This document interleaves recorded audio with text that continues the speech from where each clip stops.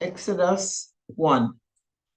Now these are the names of the children of Israel, which came from Egypt. Every man and his household came with Jacob. Reuben, Simeon, Levi, and Judah, Issachar, Zebulun, and Benjamin, Dan and Naphtali, Gad, and Asher. And all the souls that came out of the loins of Jacob was 70 souls, for Joseph was in Egypt already. And Joseph died, and all his brethren, and all that generation. And the children of Israel were fruitful and increased abundantly and multiplied and waxed exceedingly mighty, and the land was filled with them. Now there rose up a new king over Egypt, which knew not Joseph. And he said unto his people, Behold, the people of the children of Israel are more and mightier than we. Come on, let us deal wisely with them, lest they multiply.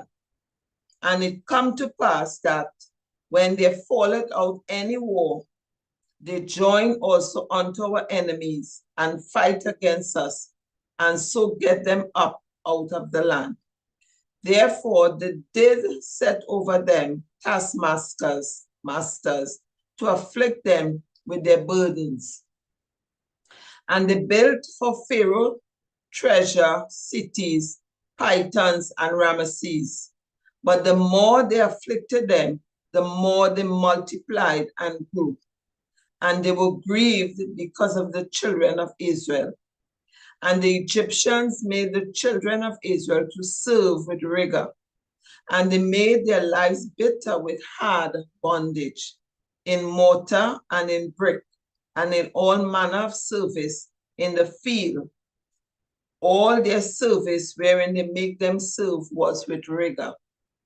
And the king of Egypt spake to the Hebrew midwives, of which the name of one was Shiphrah, and the name of the other Puah.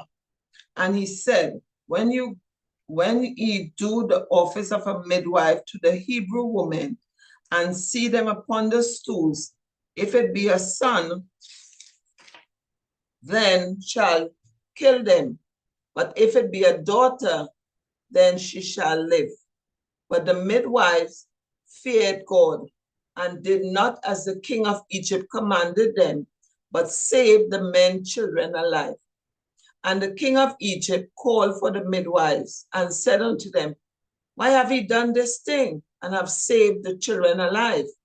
And the midwives said unto Pharaoh, Because the Hebrew women are not as the Egyptian women, for they are lively and are delivered, the midwives come in unto them.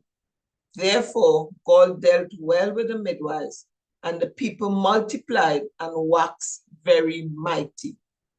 And it came to pass, because the midwives feared God, that he made them houses. And Pharaoh charged all his people, saying, Every son that is born ye shall cast into the river, and every daughter ye shall save alive. Exodus 2. And there went a man of the house of Levi, and took to wife a daughter of Levi. And the woman conceived and bare a son. And when she saw him that he was a goodly child, she hid him 3 months. And when she could not longer hide him, she took for him an ark of bulrushes, and daubed it with slime and with pitch, and put the child therein. And she laid it in the flags by the river's brink.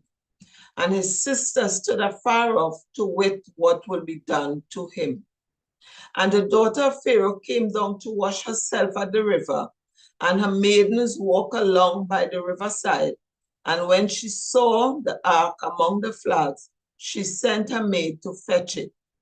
And when she had opened it, she saw the child, and behold, the babe wept. And she had compassion on him, and said, This is one of the Hebrews' children. Then said his sister to Pharaoh's daughter, Shall I go and call to thee a nurse of the Hebrew woman, that she may nurse the child for thee? And Pharaoh's daughter said to her, Go. And the maid went and called the child's mother. And Pharaoh's daughter said unto her, Take this child away and nurse it for me, and I will give thee thy wages. And the woman took the child and nursed it. And the child grew, and she brought him unto Pharaoh's daughter, and he became her son. And she called his name Moses, and she said, Because I drew him out of the water. And it came to pass in those days, when Moses was grown, that he went out unto his brethren and looked on their burdens, and he spied an Egyptian smiting an Hebrew, one of his brethren. And he looked this way and that way, and when he saw that there was no man, he slew the Egyptian and hid him in the sand. And when he went out the second day, behold, 2 men of the Hebrews strove together, and he said to him that did the wrong, Wherefore smitest thou thy fellow? And he said, Who made thee a prince and judge over us? Intended thou to kill me as thou killed the Egyptian? And Moses feared and said, Surely this thing is known. Now when Pharaoh heard this thing, he sought to slay Moses. But Moses fled from his face, from the face of Pharaoh, and dwelt in the land of Midian, and he sat down by a well. Now the priest of Midian had 7 daughters, and they came and drew water and filled the troughs to water their father's flock. And the shepherds came down and drove them away. But Moses stood up and helped them and watered their flock. And when they came to Reuel, their father, he said, How it is that you are come so soon today? And they said, An Egyptian delivered us out of the hand of the shepherds, and also drew water enough for us, and watered the flock. And he said unto his daughters, And where is he? Why it is that ye have left the man? Call him, that he may eat bread. And Moses was content to dwell with the man. And he gave Moses Zipporah, his daughter. And she bare him a son, and he called his name Gershom. For he said, I have been a stranger in a strange land. And it came to pass in the process of time that the king of Egypt died, and the children of Israel sighed by reason of the bondage. And they cried, and their cry came up unto God by reason of the bondage. And God heard their groanings, and God remembered his covenant with Abraham, with Isaac and Jacob. And God looked upon the children of Israel, and God had respect unto them.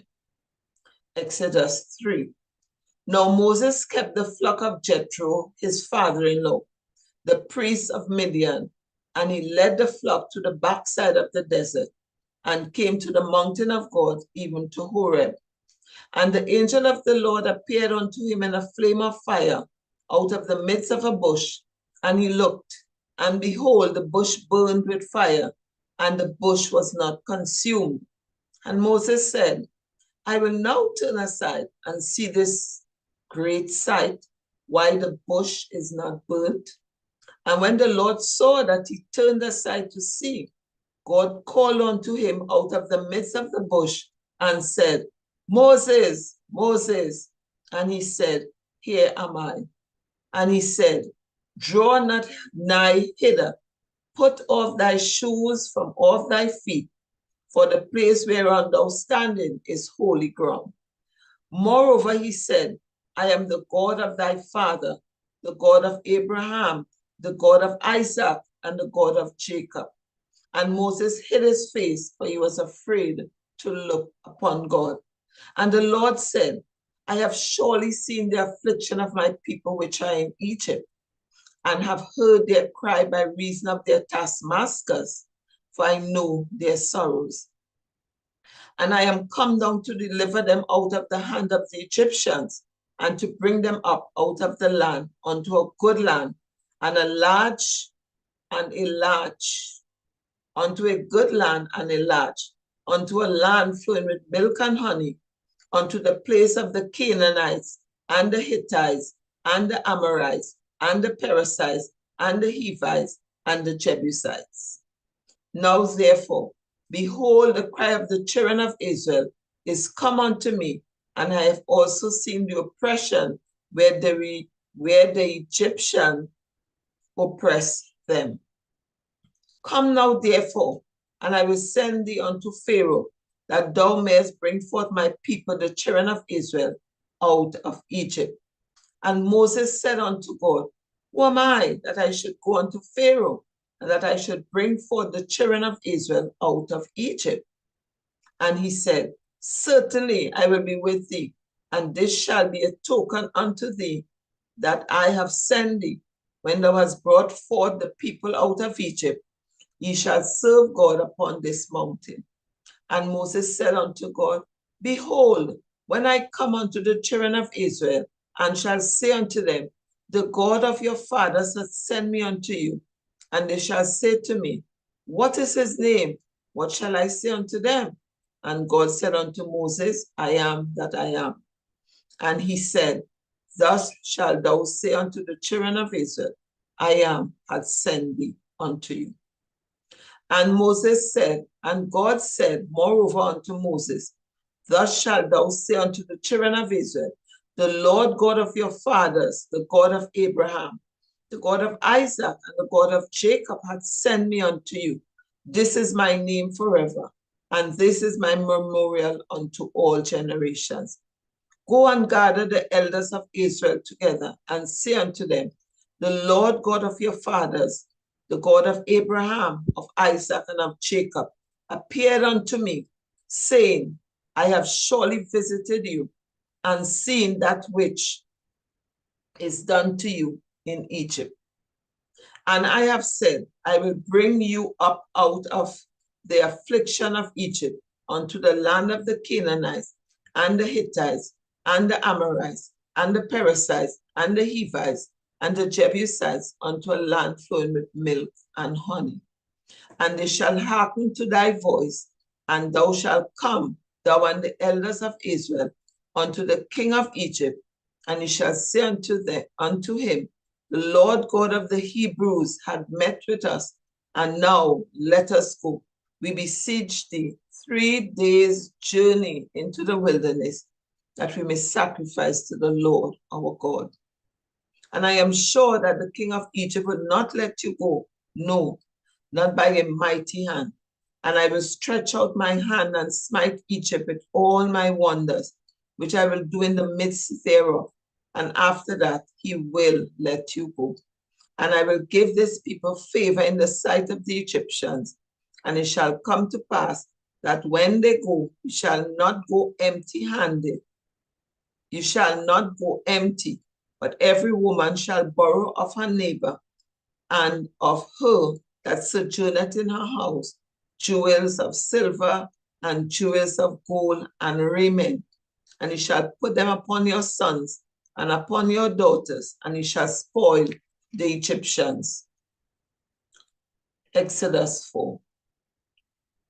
And Moses answered and said, but behold, they will not believe me, nor hearken unto my voice, for they will say, the Lord had not appeared unto thee. And the Lord said unto him, what is that in thine hand? And he said, a rod. And he said, cast it on the ground. And he cast it on the ground, and it became a serpent, and Moses fled from before it. And the Lord said unto Moses, put forth thine hand, and take it by the tail. And he put forth his hand, and caught it, and it became a rod in his hand, that they may believe that the Lord God of the fathers, the God of Abraham, the God of Isaac, and the God of Jacob, had appeared unto thee. And the Lord said furthermore unto him, put now thy hand into thy bosom. And he put his hand into his bosom. And when he took it out, behold, his hand was leprous as snow. And he said, put thine hand into thy bosom again. And he put his hand into his bosom again, and plucked it out of his bosom. And behold, it was turned again as his other flesh. And it shall come to pass, if they will not believe thee, neither hearken to the voice of the first sign, that they will believe the voice of the latter sign. And it shall come to pass, if they will not believe also these two signs, neither hearken unto thy voice, that thou shalt take of the water of the river, and pour it upon the dry land, and the water which thou takest out of the river shall become blood upon the dry land. And Moses said unto the Lord, O my Lord, I am not eloquent, neither heretofore, nor since thou hast spoken unto thy servant, but I am slow of speech and of a slow tongue. And the Lord said unto him, Who had made man's mouth? Or who maketh the dumb, or deaf, or the seeing, or the blind? Have not I the Lord? Now therefore go, and I will be with thy mouth, and teach you what thou shalt say. And he said, O my Lord, send, I pray thee, by the hand of him whom thou wilt send. And the anger of the Lord was kindled against Moses. And he said, Is not Aaron the Levite thy brother? I know that he can speak well. And also, behold, he cometh forth to meet thee. And when he seeth thee, he will be glad in his heart. And thou shalt speak unto him, and put words in his mouth. And I will be with thy mouth, and with his mouth, and will teach you what you shall do. And he shall be thy spokesman unto the people, and he shall be to thee instead of a mouth, and thou shalt be to him instead of God. And thou shalt take this rod in thy hand, wherewith thou shalt do signs. And Moses went and returned to Jethro, his father-in-law, and said unto him, Let me go, I pray thee, and return unto my brethren which are in Egypt, and see whether they be yet alive. And Jethro said to Moses, Go in peace. And the Lord said unto Moses in Midian, Go, return into Egypt, for all the men are dead which sought thy life.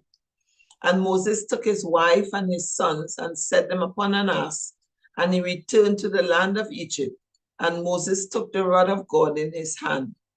And the Lord said unto Moses, When thou goest to return into Egypt, see that thou do all those wonders before Pharaoh, which I have put in thine hand, but I will harden his heart, that he shall not let the people go. And thou shalt say unto Pharaoh, Thus saith the Lord, Israel is my son, even my firstborn. And I say unto thee, Let my son go, that he may serve me. And if thou refuse to let him go, behold, I will slay thy son, even thy firstborn. And it came to pass by the way in the inn, that the Lord met him and sought to kill him. Then Zipporah took a sharp stone and cut off the foreskin of her son and cast it at his feet and said, Surely a bloody husband art thou to me. So he let him go. Then he said, A bloody husband thou art, because of the circumcision. And the Lord said to Aaron, Go into the wilderness to meet Moses. And he went and met him in the mount of God and kissed him. And Moses told Aaron all the words of the Lord who had sent him, and all the signs which he had commanded him. And Moses and Aaron went and gathered together all the elders of the children of Israel. And Aaron spoke all the words which the Lord had spoken unto Moses, and did the signs in the sight of the people. And the people believed. And when they heard that the Lord had visited the children of Israel, and that he had looked upon their affliction, when they bowed their heads and worshiped, then they bowed their heads and worshiped. Exodus 5. And afterwards, Moses and Aaron went in and told Pharaoh, Thus says the Lord God of Israel, Let my people go, that they may hold a feast unto me in the wilderness. And Pharaoh said, Who is the Lord, that I should obey his voice to let Israel go? I know not the Lord, neither will I let the Israel go. And they said, The Lord, the God of the Hebrews, had met with us. Let us go, we pray thee, 3 days' journey into the desert, and sacrifice unto the Lord our God, lest he fall upon us with pestilence or with the sword. And the king of Egypt said unto them, Wherefore do ye, Moses and Aaron, let the people from their work get you unto your burdens. And Pharaoh said, behold, the people of the land now are many, and he made them rest from their burdens. And Pharaoh commanded the same day the taskmasters of the people and their officers, saying, ye shall no more give the people straw to make brick, as hitherto. Let them go and gather straw for themselves. And the tale of bricks which they did make hitherto, they shall lay upon them. Ye shall not diminish aught thereof, for they be idle. Therefore they cry, saying, let us go and sacrifice to our God. Let their more work be laid upon them, upon the men, that they may labor therein, and let them not regard vain words. And the taskmasters of the people went out, and their officers, and they spoke to the people, saying, thus said Pharaoh, I will not give you straw. Go ye, get your straw where ye can find it. Yet not aught of your work shall be diminished. So the people were scattered abroad throughout all the land of Egypt to gather stubble instead of straw. And the taskmasters hasted them, saying, fulfill your works, your daily tasks, as when there was straw. And the officers of the children of Israel, which Pharaoh's taskmasters had set over them, were beaten and demanded, wherefore have ye not fulfilled your task in making bricks both yesterday and today, as heretofore? Then the officers of the children of Israel came and cried unto Pharaoh, saying, wherefore dealest thou thus with thy servant? There is no straw given unto the servants. And they say to us, make brick. And behold, thy servants are beaten, but the fault is in thine own people. But he said, you are idle, you are idle. Therefore he said, let us go and do sacrifice to the Lord. Go therefore now and work, for there shall no straw be given you, yet shall he deliver the tale of bricks.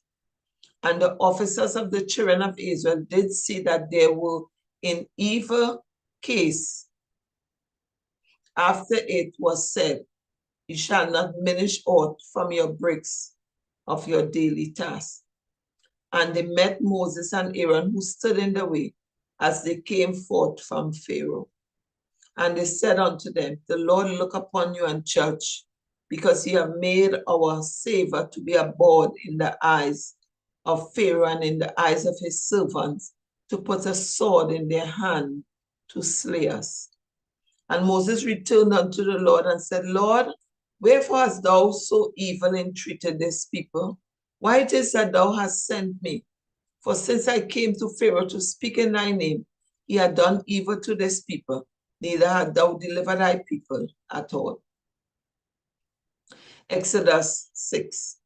Then the Lord said unto Moses, now shalt thou see what I will do to Pharaoh, for with a strong hand shall he let them go, and with a strong hand shall he drive them out of his land. And God spake unto Moses and said unto him, I am the Lord. And I appeared unto Abraham, unto Isaac, and unto Jacob by the name of God Almighty. By the name Jehovah was I not known to them. And I have also established my covenant with them to give them the land of Canaan, the land of their pilgrimage, wherein they were strangers. And I have also heard the groanings of the children of Israel, whom the Egyptians keep in bondage, and I have remembered my covenant.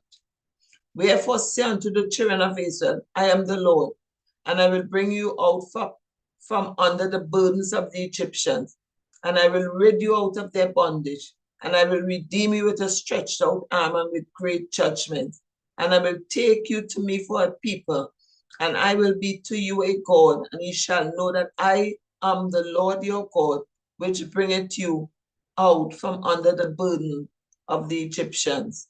And I will bring you unto the land concerning the which I did swear to give it to Abraham, to Isaac, and to Jacob, and I will give you for an heritage.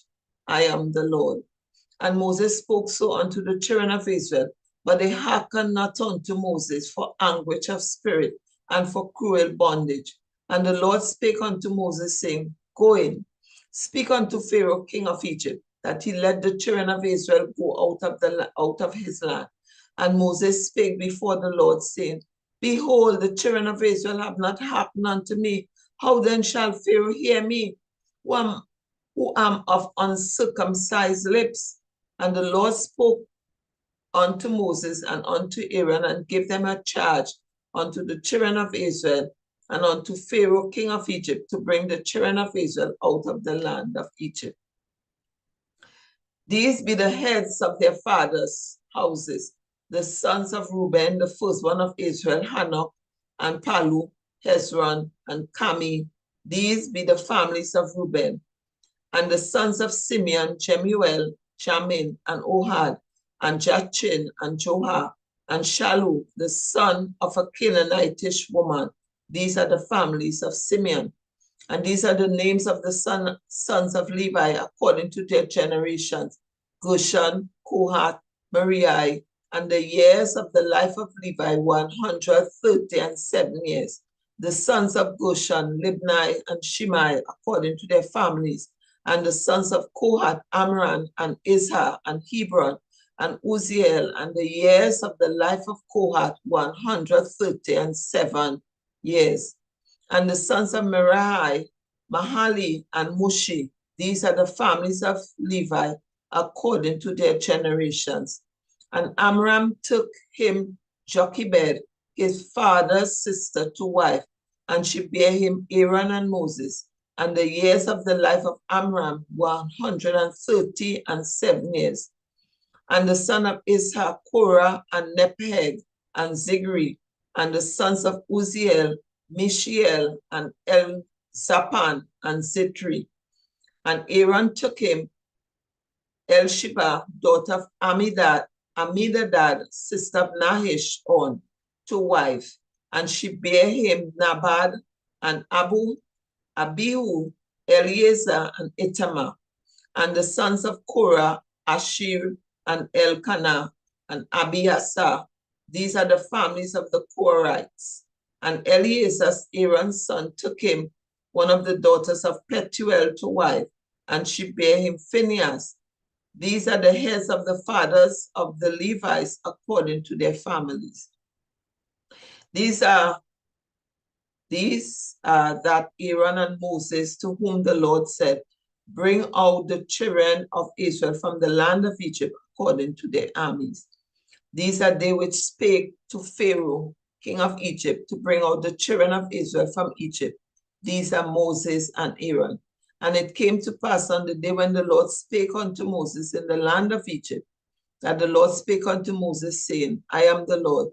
Speak thou unto Pharaoh, king of Egypt, all that I say unto thee. And Moses said before the Lord, Behold, I am of uncircumcised lips, and how shall Pharaoh hearken unto me? Exodus 7. And the Lord said unto Moses, See, I have made thee a God to Pharaoh, and Aaron thy brother shall be thy prophet.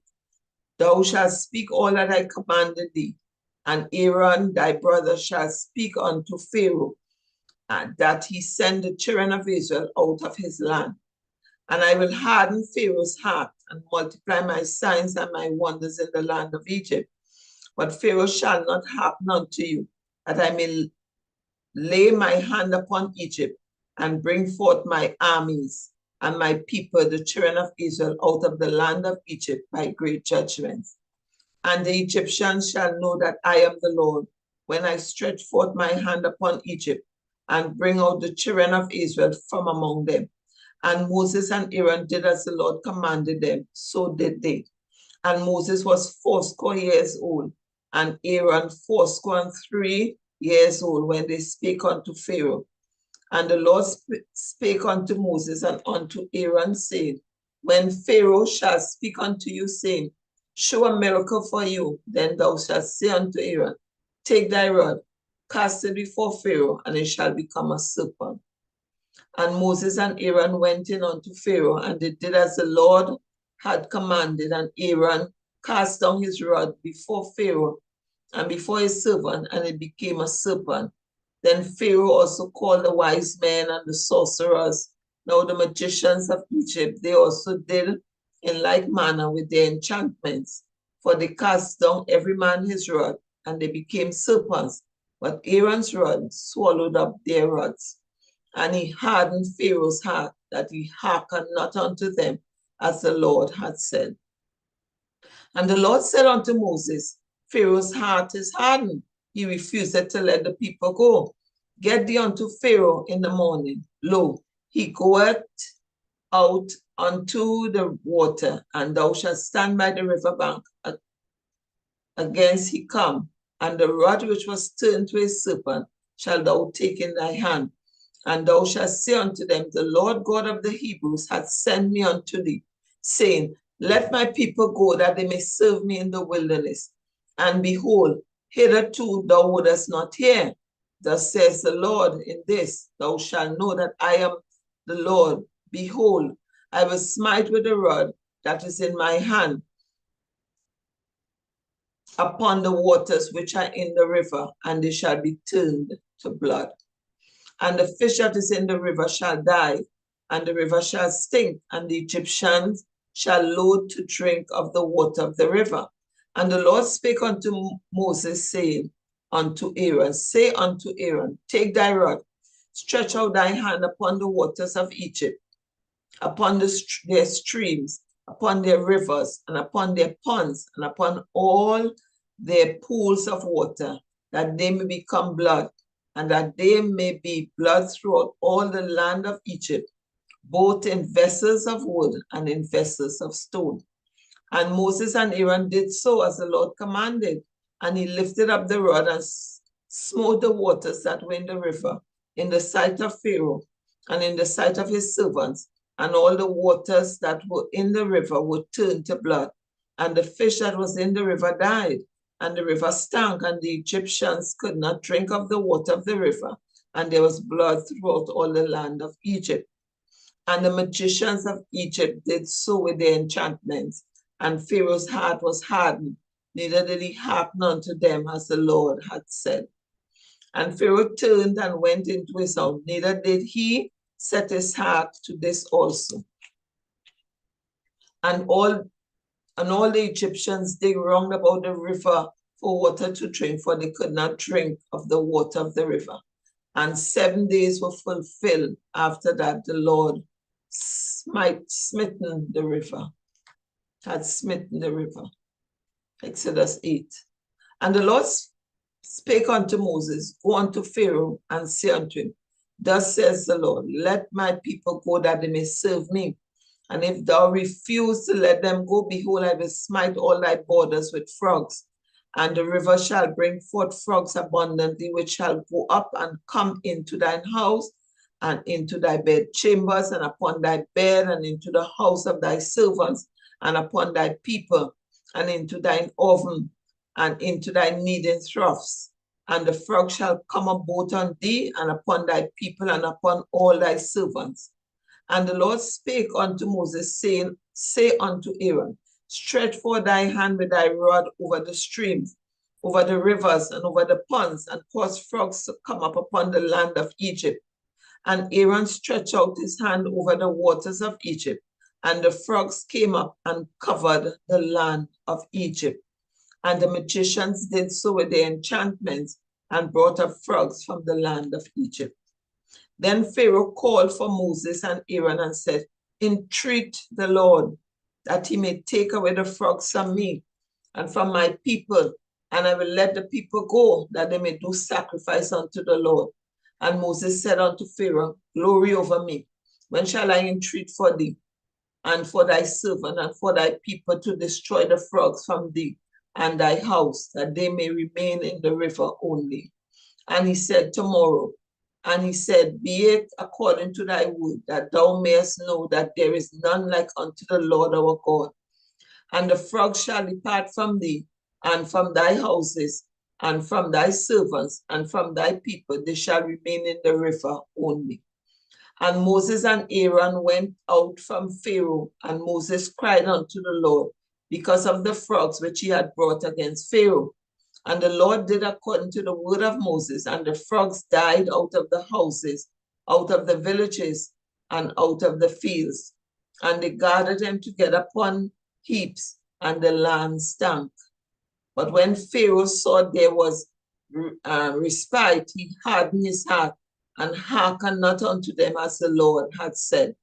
And the Lord said unto Moses, say unto Aaron, stretch out thy rod, and smite the dust of the land, that it may become lice throughout all the land of Egypt. And they did so, for Aaron stretched out his hand with his rod, and smote the dust of the earth, and it became lice in man and in beast. All the dust of the land became lice throughout all the land of Egypt. And the magicians did so with their enchantments to bring forth lice, but they could not. So there were lice upon man and upon beast.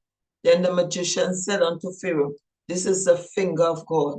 And Pharaoh's heart was hardened, and he hearkened not unto them as the Lord had said. And the Lord said unto Moses, rise up early in the morning, stand before Pharaoh. Lo, he cometh forth to the water. Say unto them, thus said the Lord, let my people go that they may serve me. Else, if thou wilt not let my people go, behold, I will send swarms of flies upon thee and upon thy servants and upon thy people and into thy houses, and the houses of the Egyptians shall be full of swarms of flies, and also the ground whereon they are.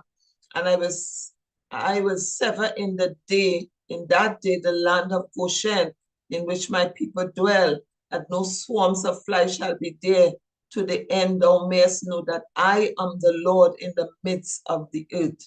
And I will put a division between my people and thy people. Tomorrow shall this sign be. And the Lord did so.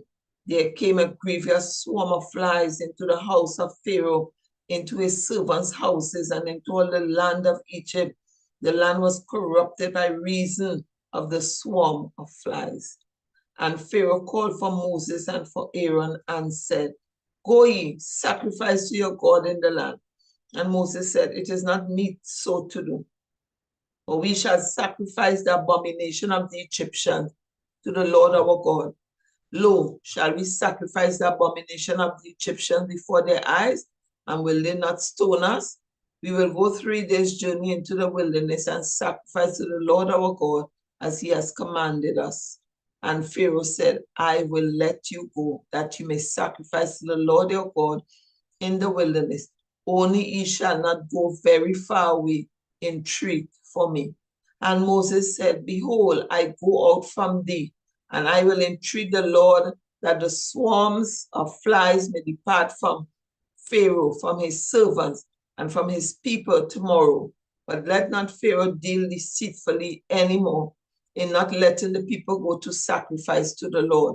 And Moses went out from Pharaoh and entreated the Lord. And the Lord did according to the word of Moses, and he removed the swarms of flies from Pharaoh, from his servants, and from his people. There remained not one. And Pharaoh hardened his heart at this time also, neither would he let the people go. Exodus 9. Then the Lord said unto Moses, go in unto Pharaoh and tell him, thus says the Lord God of the Hebrews, let my people go, that they may serve me. For if thou refuse to let them go and will hold them still, behold, the hand of the Lord is upon thy cattle, which is in the field, upon the horses, upon the asses, upon the camels, upon the oxen, and upon the sheep. There shall be a very grievous murrain. And the Lord shall sever between the cattle of Israel and the cattle of Egypt, and there shall nothing die of all that is in the children of Israel. And the Lord appointed a set time, saying, tomorrow the Lord shall do this thing in the land. And the Lord did that thing on the morrow, and all the cattle of Egypt died, but of the cattle of the children of Israel died not one. And Pharaoh sent, and behold, there was not one of the cattle of the Israelites dead. And the heart of Pharaoh was hardened, and he did not let the people go. And the Lord said unto Moses and unto Aaron, take to you handfuls of ashes of the furnace, and let Moses sprinkle it toward the heaven in the sight of Pharaoh, and it shall become small dust in all the land of Egypt, and shall be a boil breaking forth with blains upon man and upon beast throughout all the land of Egypt. And they took ashes of the furnace and stood before Pharaoh, and Moses sprinkled it up toward heaven, and it became boiled, breaking forth with blains upon man and upon beast. And the magicians could not stand before Moses because of the boils, for the boil was upon the magicians and upon all the Egyptians. And the Lord hardened the heart of Pharaoh, and he hearkened not unto them as the Lord had spoken unto Moses. And the Lord said unto Moses, Rise up early in the morning, stand before Pharaoh, say unto him, Thus says the Lord God of the Hebrews, Let my people go, that they may serve me. For I will at this time send all my plagues upon thy heart, and upon thy servants, and upon thy people, that thou mayest know that there is none like me in all the earth. For now I will stretch out my hand, that I may smite thee and thy people with pestilence, that thou shalt be cut off from the earth. And in very deed for this cause have I raised thee up, for to shew in thee my power, and that my name may be declared throughout all the earth. As yet exaltest thou thyself against my people, that thou wilt not let them go. Behold, tomorrow about this time I will cause it to rain a very grievous hail, such as had not been in Egypt since the foundation thereof, even until now. Send therefore now and gather thy cattle and all that thou hast in the field, for upon every man and beast which shall be found in the field and shall not be brought home, the hail shall come down upon them, and they shall die. He that feared the word of the Lord among the servants of Pharaoh made his servants and his cattle flee into the houses. And he that regarded not the word of the Lord left his servants and his cattle in the field. And the Lord said unto Moses, Stretch forth thy hand toward heaven, that there may be hail in all the land of Egypt, upon man and upon beast, and upon every herb of the field throughout the land of Egypt. And Moses stretched forth his rod toward heaven, and the Lord sent thunder and hail, and the fire ran along the ground, and the Lord rained hail upon the land of Egypt. So there was hail and fire mingled with the hail, very grievous, such as there was none like it in all the land of Egypt, since it became a nation. And the hail smote throughout all the land of Egypt, all that was in the field, both man and beast, and the hail smote every herb of the field, and brake every tree of the field. Only in the land of Goshen, where the children of Israel ruled, was there no hail. And Pharaoh sent and called for Moses and Aaron, and said unto them, I have sinned this time. The Lord is righteous. I and my people are wicked. Entreat the Lord, for it is enough that there be no more mighty thunderings and hail, and I will let you go, and you shall stay no longer. And Moses said unto him, As soon as I am gone out of the city, I will spread abroad my hands unto the Lord, and the thunder shall cease, neither shall there be any more hail, that thou mayest know how that the earth is the Lord's. But as for thee and thy servants, I know that they will not yet fear the Lord God. And the flax and the barley was smitten, for the barley was in the air, and the flax was boiled. But the wheat and the rye were not smitten, for they were not grown up. And Moses went out of the city from Pharaoh, and spread abroad his hand unto the Lord. And the thunders and hail ceased, and the rain was not poured upon the earth.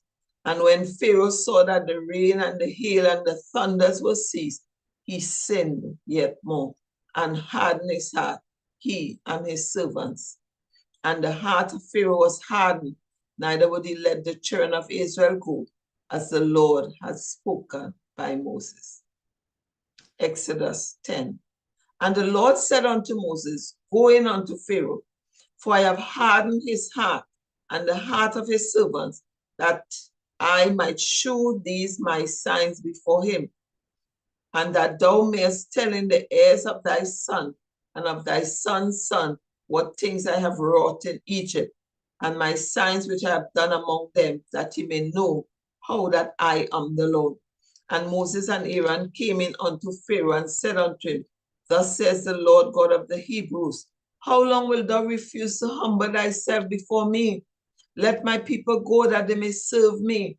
Else, if thou refuse to let my people go, behold, tomorrow I will bring the locusts into thy coast, and they shall cover the face of the earth, that one cannot be able to see the earth, and they shall eat the residue of that which is escaped, which remaineth unto you from the hail, and shall eat every tree which groweth for you out of the field, and they shall fill thy houses, and the houses of all thy servants, and the houses of all the Egyptians, which neither thy fathers nor thy fathers' fathers have seen since the day that they were upon the earth unto this day. And he turned himself and went out from Pharaoh. And Pharaoh's servants said unto him, How long shall this man be a snare unto us? Let the men go, that they may serve the Lord their God. Knowest thou not yet that Egypt is destroyed? And Moses and Aaron were brought again unto Pharaoh, and he said unto them, Go, serve the Lord your God. But who are they? But who are they that shall go?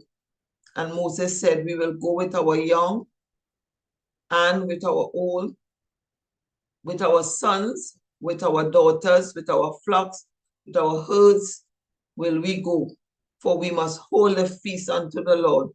And he said unto them, Let the Lord be so with you, as I will let you go, and your little ones. Look to it, for evil is before you. Not so, go now that ye are men, and serve the Lord, for that he did desire, and they were driven off from Pharaoh's presence. And the Lord said unto Moses, Stretch out your hand over the land of Egypt, for the locusts, that they may come up upon the land of Egypt, and eat every herb of the land, even all that the hail had left. And Moses stretched forth his rod over the land of Egypt, and the Lord brought an east wind upon the land all that day, all that night. And when it was morning, the east wind brought the locusts. And the locusts went up over the land of Egypt, and rested in all the coasts of Egypt. Very grievous were they. Before them there was no such locust as they, neither after them shall be such. For they covered the face of the whole earth, so that the land was darkened, and they did eat every herb of the land, and all the fruit of the trees which the hail had left, and there remained not any green thing in the trees or in the herbs of the field through all the land of Egypt. Then Pharaoh called for Moses and Aaron in haste, and he said, I have sinned against the Lord your God and against you. Now therefore forgive, I pray thee, my sin only this once, and entreat the Lord your God that he may take away from me this death only. And he went out from Pharaoh and entreated the Lord. And the Lord turned a mighty strong west wind, which took away the locusts and cast them into the Red Sea. There remained not one locust in all the coasts of Egypt, but the Lord hardened Pharaoh's heart, so that he would not let the children of Israel go.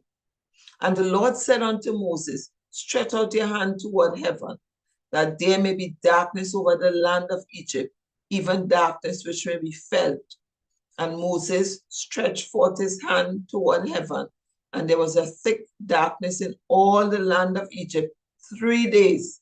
They saw not one another, neither rose any from his place for 3 days.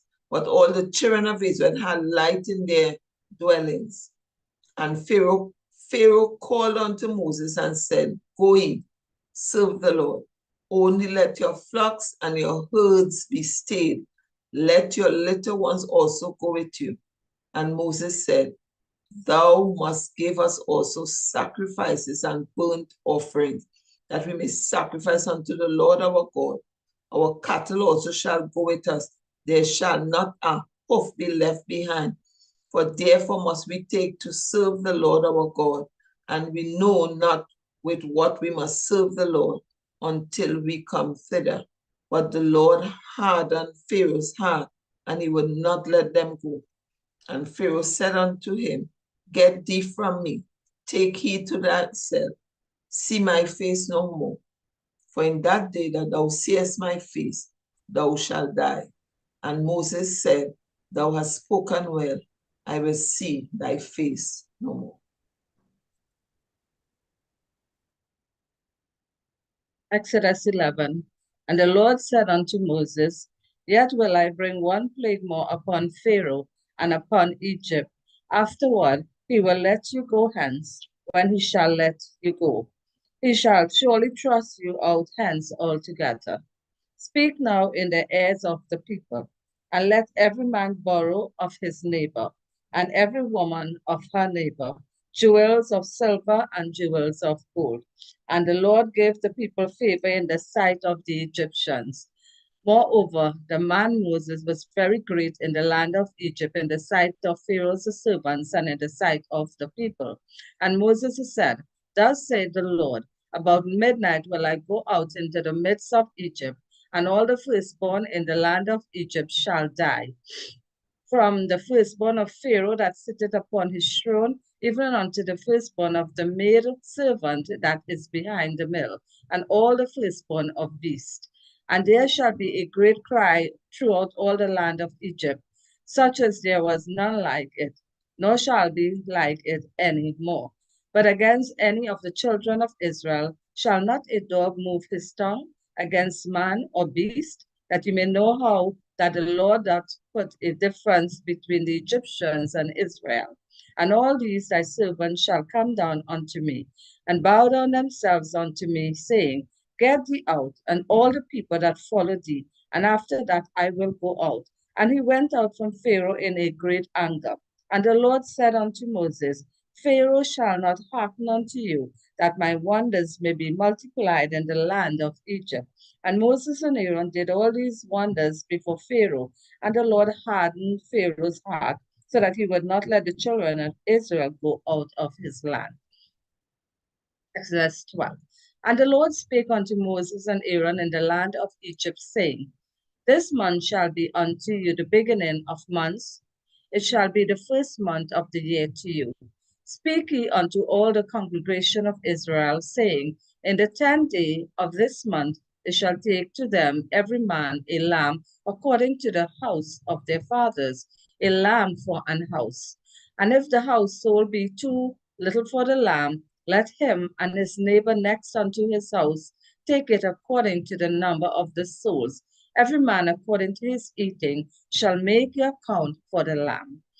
Your lamb shall be without blemish. A male of the first year, you shall take it out from the sheep or from the goats, and you shall keep it up until the 14th day of the same month. And the whole assembly of the congregation of Israel shall kill it in the evening. And they shall take of the blood and strike it on the two side posts and on the upper doorposts of the houses, wherein they shall eat it. And they shall eat the flesh in the night, roast with fire and unleavened bread, and with bitter herbs they shall eat it. Eat not of it raw, nor sodden at all with water, but roast with fire his head and his legs, and with the purtenance thereof. And he shall let nothing of it remain until the morning. And that which remaineth of it until the morning he shall burn with fire. And thus shall ye eat it with your loins girded, your shoes on your feet, and your staff in your hand, and ye shall eat it in haste. It is the Lord's Passover. For I will pass through the land of Egypt this night, and will smite all the firstborn in the land of Egypt, both man and beast, and against all the gods of Egypt I will execute judgment. I am the Lord. And the blood shall be to you for a token upon the houses where you are. And when I see the blood, I will pass over you. And the plague shall not be upon you to destroy you when I smite the land of Egypt. And this day shall be unto you for a memorial, and you shall keep it a feast to the Lord throughout your generations. You shall keep it a feast by an ordinance forever. 7 days shall ye eat unleavened bread. Even the first day you shall put away leaven out of your houses. For whosoever eateth leavened bread from the first day until the 7th day, that soul shall be cut off from Israel. And in the first day there shall be an holy convocation, and in the 7th day there shall be an holy convocation to you. No manner of work shall be done in them, save that which every man must eat, that only may be done by you, of you. And you shall observe the feast of unleavened bread, for in this self same day have I brought your armies out of the land of Egypt. Therefore shall you observe this day in your generations by an ordinance forever. In the first month, on the 14th day of the month at eve, you shall eat unleavened bread until the 21st day of the month at eve. 7 days shall there be no leaven found in your houses. For whosoever eateth that which is leavened, even that soul shall be cut off from the congregation of Israel, whether he be a stranger or born in the land. You shall eat nothing leavened in all your habitation. You shall eat unleavened bread. Then Moses called for all the elders of Israel and said unto them, draw out and take you a lamb, according to your families, and kill the Passover. And you shall take a bunch of hyssop and dip it in the blood that is in the basin, and strike the lintel and the two side posts with the blood that is in the basin. And none of you shall go out at the door of his house until the morning. For the Lord will pass through to smite the Egyptians. And when he seeth the blood upon the lintel and on the two side posts, and the Lord will pass over the door and will not suffer the destroyer to come into your houses to smite you. And you shall observe this thing for an ordinance to thee and to thy sons forever. And it shall come to pass when ye be come to the land which the Lord will give you according as he has promised, that ye shall keep the service. And it shall come to pass when your children shall say unto you, what mean ye by this service? And ye shall say, it is the sacrifice of the Lord's Passover, who passed over the houses of the children of Israel in Egypt, when he smote the Egyptians and delivered our houses. And the people bowed the head and worshiped. And the children of Israel went away and did as the Lord had commanded Moses and Aaron, so did they. And it came to pass that at midnight the Lord smote all the firstborn in the land of Egypt, from the firstborn of Pharaoh that sat on his throne unto the firstborn of the captive that was in the dungeon, and all the firstborn of cattle. And Pharaoh rose up in the night, he and all his servants, and all the Egyptians, and there was a great cry in Egypt, for there was not a house where there was not one dead. And he called for Moses and Aaron by night and said, rise up and get your forth from among my people, both ye and the children of Israel, and go serve the Lord as ye have said. Also take your flocks and your herds as ye have said, and be gone, and bless me also. And the Egyptians were urgent upon the people that they might send them out of the land in haste, for they said, we be all dead men. And the people took their dough before it was leavened, their kneading trough being bound up in their clothes upon their shoulders. And the children of Israel did according to the word of Moses, and they borrowed of the Egyptians jewels of silver and jewels of gold and raiment. And the Lord gave the people favor in the sight of the Egyptians, so that they lent unto them such things as they required, and they spoiled the Egyptians. And the children of Israel journeyed from Ramesseh to Succoth, about 600,000 on foot, that were men beside children. And a mixed multitude went up also with them, and flocks and herds, even very much cattle. And they baked unleavened cakes of the dough which they brought forth of Egypt, for it was not leavened, because they were thrust out of Egypt and could not tarry. Neither had they prepared for themselves any victual. Now the sojourning of the children of Israel who dwelled in Egypt were 430 years. And it came to pass at the end of the 430 years, even the selfsame day it came to pass, that all the host of the Lord went out from the land of Egypt. It is a night to be much observed unto the Lord for bringing them out of the land of Egypt. This is that night of the Lord to be observed of all the children of Israel in their generations. And the Lord said unto Moses and Aaron, this is the ordinance of the Passover. There shall be no stranger eat therefore, but every man's servant that is brought for money, when thou hast circumcised him, then shall he eat thereof.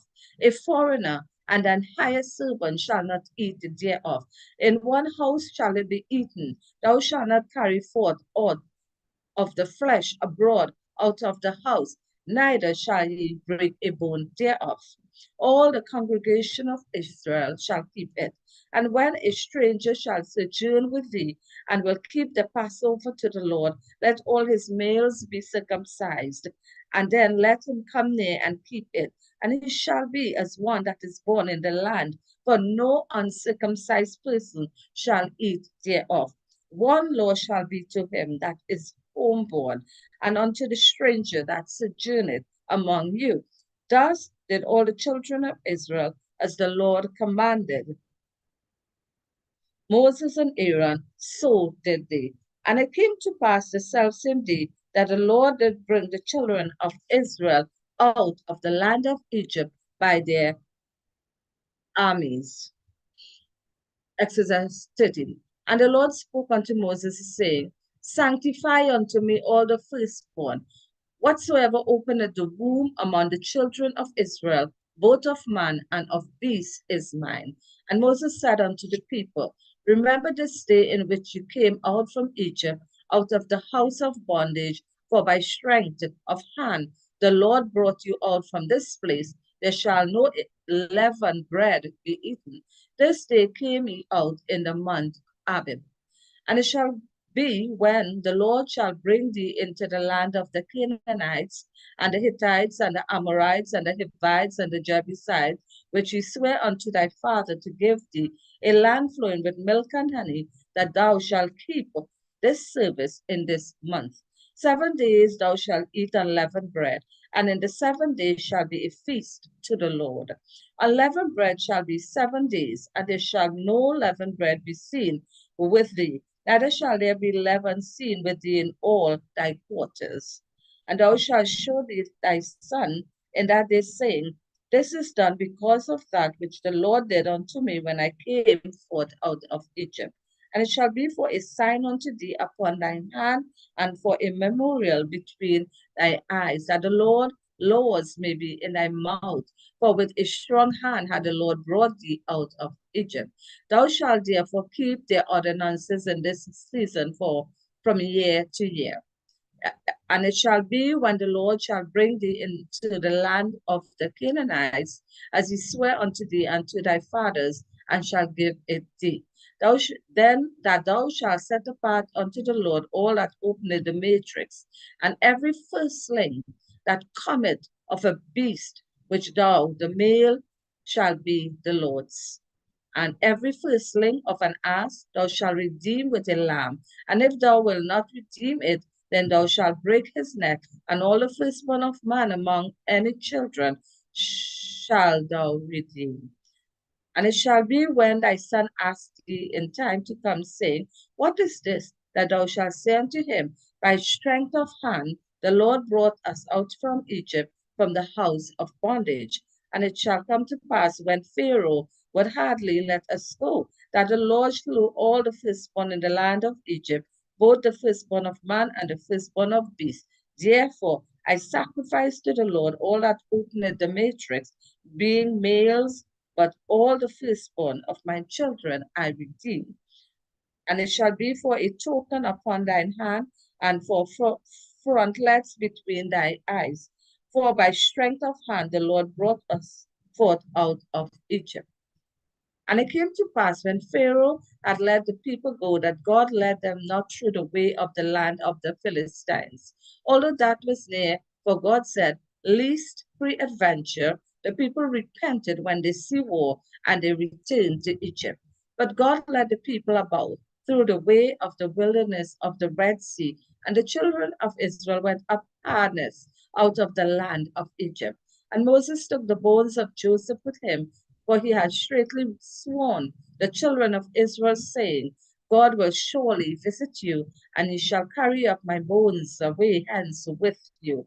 And they took their journey from Succoth and encamped in Etham in the edge of the wilderness.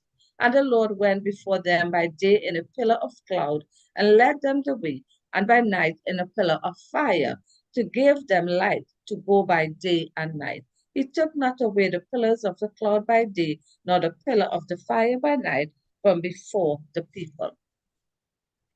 Exodus chapter 14. And the Lord spake unto Moses, saying, Speak unto the children of Israel, that they turn and encamp before Pi Hahiroth, before Migdal and the sea, over against Baal Zephon, before it shall ye encamp by the sea. For Pharaoh will say of the children of Israel, They are entangled in the land, the wilderness hath shut them in. And I will harden Pharaoh's heart, and he shall follow after them, and I will be honored upon Pharaoh and upon all his host, and the Egyptians may know that I am the Lord. And they did so. And it was told the king of Egypt, and the people fled, and the heart of Pharaoh and of his servants was turned against the people. And they said, Why have we done this? And we have let Israel go from serving us? And he made ready his chariot and took the people with him. And he took 600 chosen chariots and all the chariots of Egypt and captains over every one of them. And the Lord hardened the heart of Pharaoh, the king of Egypt, and he pursued after the children of Israel. And the children of Israel went out with a high hand. But the Egyptians pursued after them, all the horses and chariots of Pharaoh, and his horsemen and his army, and overtook them encamping by the sea, beside Pi Hahiroth before Baal Zephon. And when Pharaoh drew nigh, the children of Israel lifted up their eyes, and behold, the Egyptians marched against them, and they were sore afraid. And the children of Israel cried unto the Lord, and they said unto Moses, Because there were no graves in Egypt, hast thou taken us away to die in the wilderness? Therefore hast thou dealt thus with us to carry us forth out of Egypt? Is not this the word that we did tell thee in Egypt, saying, Let us alone, that we may serve the Egyptians? For it had been better for us to serve the Egyptians than that we would die in the wilderness. And Moses said to people, Fear ye not, stand still and see the salvation of the Lord, which he shall show to you this day. For the Egyptians whom ye have seen today, ye shall see them again no more forever. The Lord shall fight for you, and you shall hold your peace. And the Lord said unto Moses, Wherefore criest thou unto me? Speak unto the children of Israel that they go forth, but lift up thy rod, and stretch out thine hand over the sea, and divide it, and the children of Israel shall go on dry ground through the midst of the sea. And I, behold, I will harden the hearts of the Egyptians, that they shall follow them, and I will get me honor upon Pharaoh and upon all his hosts, upon his chariots and upon his horsemen. And the Egyptians shall know that I am the Lord, when I have gotten me honor upon Pharaoh, upon his chariots and upon his horsemen. And the angel of the Lord, which went before the camp of Israel, removed and went behind them. And the pillar of cloud went from before their face and stood behind them. And it came to pass, and it came between the camp of the Egyptians and the camp of Israel, and it was a cloud and darkness to them, and it gave light by night to these, so that ones who came not near the other all the night. And Moses stretched out his hand over the sea, and the Lord caused the sea to go back by a strong east wind all the night, and made the sea dry land, and the waters were divided.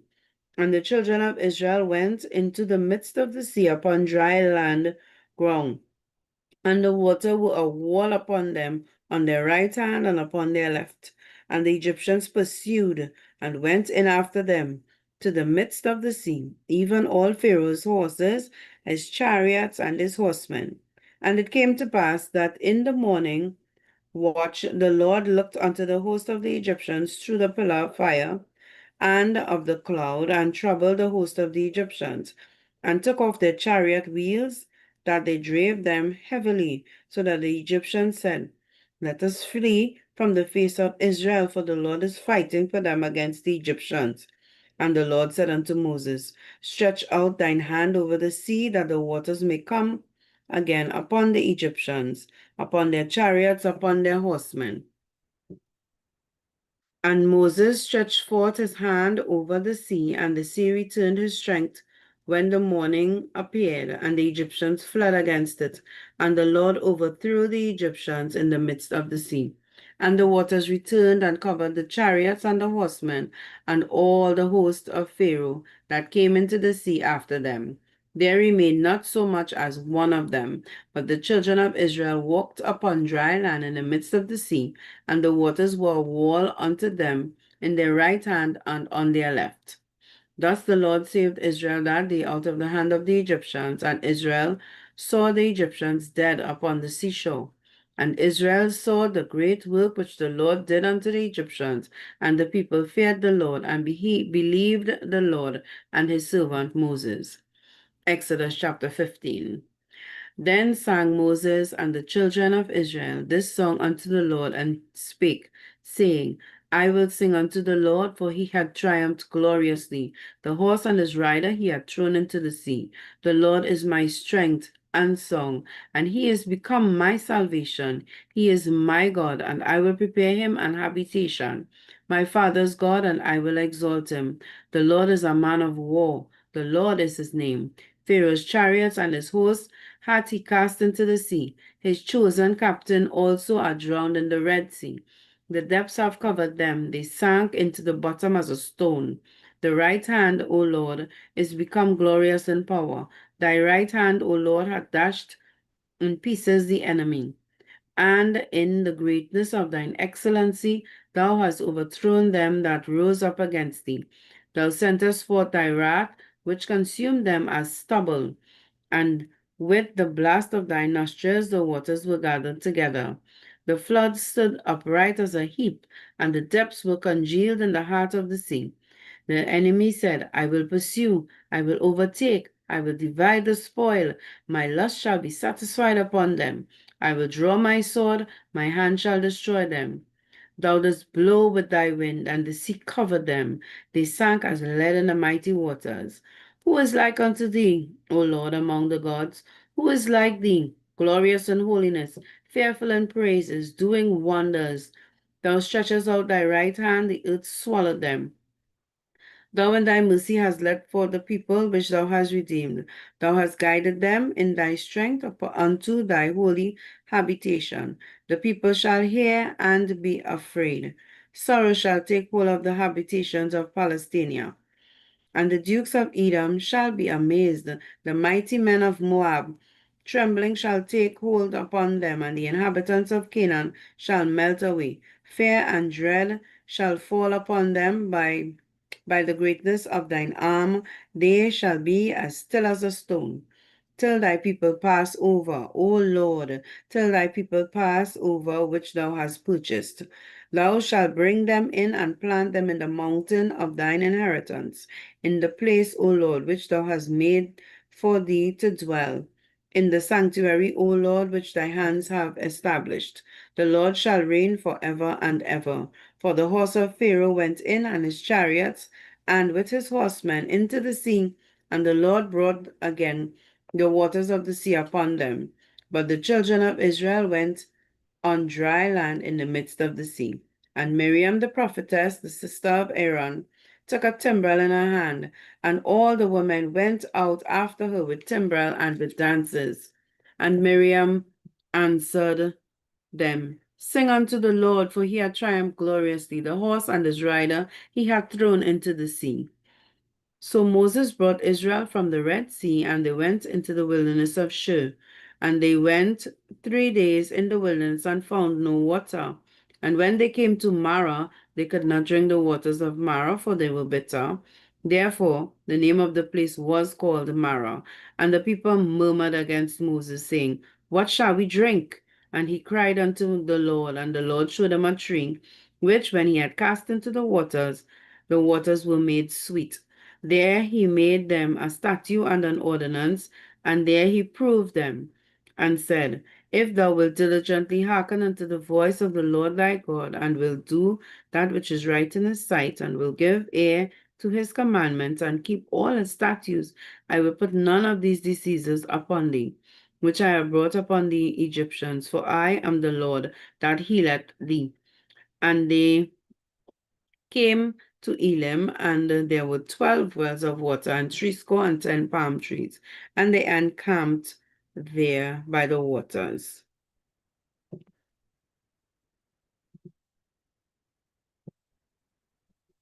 And they took the journey, Exodus 16, and they took the journey from Elim, and all the congregation of the children of Israel came into the wilderness of Sin, which was between Elim and Sinai, on the 15th day of the second month after their departing out of the land of Egypt.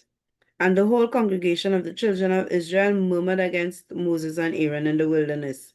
And the children of Israel said unto them, Would to God that we had died. Would to God that we had died by the hand of the Lord in the land of Egypt, when we sat by the flesh pots, and when we did eat bread to the full. For ye have brought us forth into this wilderness to kill us in this whole assembly with hunger.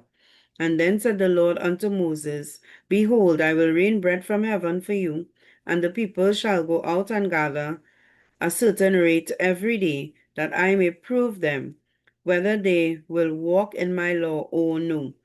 And it shall come to pass that on the 6th day they shall prepare that which they bring in, and it shall be twice as much as they gather daily. And Moses and Aaron said unto the children of Israel, At even, then ye shall know that the Lord hath brought you out of the land of Egypt. And in the morning, then ye shall see the glory of the Lord, for that he heareth your murmurings against the Lord. And what are we, that we murmur against us? And Moses said, This shall be when the Lord shall give you in the evening flesh to eat, and in the morning bread to the full. For the Lord heareth your murmurings which ye murmur against him. And what are we? Your murmurings are not against us, but against the Lord. And Moses spake unto Aaron, say unto all the congregation of the children of Israel, Come near before the Lord, for he hath heard your murmurings. And it came to pass, as Aaron spake to the whole congregation of the children of Israel, that they looked towards the wilderness, and behold, the glory of the Lord appeared in the cloud. And the Lord spake unto Moses, saying, I have heard the murmurings of the children of Israel. Speak unto them, saying, At evening ye shall eat flesh, and in the morning ye shall be filled with bread. And ye shall know that I am the Lord your God. And it came to pass that at the evening quails came up and covered the camp. And in the morning the dew lay around the host. And when the dew that lay was gone up, behold, the face of the wilderness, there lay a small round thing, as small as a hoarfrost on the ground. And when the children of Israel saw it, they said unto one another, It is manna, for they wist not what it was. And Moses said unto them, This is the bread which the Lord had given you to eat. This is the thing that the Lord had commanded. Gather it every man according to his eating, an omer for every man according to the number of your persons. Take ye every man for him that which are in his tents. And the children of Israel did so, and gathered some more, some less. And they did meet it with an omer, and he gathered much, nothing over. And he that gathered had no lack. they gathered every man according to his eating. And Moses said, Let no man leave of it till the morning. Notwithstanding, they hearkened not unto Moses, but some of them left it until the morning, and did bread worms and stank. And Moses was wroth with them, and they gathered it every morning, every man according to his eating, and when the sun waxed hot, it melted. And it came to pass that on the 6th day they gathered twice as much bread, 2 omers for one man. And all the rulers of the congregation came and told Moses. And he said unto them, This is that which the Lord had said. Tomorrow is the rest of the holy Sabbath unto the Lord. Bake that which ye will bake today, and seethe that which ye will seethe, and that which remaineth overlay up you to be kept until the morning. And they laid it up until the morning as Moses bade. And it did not stink, neither were there any worms therein. And Moses said, Eat that today, for today is the Sabbath unto the Lord. Today ye shall not find it in the field. 6 days shall ye gather, but on the 7th day, which is the Sabbath, in there shall be none. And it came to pass that there was some of the people on the 7th day for to gather, and they found none.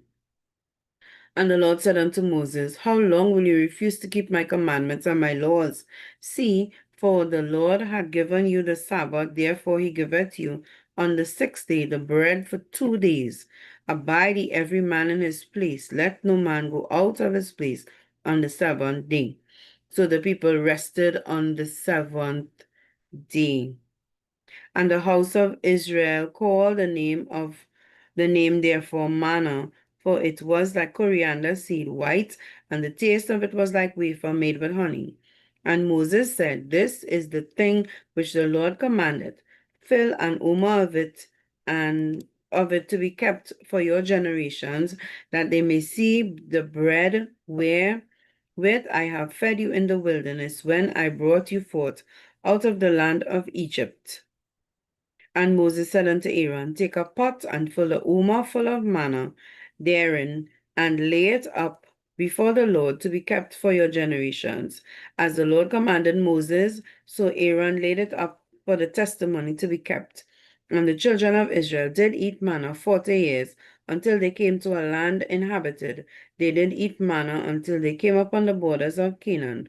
Now an omer is a 10th part of an ephah. Exodus 17.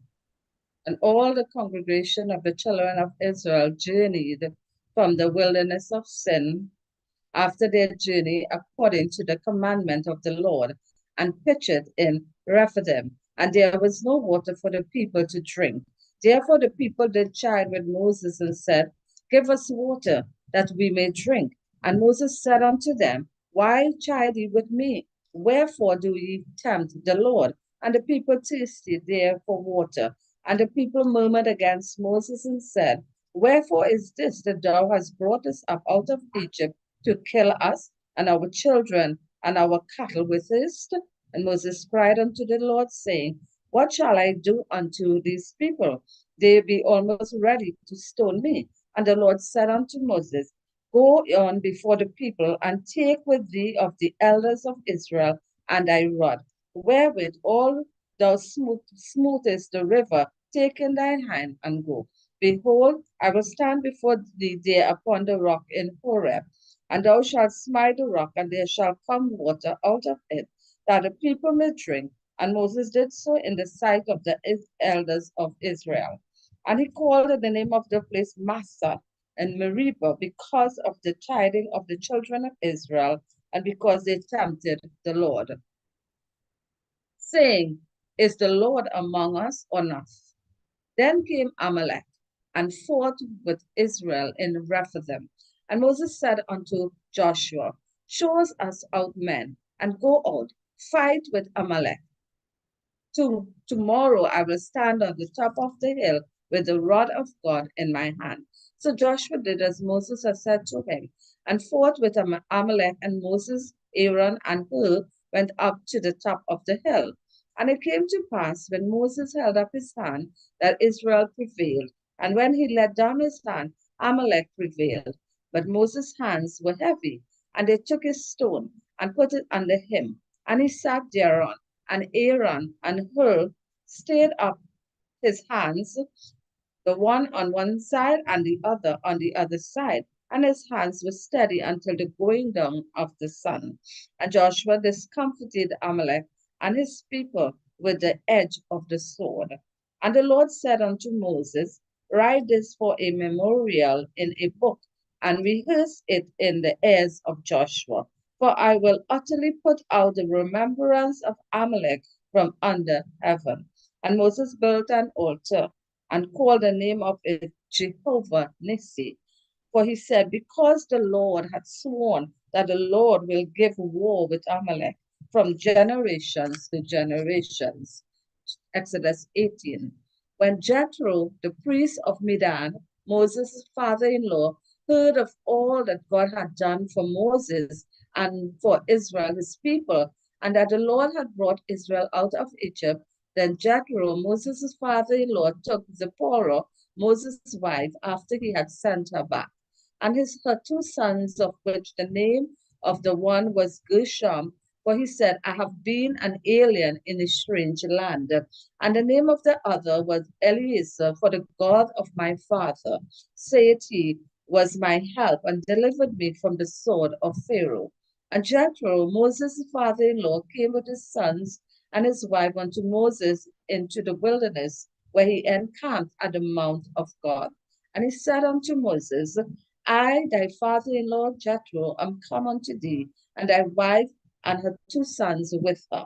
And Moses went out to meet his father-in-law, and they obscened and kissed him, and they asked each other of their welfare. And they came into the tent. And Moses told his father-in-law all that the Lord had done unto Pharaoh and to the Egyptians for Israel's sake, and all the travail that had come upon them by the way, and how the Lord delivered them. And Jethro rejoiced for all the goodness which the Lord had done for Israel, whom he had delivered out of the hand of the Egyptians. And Jethro said, Blessed be the Lord who had delivered you out of the hand of the Egyptians and out of the hand of Pharaoh, who had delivered the people from under the hand of the Egyptians. Now I know that the Lord is greater than all gods, for in the thing wherein they dwelt proudly, he was above them. And Jethro, Moses' father-in-law, took a burnt offering and sacrifice for God, and Aaron came, and all the elders of Israel, to eat bread with Moses' father-in-law before God. And it came to pass on the morrow that Moses sat to judge the people, and the people stood by Moses from the morning unto the evening. And when Moses' father-in-law saw all that he did to this people, he said, What is this thing that thou doest to the people? Why sittest thou thyself alone, and all the people stand by thee from morning until eve? And Moses said unto his father-in-law, Because the people come unto me to inquire of God. When they have a matter, they come unto me, and I judge between one and another, and I do make them known the statutes of God and his laws. And Moses, the father-in-law, said unto him, The thing that thou doest is not good. Thou wilt surely wear away both thou and this people that is with thee, from this thing is too heavy for thee. Thou art not able to perform it thyself alone. Hearken now unto my voice. I will give thee counsel, and God shall be with thee. Be thou for the people to God what, that thou mayest bring the causes unto God, that thou shalt teach them ordinances and laws, and shalt show them the way wherein they must walk and the work that they must do. Moreover, thou shalt provide out of all the people able men, such as fear God, men of truth, hating covetousness, and place such over them to be rulers of thousands and rulers of hundreds, rulers of fifties and rulers of tens. And let them judge the people at all seasons. And it shall be that every great matter they shall bring unto thee, but every small matter they shall judge.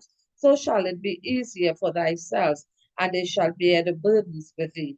If thou shalt do this thing, and God command thee so, then thou shalt be able to endure and all this people shall also go to their place in peace. So Moses hearkened to the voice of his father-in-law and did all that he had said.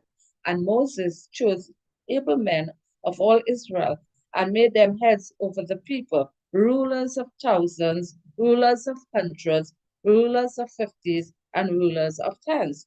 And they judged the people at all seasons. The hard causes they brought unto Moses. But every small matter they judged themselves. And Moses let his father-in-law depart, and he went his way into his own land.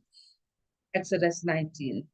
In the third month, when the children of Israel were borne forth out of the land of Egypt, the same day came they into the wilderness of Sinai, for they were departed from Rephidim, and were come to the desert of Sinai, and had pitched in the wilderness, and there Israel camped before the mount. And Moses went up unto God, and the Lord called unto him out of the mountain, saying, thou say to the house of Jacob, and tell the children of Israel, Ye have seen what I did unto the Egyptians, and how I bare you on eagle's wings, and brought you unto myself. Now, therefore, if you will obey my voice indeed, and keep my covenant, then you shall be a peculiar treasure unto me above all people, for all the earth is mine. And it shall be unto me a kingdom of priests and an holy nation. These are the words which thou shalt speak unto the children of Israel. And Moses came and called for the elders of the people, and laid before their faces all these words which the Lord commanded him. And all the people answered together and said, All that the Lord has spoken we will do. And Moses returned the words of the people unto the Lord.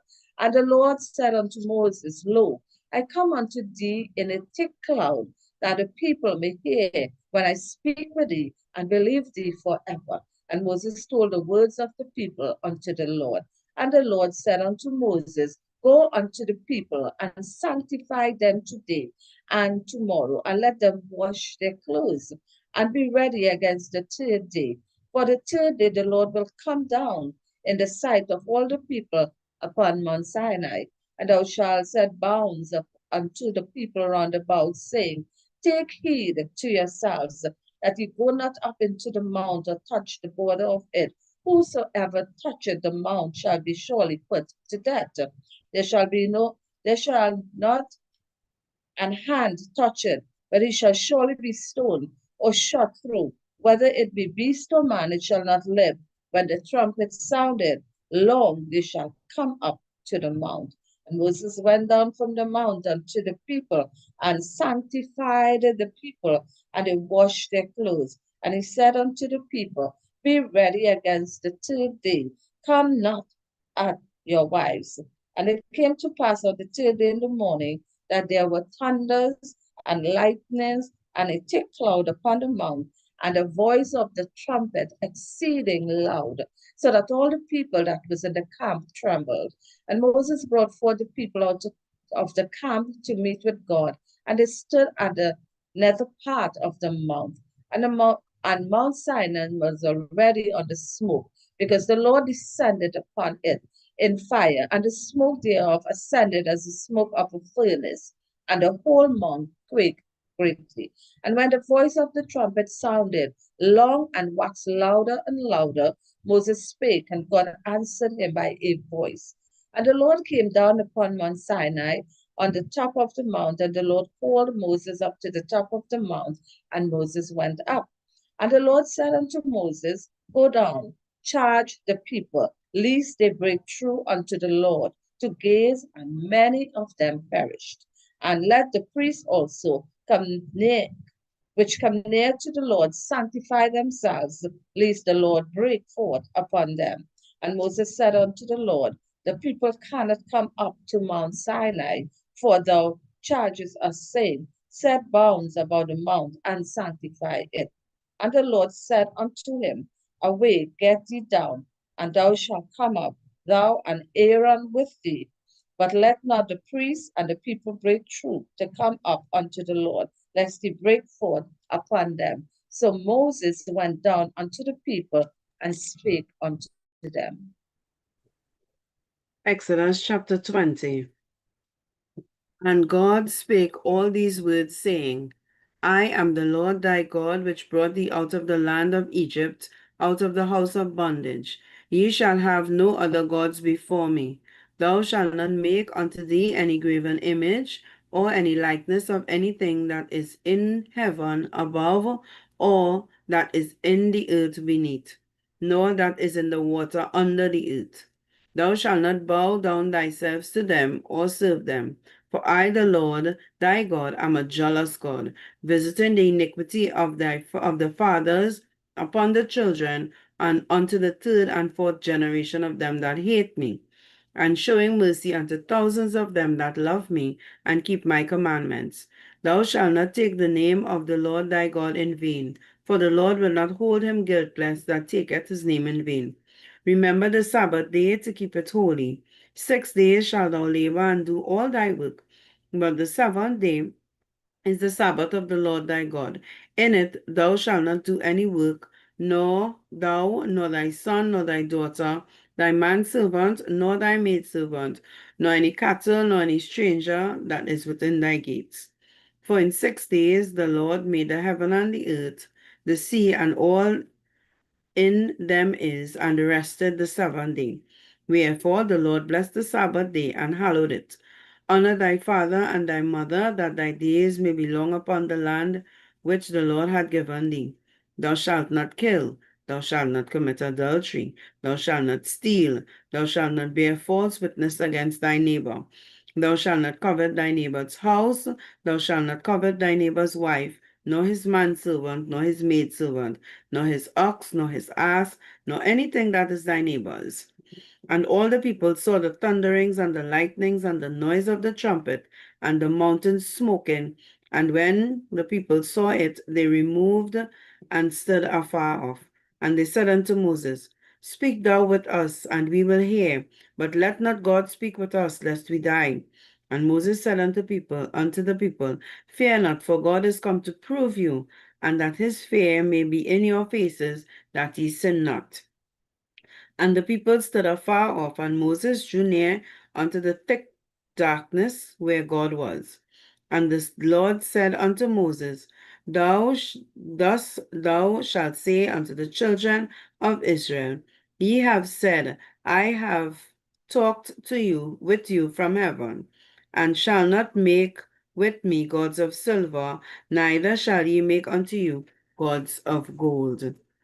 An altar of earth thou shalt make unto me, and shalt sacrifice thereon thy burnt offerings and thy peace offerings, thy sheep and thine oxen in all places where I record my name, and I will come unto thee, and I will bless thee.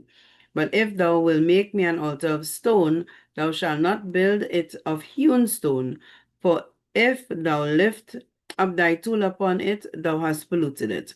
Neither shall thou go up steps upon my altar, that thy nakedness be not discovered thereon.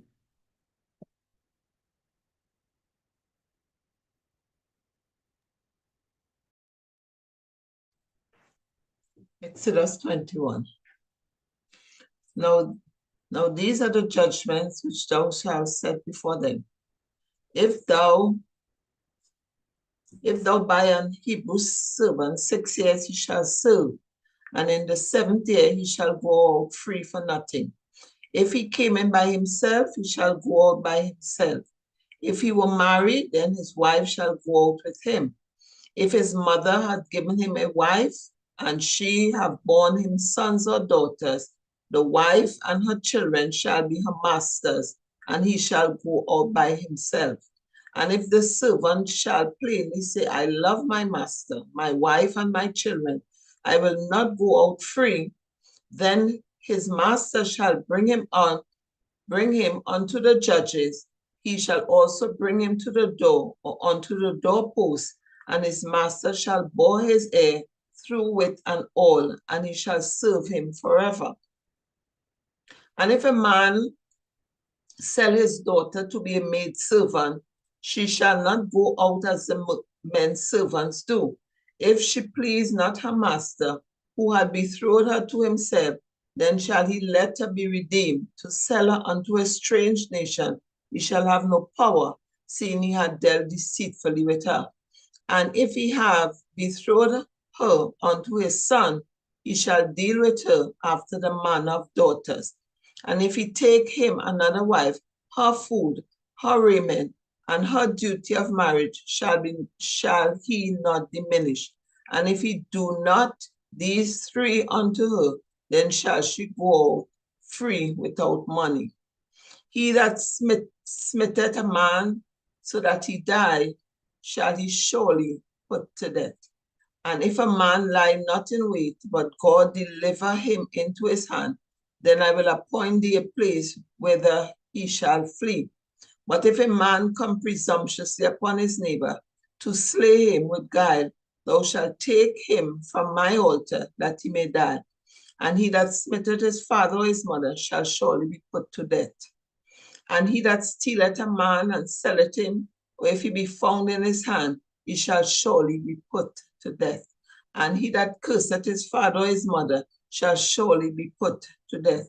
And if men strive together, and one smite another with a stone or with his fist, and he die, but keepeth his bed, if he rise again and walk abroad upon his staff, then shall he that smote him be quit. Only he shall pay for the loss of his time, and shall cause him to be thoroughly healed. And if a man smite his servant or his maid with a rod, and he die under the hand, he shall surely be punished.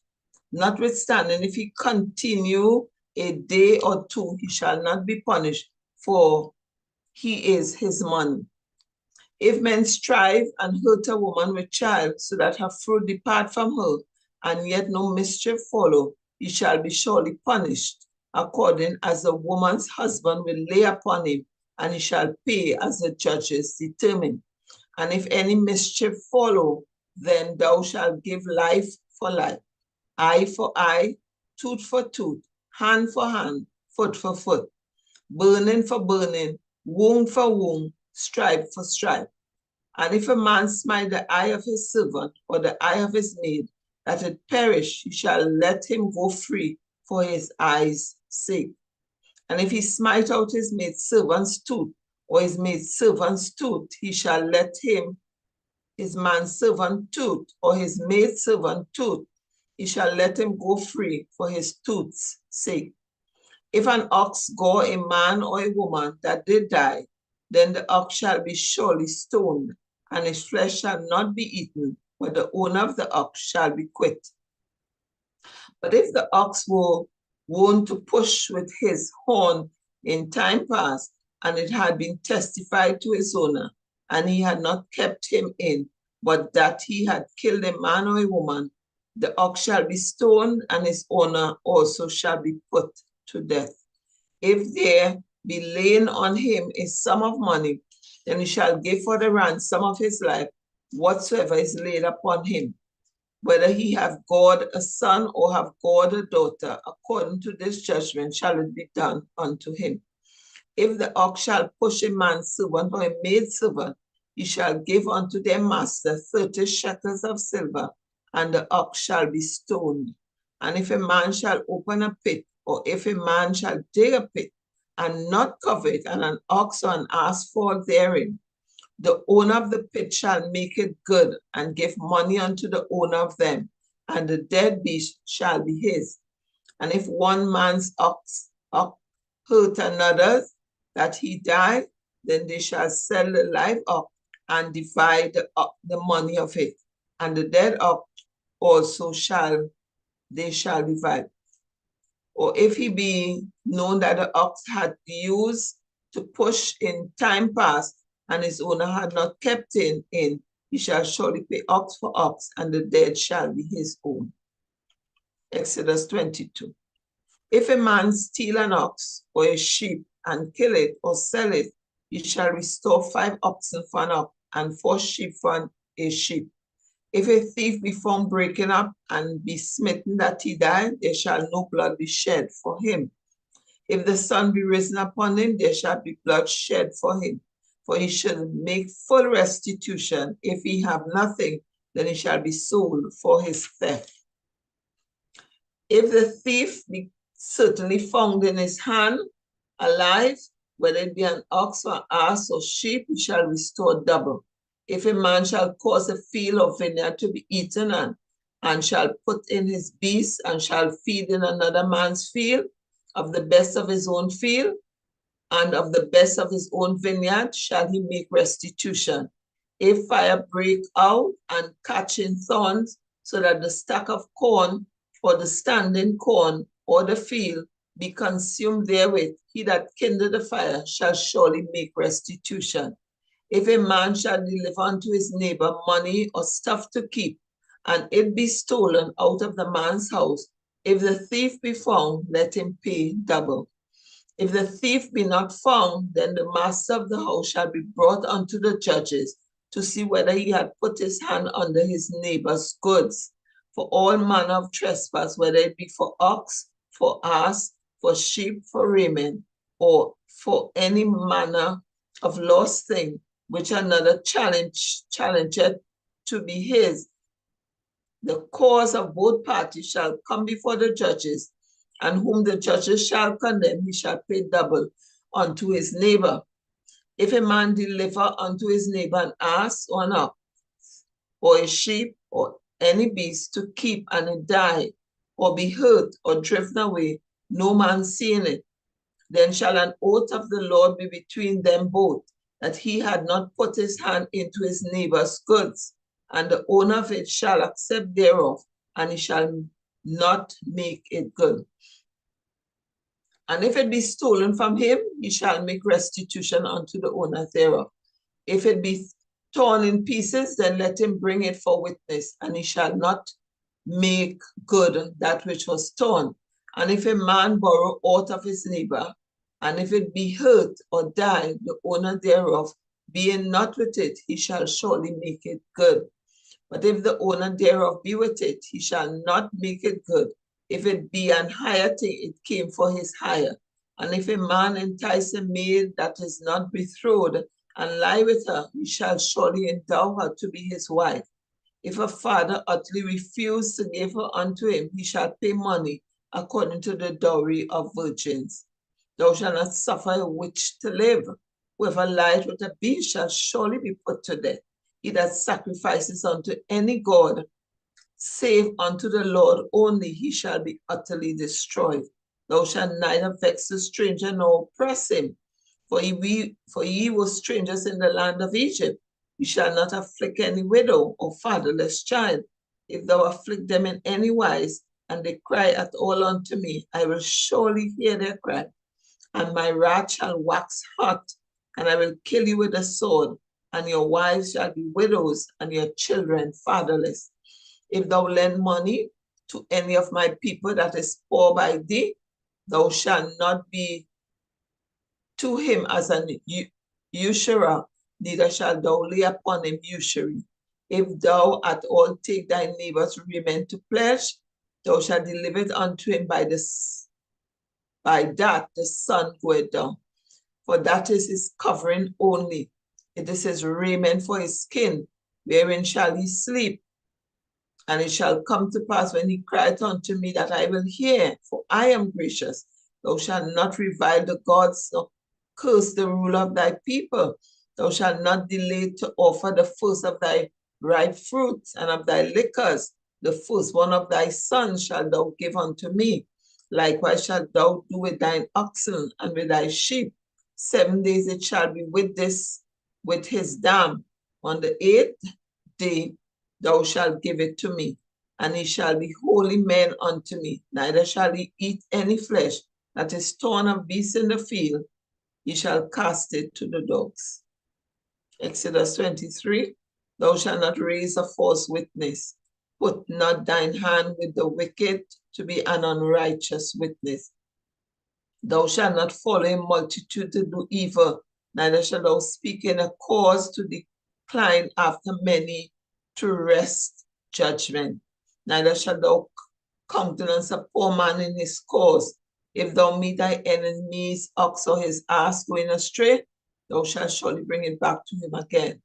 If thou see the ass of him that hated thee lying under his burden, and wouldest bear to help him, thou shalt surely help with him. Thou shalt not rest the judgment of thy poor in his cause.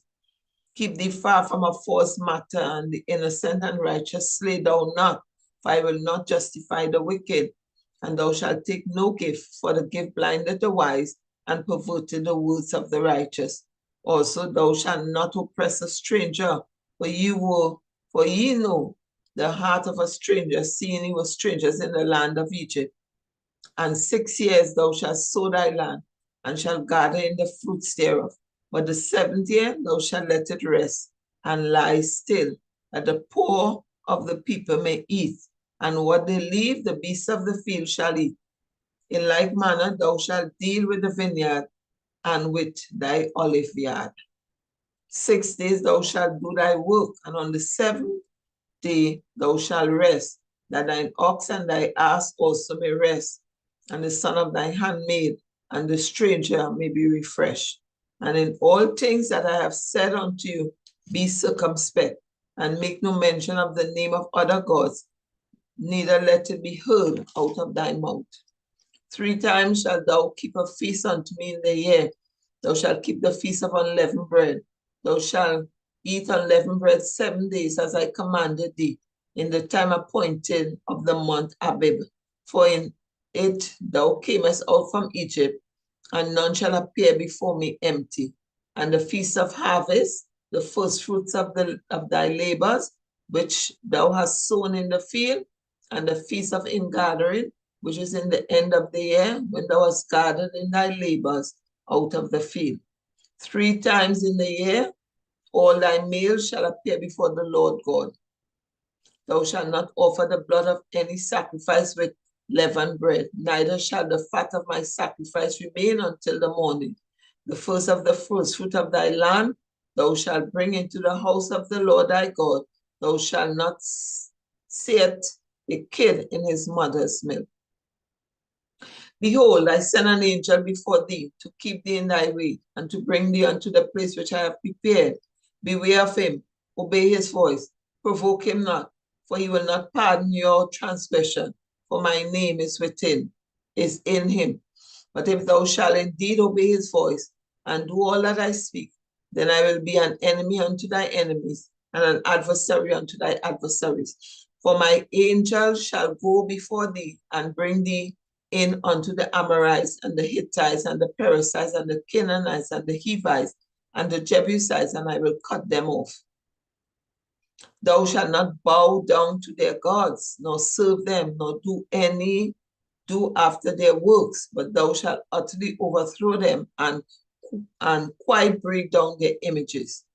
And you shall serve the Lord your God, and you shall bless thy bread and thy water, and I will take sickness away from the midst of thee. They shall not cast their young, nor be barren in the land. The number of thy days I will fulfill. I will send my fear before thee, and will destroy all the people to whom thou shalt come.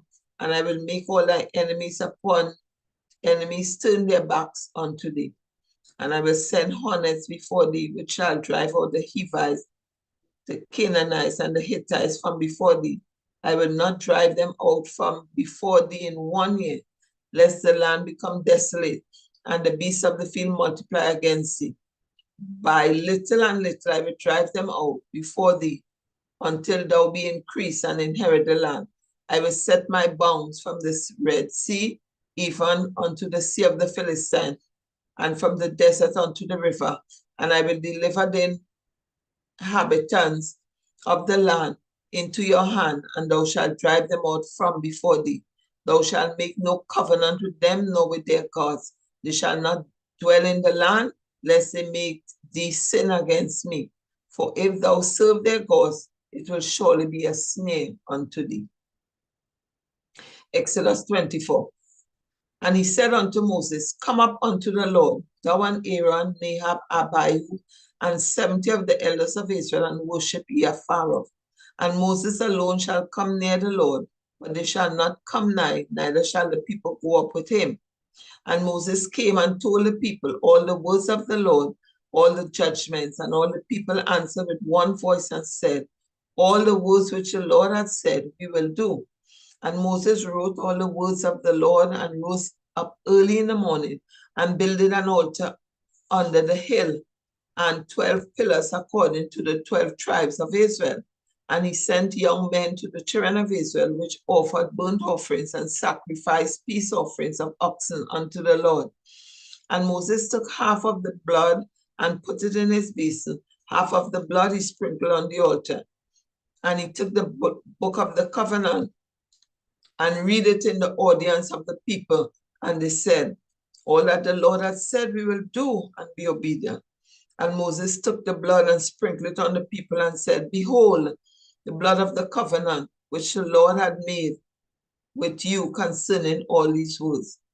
Then went up Moses and Aaron, Nahab and Abihu, and 70 of the elders of Israel, and they saw the God of Israel, and there was under his feet as it were a paved work of a sapphire stone, and as it were the body of heaven in his clearness.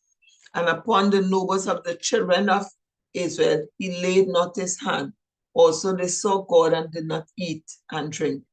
And the Lord said unto Moses, come up to me into the mount and be there, and I will give thee tablets of stone and the law and commandments which I have written, that thou mayest teach them. And Moses rose up, and his minister Joshua and Moses went up into the mount of God. And he said unto the elders, tarry ye here for us until we come again unto you. And behold, Aaron and Hur are with you. If any man have any matter to do, let him come unto them. And Moses went up into the mount, and a cloud covered the mount. And the glory of the Lord abode upon Mount Sinai, and the cloud covered it 6 days. And the 7th day he called unto Moses out of the midst of the cloud, and the sight of the glory of the Lord was like devouring fire on the top of the mountain in the eyes of the children of Israel. And Moses went into the midst of the cloud and got him up into the mount. And Moses was in the mount 40 days and 40 nights. Exodus 25. And the Lord spake unto Moses, saying, speak unto the children of Israel, that they bring me an offering. Of every man that giveth it willingly with his heart, he shall take my offering. And this is the offering which he shall take of them: gold and silver and brass and blue and purple and scarlet and fine linen and goat's hair and ram's skin dyed red and badger skin and shittim wood, oil for the light, spices for anointing oil and for sweet incense, on stones and stones to be set in the ephod and in the breastplate. And let them make me a sanctuary that I may dwell among them, according to all that I shew thee, after the pattern of the tabernacle and the pattern of all the instruments thereof, even so shall he make it. And they shall make an ark of shittim work, 2 cubits and a half shall be the length thereof, and a cubit and a half the breadth thereof, and a cubit and a half the height thereof. And thou shalt overlay it with pure gold, within and without shalt thou overlay it, and shalt make upon it a crown of gold round about. And thou shalt cast 4 rings of gold for it, and put them in the 4 corners thereof. The 2 rings shall be in the one side of it, and 2 rings in the other side of it. And thou shalt make staves of shittim wood, and overlay them with gold. And thou shalt put the staves into the ring by the side of the ark, that the ark may be borne with them. The staves shall be in the rings of the ark, they shall not be taken from it. And thou shalt put into the ark the testimony which I shall give thee. And thou shalt make a mercy seat of pure gold, 2 cubits and a half shall be the length thereof, and a cubit and a half the breadth thereof. And thou shalt make 2 cherubims of gold of beaten work, shalt thou make them in the 2 ends of the mercy seat. And make 1 cherub on the one end, and the other cherub on the other end. Even of the mercy seat shall he make of the cherubims of the 2 ends thereof. And the cherubims shall stretch forth their wings on high, covering the mercy seat with their wings, and their faces shall look one to another toward the mercy seat. Shall their faces of the cherubim be. And thou shalt put the mercy seat above upon the ark, and in the ark thou shalt put the testimony that I shall give thee. And there I will meet with thee, and I will commune with thee from above the mercy seat, from between the two cherubims which are upon the ark of the testimony, of all things which I will give thee in commandment unto the children of Israel. Thou shalt also make a table of shittim wood. 2 cubits shall be its length thereof, and a cubit the breadth thereof, and a cubit and a half the height thereof. And thou shalt overlay it with pure gold, and make thereto a crown of gold round about. And thou shalt make unto it a border of an handbreadth round about. And thou shalt make a golden crown to the border thereof round about. And thou shalt make for it 4 rings of gold, and put the rings in the 4 corners that are on the 4 feet thereof. Over against the border shall the rings be for places of the staffs to bear the table. And thou shalt make the staffs of shittim wood, and overlay them with gold, that the table may be borne with them. And thou shalt make the dishes thereof, and spoons thereof, and covers thereof, and bowls thereof, to cover withal. Of pure gold shalt thou make them. And thou shalt set upon the table shewbread before me always. And thou shalt make a candlestick of pure gold, of beaten work shall the candlestick be made. His shaft and his branches, his bowls, his knops, and his flowers shall be of the same. And 6 branches shall come out of the sides of it, 3 branches of the candlestick out of one side, and 3 branches of the candlestick out on the other side. 3 bowls made like almonds, with a knob and a flower in one branch, and 3 bowls made with almond in the other branch, with a knob and a flower. So in the 6 branches that come out of the candlestick, and in the candlestick shall be 4 bowls made like unto almonds, with their knobs and their flowers. And there shall be a knob on the 2 branches of the same, and a knob on the 2 branches of the same, and a knob on the 2 branches of the same, according to the 6 branches that proceed out of the candlestick. Their knobs and their branches shall be of the same, and it shall be one beaten work of pure gold. And thou shalt make the 7 lamps thereof, and they shall light the lamps thereof, that they may give light over against it. And the tongues thereof and the snuff dishes thereof shall be of pure gold. Of a talent of gold shall he make it with all these vessels. And look that thou make them after their pattern, which was shewed thee in the mount. Exodus 26. Moreover, thou shalt make the tabernacle with them with 10 curtains of fine twined linen and blue, and purple, and scarlet, with cherubims of cunning work shalt thou make them. The length of one curtain shall be 28 cubits, and the breadth of one curtain 4 cubits, and every one of the curtains shall have one measure. The 5 curtains shall be coupled together one to another, and the other 5 curtains shall be coupled one to another. And thou shalt make loops of blue upon the edge of one curtain from the selvedge in the coupling, and likewise shalt thou make in the uttermost edge of another curtain in the coupling of the second. 50 loops shalt thou make in the one curtain, and 50 loops shalt thou make in the edge of the curtain that is in the coupling of the second, that the loops may take hold one of another. And thou shalt make 50 tackays of gold, and couple the curtains together with the tackays, and it shall be one tabernacle. And thou shalt make curtains of goat's hair to be a covering upon the tabernacle. 11 curtains shalt thou make. The length of one curtain shall be 30 cubits, and the breadth of one curtain 4 cubits, and the 11 curtains shall be all of one measure. And thou shalt couple 5 curtains by themselves, and 6 curtains by themselves, and shalt double the 6 curtain in the forefront of the tabernacle. And thou shalt make 50 loops on the edge of the one curtain that is the outmost in the coupling, and 50 loops in the edge of the curtain which coupled the second. And thou shalt make 50 taches of brass, and put the taches into the loop, and couple the 10 together, that it may be one. And the remnant that remaineth of the curtain of the tent, the half curtain that remaineth, shall hang over the backside of the tabernacle, and a cubit on the one side, and a cubit on the other side of that which remaineth in the length of the curtains of the tent. It shall hang over the sides of the tabernacle on this side and on that side to cover it. And thou shalt make a covering for the tent of rams' skins dyed red, and a covering above of badgers' skins. And thou shalt make boards for the tabernacle of shittim wood standing up. 10 cubits shall be the length of a board, and a cubit and a half shall be the breadth of one board.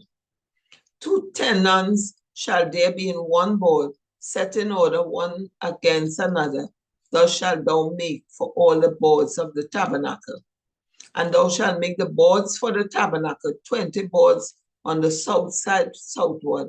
And thou shalt make 40 sockets of silver under the 20 boards, 2 sockets under one board for his 2 tenons, and 2 sockets under another board for his 2 tenons. And for the second side of the tabernacle, on the north side, there shall be 20 boards. And there 40 sockets of silver, 2 sockets under one board, and 2 sockets under another board. And for the sides of the tabernacle westward, thou shalt make 6 boards. And 2 boards shalt thou make for the corners of the tabernacle in the 2 sides. And they shall be coupled together beneath, and they shall be coupled together above the head of it unto one ring. Thus shall it be for them both. They shall be for the 2 corners. And they shall be 8 boards, and their sockets of silver, 16 sockets, 2 sockets under one board, and 2 sockets under another board. And thou shalt make bars of shittim wood, 5 of the boards on one side of the tabernacle, and 5 bars for the boards of the other side of the tabernacle, and 5 bars for the boards of the side of the tabernacle for the 2-sided westward. And the middle bar in the midst of the board shall reach from end to end. And thou shalt overlay the boards with gold, and make their rings of gold for places for the bars. And thou shalt overlay the bars with gold. And thou shalt rear up the tabernacle according to the fashion thereof, which was shewed thee in the mount. And thou shalt make a veil of blue and purple and scarlet, and fine twined linen of cunning work, with cherubims shall it be made. And thou shalt hang it upon 4 pillars of shittim wood overlaid with gold. Their hooks shall be of gold upon the 4 sockets of silver. And thou shalt hang up the veil under the taches, that thou mayest bring in thither within the veil the ark of the testimony. And the veil shall divide unto you between the holy place and the most holy place. And thou shalt put the mercy seat upon the ark of the testimony in the most holy place. And thou shalt set the tabernacle without the veil, and the candlestick over against the table on the side of the tabernacle toward the south. And thou shalt put the table on the north side. And thou shalt make a hanging for the door of the tent of blue and purple and scarlet, and fine twined linen, wrought with needlework. And thou shalt make for the hanging 5 pillars of shittim wood, and overlay them with gold, and their hooks shall be of gold. And thou shalt cast 5 sockets of brass for them. Exodus 27. And thou shalt make an altar of shittim wood, 5 cubits long and 5 cubits broad. The altar shall be 4 square, and the height thereof shall be 3 cubits. And thou shalt make the horns of it upon the 4 corners thereof. His horns shall be of the same, and thou shalt overlay it with brass. And thou shalt make his pans to receive his ashes, and his shovels, and his basins, and his flesh hooks, and his fire pans. All the vessels thereof shall make of brass. And thou shalt make it for a gate of the network of brass. And upon the net shalt thou make 4 brazen rings in the 4 corners thereof. And thou shalt put it under the compass of the altar beneath, that the net may be even in the midst of the altar. And thou shalt make staves for the altar, staves of shittim wood, and overlay them with brass. Then the staff shall be put into the rings, and the staff shall be upon the two sides of the altar to bear it. Hollow with boards shall thou make it, as it was shewed thee in the mount, so shall they make it. And thou shalt make the court of the tabernacle for the south side southward. There shall be hangings for the court of fine twined linen of 100 cubits long for one side, and the 20 pillars thereof, and their 20 sockets shall be of brass. The hooks of the pillars and their fillets shall be of silver. And likewise for the north side in length, there shall be hangings of 100 cubits long, and his 20 pillars and their 20 sockets of brass. The hooks of the pillars and their fillets of silver. And for the breadth of the court of the west side shall be hangings of 50 cubits, their pillars 10 and their sockets 10. And the breadth of the court on the east side eastward shall be 50 cubits. The hangings of one side of the gate shall be 15 cubits, their pillars 3 and their sockets 3. And on the other side shall be hangings 15 cubits, their pillars 3 and their sockets 3. And for the gate of the court shall be an hanging of 20 cubits of blue and purple and scarlet and fine twined linen, wrought with needlework, and their pillars shall be 4 and their sockets 4. All the pillars round about the court shall be filleted with silver, and their hooks shall be of gold, and their sockets of brass.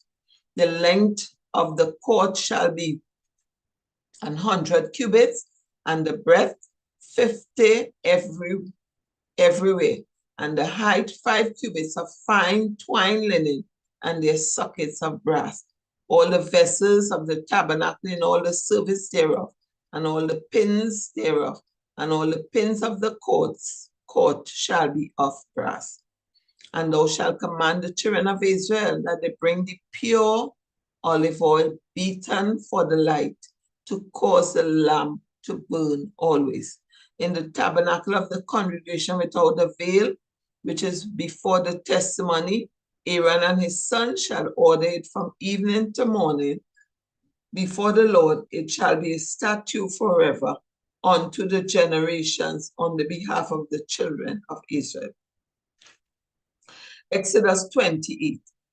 And take thou unto thee Aaron thy brother and his sons with him from among the children of Israel, that he may minister unto me in the priest's office, even Aaron, Nahab, and Abihu, Eleazar, and Ithamar, Aaron's sons. And thou shalt make holy garment for Aaron thy brother, for glory and for beauty. And thou shalt speak unto all that are wise-hearted, whom I have filled with the spirit of wisdom, that they may make Aaron's garment to consecrate him, that he may minister unto me in the priest's office. And these are the garments which ye shall make: a breastplate, and an ephod, and a robe, and a broidered coat, a mitre, and a girdle. And they shall make holy garments for Aaron thy brother and his sons, that he may minister unto me in the priest's office. And they shall take gold and blue and purple and scarlet and fine linen, and they shall make the ephod of gold, of blue, and of purple, of scarlet, and fine twined linen with cunning work. It shall have the 2 shoulder pieces thereof joined at the 2 edges thereof, and so it shall be joined together. And the cuirass girdle of the ephod which is upon it shall be of the same, according to the work thereof, even of gold, of blue, and purple, and scarlet, and fine twined linen. And thou shalt take 2 onyx stones and grave on them the names of the children of Israel. 6 of their names on one stone, and the other 6 names on the rest of the other stone, according to their birth, with the work of an engraver in stone, like the engraving of a signet, shalt thou engrave the 2 stones with the names of the children of Israel. Thou shalt make them to be set in ouches of gold. And thou shalt put the 2 stones upon the shoulders of the ephod for stones of memorial unto the children of Israel. And Aaron shall bear their names before the Lord upon his 2 shoulders for a memorial.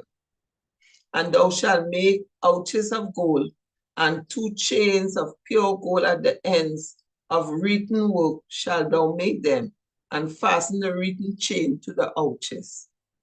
And thou shalt make the breastplate of judgment with cunning work, after the work of the ephod. Thou shalt make it of gold, of blue, and of purple, and of scarlet, and of fine twined linen shalt thou make it. 4 square it shall be, being double. A span shall be the length thereof, and a span shall be the breadth thereof. And thou shalt set in its settings of stone, even 4 rows of stones. The first row shall be a sardius, a topaz, and a carbuncle. This shall be the first row. And the second row shall be an emerald, a sapphire, and a diamond. And the third row a ligure, an agate, and an amethyst. And the fourth row a beryl, and an onyx, and a jasper. They shall be set in gold in their enclosings.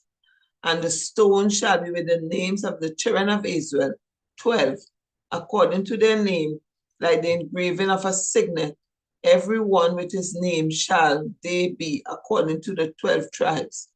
And thou shalt make upon the breastplate chains at the ends of wreathen work of pure gold. And thou shalt make upon the breastplate 2 rings of gold, and shalt put the 2 rings on the 2 ends of the breastplate. And thou shalt put the 2 wreathen chains of gold in the 2 rings which are on the ends of the breastplate. And the other 2 ends of the 2 wreathen chain thou shalt fasten in the 2 ouches, and put them on the shoulder pieces of the ephod before it. And thou shalt make 2 rings of gold, and thou shalt put them upon the 2 ends of the breastplate in the border thereof, which is in the side of the ephod inward. And 2 other rings of gold thou shalt make, and shalt put them on the 2 sides of the ephod underneath 2 other 4 parts thereof, over against the other coupling thereof, above the curious girdle of the ephod. And they shall bind the breastplate by the rings thereof unto the rings of the ephod with a lace of blue, that it may be above the curious girdle of the ephod, and that the breastplate be not loose from the ephod. And Aaron shall bear the names of the children of Israel in the breastplate of judgment upon his heart, when he goeth in unto the holy place for a memorial before the Lord continually.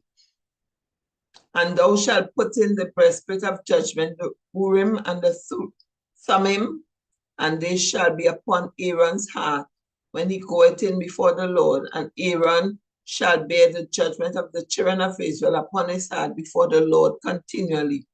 And thou shalt make the robe of the ephod all of blue, and there shall be a hole in the top of it. In the midst thereof he shall have a binding of woven work round about the whole of it, as if with the whole of a habergeon, that it be not rent. And beneath upon the hem of it thou shalt make pomegranates of blue and of purple and of scarlet round about the hem thereof, and bells of gold between them round about. A golden bell and a pomegranate, a golden bell and a pomegranate upon the hem of the robe round about. And it shall be upon Aaron to minister, and his sound shall be heard when he goeth in unto the holy place before the Lord, and when he cometh out, that he die not.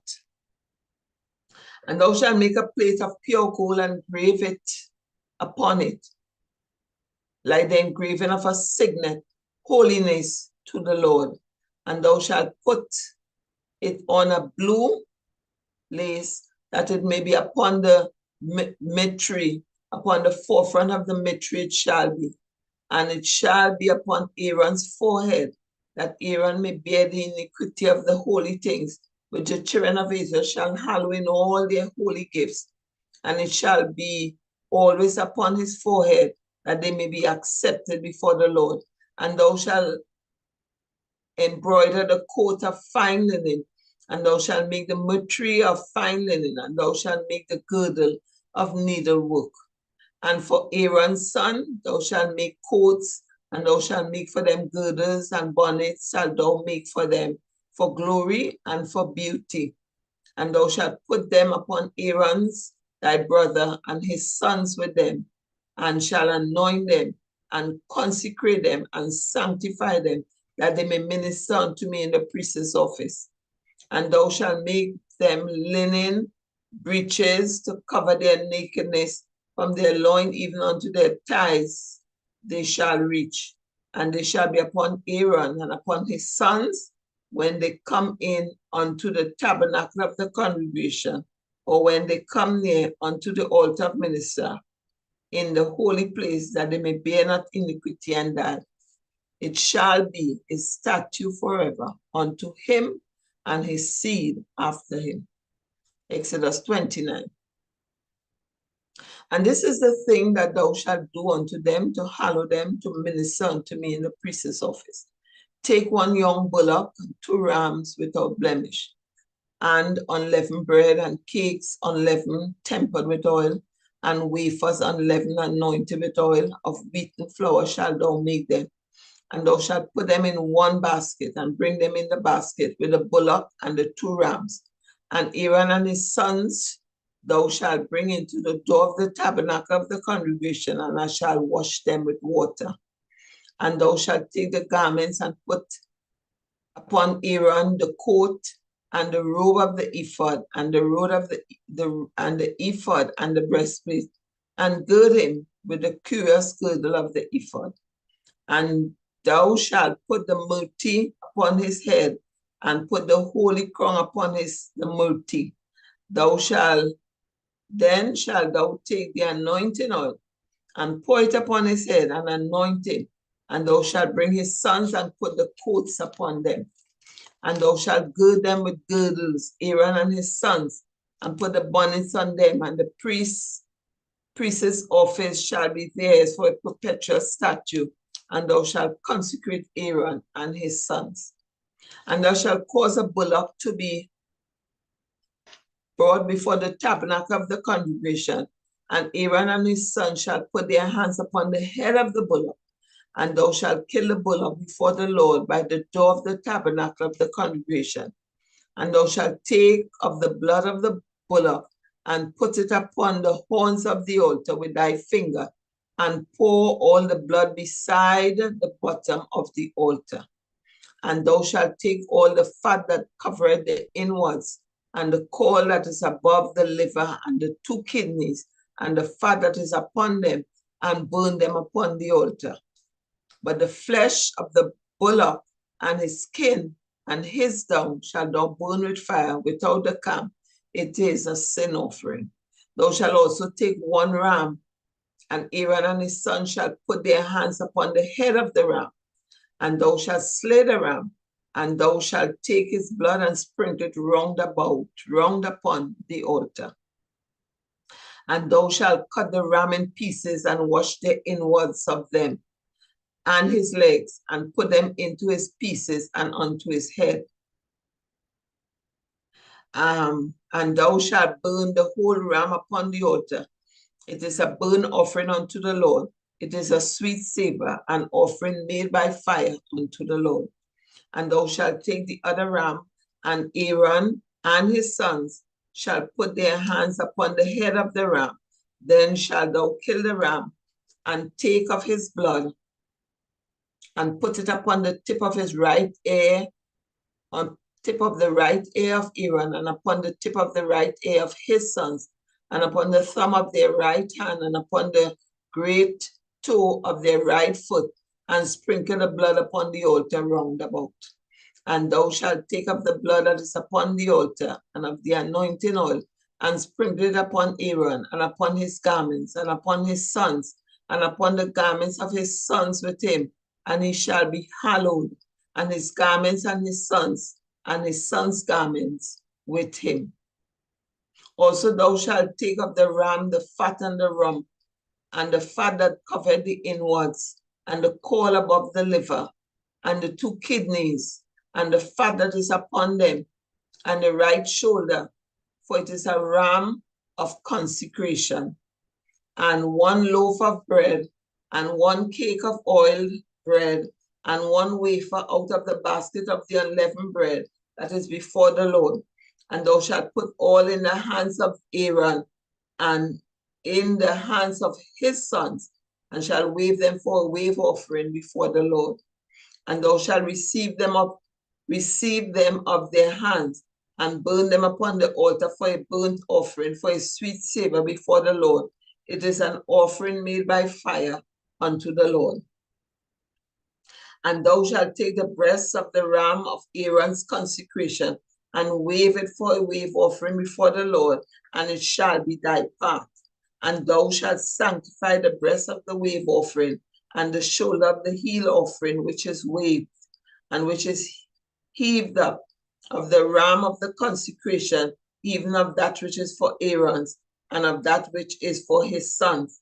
And it shall be Aaron's and his sons by a statute forever from the children of Israel. For it is an heave offering, and it shall be an heave offering from the children of Israel, of the sacrifice of their peace offering, even their heave offering unto the Lord. And the holy garments of Aaron shall be his sons after him, to be anointed therein, and to be consecrated in them. And that son that is priest in his stead shall be put them on 7 days, when he committed unto the tabernacle, when he cometh unto the tabernacle of the congregation to minister in the holy place. And thou shalt take the ram of the consecration, and set it his flesh in the holy place. And Aaron and his son shall eat the flesh of the ram, and the bread that is in the basket, by the door of the tabernacle of the congregation. And they shall eat those things wherewith the atonement was made, to consecrate and to sanctify them. But a stranger shall not eat thereof, because they are holy. And if aught of the flesh of the consecration or of the bread remain unto the morning, then thou shalt burn the remainder with fire. It shall not be eaten, because it is holy. And thus shalt thou do to Aaron and to his sons, according to all the things which I have commanded thee. 7 days shalt thou consecrate them. And thou shalt offer every day bullock for a sin offering for atonement, for thou shalt cleanse the altar when thou hast made an atonement for it, and thou shalt anoint it to sanctify it.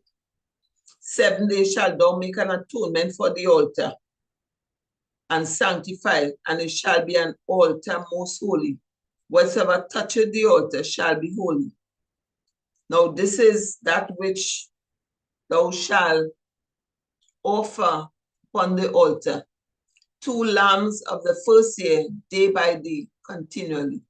The 1 lamb shalt thou offer in the morning, and the other lamb shalt thou offer at evening. And when 1 lamb, a 10th deal of flour mingled with the 4th part of a hin of beaten oil, and the 4th part of a hin of wine for a drink offering. And the other lamb thou shalt offer at even, and shalt do thereto according to the meat offering of the morning, and according to the drink offering thereof, for a sweet savor, an offering made by fire unto the Lord.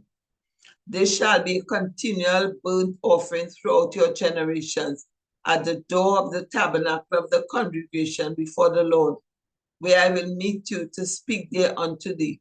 And there I will meet thee with the children of Israel, and the tabernacle shall be sanctified by my glory. And I will sanctify the tabernacle of the congregation and the altar. I will sanctify also both Aaron and his sons to minister to me in the priest's office. And I will dwell among the children of Israel. I will be their God, and they shall know that I am the Lord, their God, that brought them forth out of the land of Egypt, that I may dwell among them. I am the Lord, their God. Exodus 30.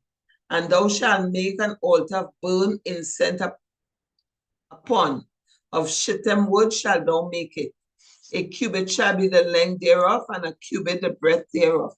4 square shall it be. 2 cubits shall be the height thereof, and the horns thereof shall be of the same. And thou shalt overlay it with pure gold, the top thereof, and the sides thereof round about, and the horns thereof, and thou shalt make unto it a crown of gold round about. And 2 golden rings shalt thou make to it under the crown of it, by the 2 corners thereof. Upon the 2 sides of it shalt thou make it, and there shall be 4 places for the staffs to bear it withal. And thou shalt make the staffs of shittim wood, and overlay them with gold.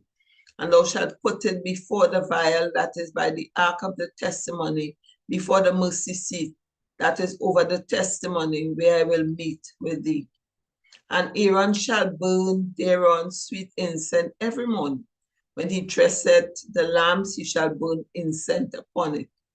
And when Aaron lighted the lamps at even, he shall burn incense upon it, a perpetual incense before the Lord throughout your generations. You shall offer no strange incense thereon, no burnt sacrifice, no meat offering, neither shall he pour drink offering thereon. And Aaron shall make an atonement upon the horns of it once in a year, with the blood of the sin offering of atonements. Once in a year shall he make atonement upon it throughout your generations. It is most holy unto the Lord. And the Lord spake unto Moses, saying, When thou takest the sum of the children of Israel after their number, then shall they give every man a ransom for his soul unto the Lord, when thou numberest them, that there be no plague among them when thou numberest them. Thus they shall give every one that passeth amongst them that are numbered half a shekel after the shekel of the sanctuary. A shekel is 20 gerahs, and half shekel shall be the offering of the Lord. Everyone that passeth among them that are numbered from 20 years old and above shall give an offering unto the Lord. The rich shall not give more, and the poor shall not give less than half a shekel when they give an offering unto the Lord to make atonement for your souls. And thou shalt take the atonement money of the children of Israel, and shall appoint it for the service of the tabernacle of the congregation, that it may be a memorial unto the children of Israel before the Lord, to make an atonement for your souls. And the Lord spake unto Moses, saying, Thou shalt also make a laver of brass, and his foot also of brass, to wash withal. And thou shalt put it between the tabernacle of the congregation and the altar. And thou shalt put water therein. For Aaron and his sons shall wash their hands and their feet thereat. When they go into the tabernacle of the congregation, they shall wash with water, that they die not. Or when they come near to the altar of minister to burn offering made by fire unto the Lord. So they shall wash their hands and their feet, that they die not, and it shall be a statute forever to them, even to him and to his seed throughout their generations.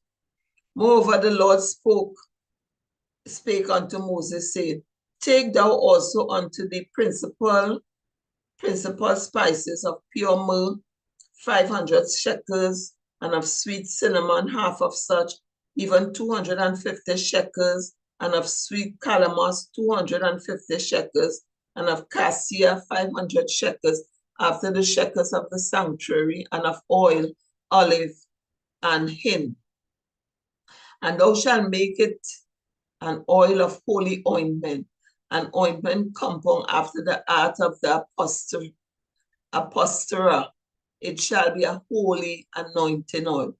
And thou shalt anoint the tabernacle of the congregation therewith, and the ark of the testimony, and the table and all his vessels, and the candlestick and his vessels, and the altar of incense, and the altar of burnt offering with all his vessels, and the laver and his foot. And thou shalt sanctify them, that they may be most holy. Whatsoever toucheth them shall be holy. And thou shalt anoint Aaron and his sons, and consecrate them, that they may minister unto me in the priest's office. And thou shalt speak unto the children of Israel, saying, This shall be a holy anointing oil unto me throughout your generation. Upon man's flesh shall it not be poured, neither shall ye make any other like it after the composition of it. It is holy, and it shall be holy unto you.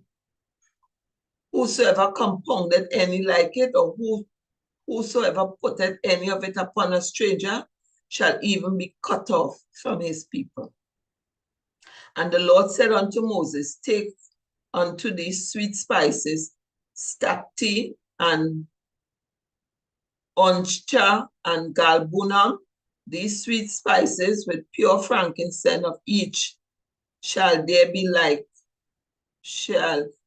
be a like weight, and thou shalt make it a perfume, a confection after the art of the upholstery, tempered together, pure and holy. And thou shalt beat some of it very small, and put it on before the testimony of the tabernacle of the congregation, where I'll meet with thee. It shall be unto you most holy. And as for the perfume which thou shalt make, ye shall not make to yourself according to the composition thereof. It shall be unto thee holy for the Lord. Whoever shall make like unto that, do smell thereto, even shall be cut off from his people.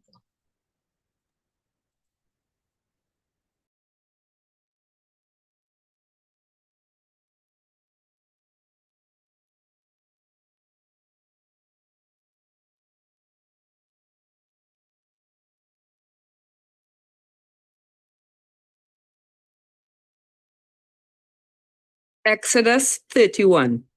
And the Lord spake unto Moses, saying, See, I have called you by name Bezaleel, the son of Uri, the son of of the tribe of Judah. And I have filled him with the Spirit of God in wisdom and in understanding and in knowledge and in all manner of workmanship, to devise cunning works, to work in gold and silver and in brass, and in cutting of stones, to set them, and in carving of timber, to work in all manner of workmanship. And I, behold, I have given with him Aholiab, the son of Ahisamach, of the tribe of Dan, and in the hearts of all that are wise-hearted I have put wisdom, that they may make all that I have commanded thee: the tabernacle of the congregation, and the ark of the testimony, and the mercy seat that is thereupon, and all the furniture of the tabernacle, and the table and his furniture, and the pure candlestick with all his furniture, and the altar of incense, and the altar of burnt offering with all his furniture, and the laver and his foot, and the cloths of service, and the holy garments of Aaron the priest, and the garments of his sons to minister in the priest's office, and the anointing oil, and sweet incense for the holy place. According to all that I have commanded thee shall they do. And the Lord spake unto Moses, saying, Speak thou also unto the children of Israel, saying, Verily, my Sabbaths ye shall keep, for it is a sign between me and you throughout your generations, that ye may know that I am the Lord that doth sanctify you. Ye shall keep the Sabbath therefore, for it is holy unto you. Every one that defileth it shall surely be put to death. For whosoever doeth any work therein, that soul shall be cut off from among his people. 6 days may work be done, but in the seventh is the Sabbath of rest, holy to the Lord. Whosoever doeth any work in the Sabbath day, he shall surely be put to death. Wherefore the children of Israel shall keep the Sabbath, to observe the Sabbath throughout their generations for a perpetual covenant. It is a sign between me and the children of Israel forever. For in 6 days the Lord made heaven and earth, and on the seventh day he rested and was refreshed. And he gave unto Moses, when he had made an end of communing with him upon Mount Sinai, 2 tables of testimony, tables of stone written with the finger of God. Exodus 32. And when the people saw that Moses delayed to come down out of the mount, the people gathered themselves together unto Aaron, and said unto him, Up, make us gods which shall go before us. For as for this Moses, the man that brought us up out of the land of Egypt, we wot not what is become of him. And Aaron said unto them, Break off the golden earrings which are in the ears of your wives, of your sons, and of your daughters, and bring them unto me. And all the people brake off the golden earrings which were in their ears, and brought them unto Aaron. And he received them at their hand, and fashioned it with a graving tool, after he had made it a molten calf. And they said, These be thy gods, O Israel, which brought thee up out of the land of Egypt. And when Aaron saw it, he built an altar before it. And Aaron made proclamation and said, Tomorrow is a feast to the Lord. And they rose up early on the morrow, and offered burnt offerings, and brought peace offerings. And the people sat down to eat and to drink, and rose up to play. And the Lord said unto Moses, Go, get thee down, for thy people which thou broughtest out of the land of Egypt have corrupted themselves. They have turned aside quickly out of the way which I commanded them. They have made them a molten calf, and have worshipped it, and have sacrificed thereunto, and said, These be thy gods, O Israel, which have brought thee up out of the land of Egypt. And the Lord said unto Moses, I have seen this people, and behold, it is a stiff-necked people. Now therefore let me alone, that my wrath may wax hot against them, and that I may consume them, and I will make of thee a great nation. And Moses besought the Lord his God and said, Lord, why doth thy wrath wax hot against thy people, which thou hast brought forth out of the land of Egypt with great power and with a mighty hand? Wherefore shall the Egyptians speak and say, For mischief did he bring them out, to slay them in the mountains, and to consume them from the face of the earth? Turn from thy fierce wrath, and repent of this evil against thy people. Remember Abraham, Isaac, and Israel, thy servants, to whom thou swearest by thine own self, and said unto them, I will multiply your seed as the stars of heaven, and all this land that I have spoken of will I give unto your seed, and they shall inherit it forever. And the Lord repented of the evil which he thought to do unto his people. And Moses turned and went down from the mount, and the 2 tables of the testimony were in his hand. The tables were written on both their sides. On the one side and on the other were they written. And the tables were the work of God. And the writing was the writing of God graven upon the tables. And when Joshua heard the noise of the people as they shouted, he said unto Moses, There's a noise of war in the camp. And he said, It is not the voice of them that shout for mastery, neither is it the voice of them that cry for being overcome, but the noise of them that sing do I hear.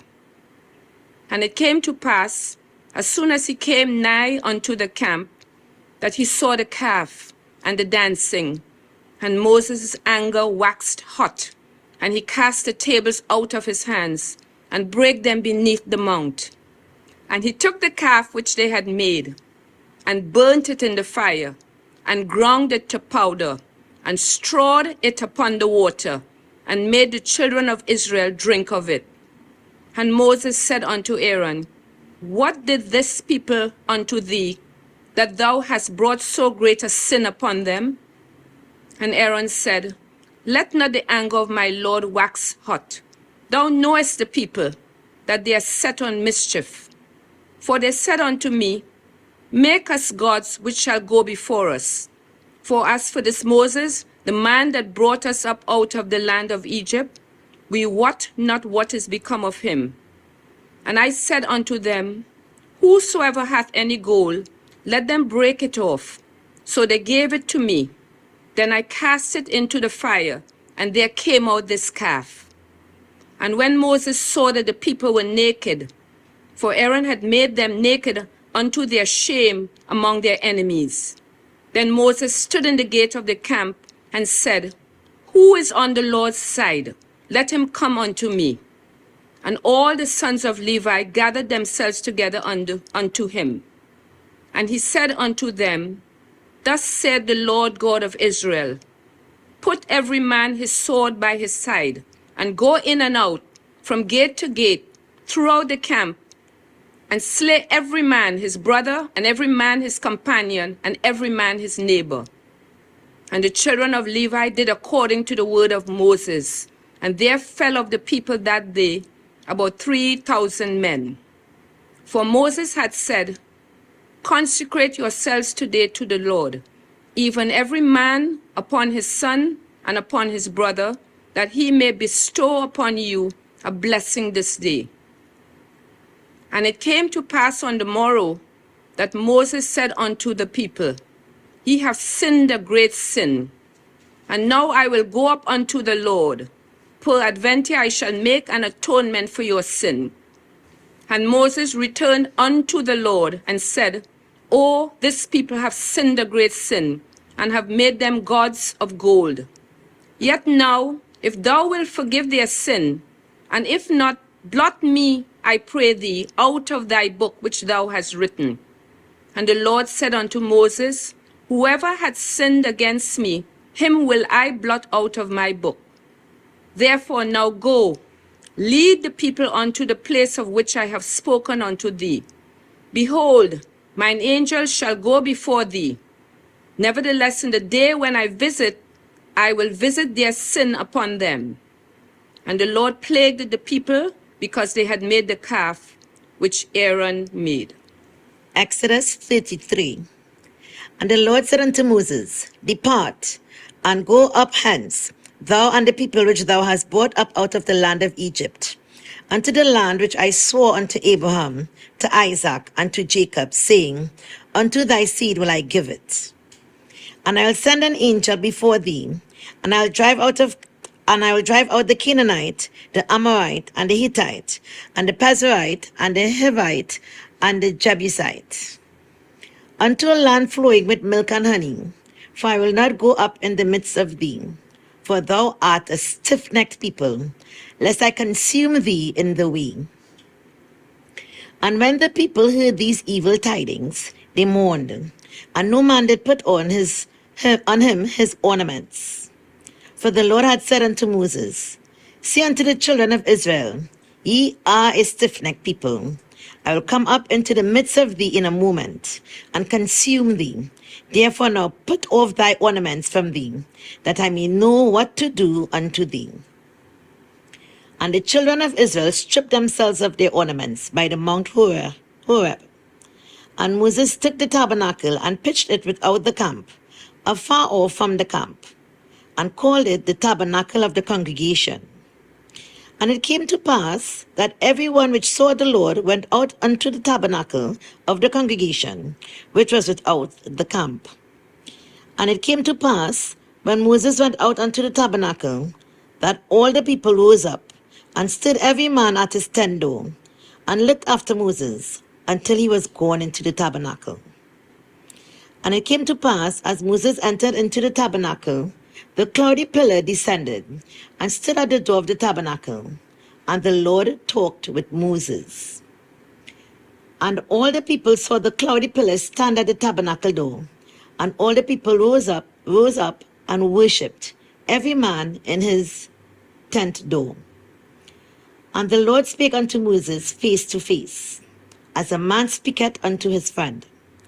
And he turned again into the camp. But his servant Joshua the son of Nun, a young man, departed not out of the tabernacle. And Moses said unto the Lord, See, Thou sayest unto me, Bring up this people, and thou hast not let me know whom thou wilt send with me. Yet thou hast said, I know thee by name, and thou hast also found grace in my sight. Now therefore, I pray thee, if I have found grace in thy sight, show me now thy way, that I may know thee, that I may find grace in thy sight, and consider that this nation is thy people.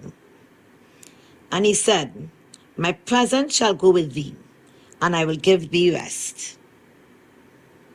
And he said unto him, If thy presence go not with me, carry us not up hence. For when shall it be known here that I and thy people have found grace in thy sight? Is it not in that thou goest with us? So shall we be separated, I and thy people, from all the people that are upon the face of the earth. And the Lord said unto Moses, I will do this thing, also that thou hast spoken, for thou hast found grace in my sight, and I know thee by name. And he said, I beseech thee, show me thy glory. And he said, I will make all my goodness pass before thee, and I'll proclaim the name of the Lord before thee. I will be gracious to whom I will be gracious, and will show mercy on whom I shall show mercy. And he said, Thou canst see my face, for there shall no man see me and live. And the Lord said, Behold, there is a place by me, and thou shalt stand upon a rock. And it shall come to pass, when my glory passeth by, that I will put thee in a cleft of the rock, and will cover thee with my hand while I pass by. And I will take away mine hand, and thou shalt see my back parts, but my face shall not be seen. Exodus 34. And the Lord said unto Moses, Hew thee 2 tables of stone like upon the first, and I will write upon these tables the words that were in the first tables, which thou breakest. And be ready in the morning, and come up in the morning unto Mount Sinai, and present thyself there to me in the top of the mount. And no man shall come up with thee, neither let any man be seen throughout all the mount, neither let the flocks nor herds feed before that mount. And he hewed 2 tables of stone like unto the first.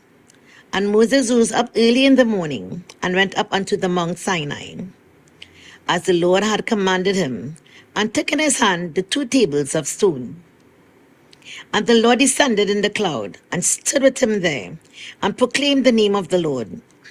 And the Lord passed by before him, and proclaimed the Lord God merciful and gracious, long-suffering and abundant in goodness and truth, keeping mercy for thousands, forgiving iniquity and transgression and sin, and that will by no means clear the guilty, visiting the iniquity of the fathers upon the children, and upon the children's children, unto the 3rd and the 4th generation. And Moses made haste, and bowed his head toward the earth, and worshipped. And he said, If now I have found grace in thy sight, O Lord, let my Lord, I pray thee, go among us, for it is a stiff-necked people, and pardon our iniquity and our sin, and take us for thine inheritance. And he said, Behold, I make a covenant before all thy people. I will do marvels, such as have not been done in all the earth, nor in any nation. And all the people among which thou art shall see the work of the Lord. For it is a terrible thing that I will do with thee. Observe thou that which I command thee this day. Behold, I drive out before thee the Amorite and the Canaanite, and the Hittite and the Perizzite, and the Hivite and the Jebusite. Take heed to thyself, lest thou make a covenant with the inhabitants of the land whither thou goest, lest it be for a snare in the midst of thee. But ye shall destroy their altars, break their images, and cut down their groves. For thou shalt worship no other God, for the Lord, whose name is jealous, is a jealous God. Lest thou make a covenant with the inhabitants of the land, and they go a-whoring after their gods, and do sacrifice unto their gods, and one call thee, and thou eat of his sacrifice. And thou take of their daughters unto their sons, and their daughters go a whoring after their gods, and make thy sons go a whoring after their gods. Thou shalt make thee no molten gods. The feast of unleavened bread shalt thou keep. 7 days thou shalt eat unleavened bread, as I commanded thee. In the time of the month Abib, for in the month of Abib thou camest out of Egypt. All that openeth the matrix is mine, and every firstling among thy cattle, whether ox or sheep, that is meal.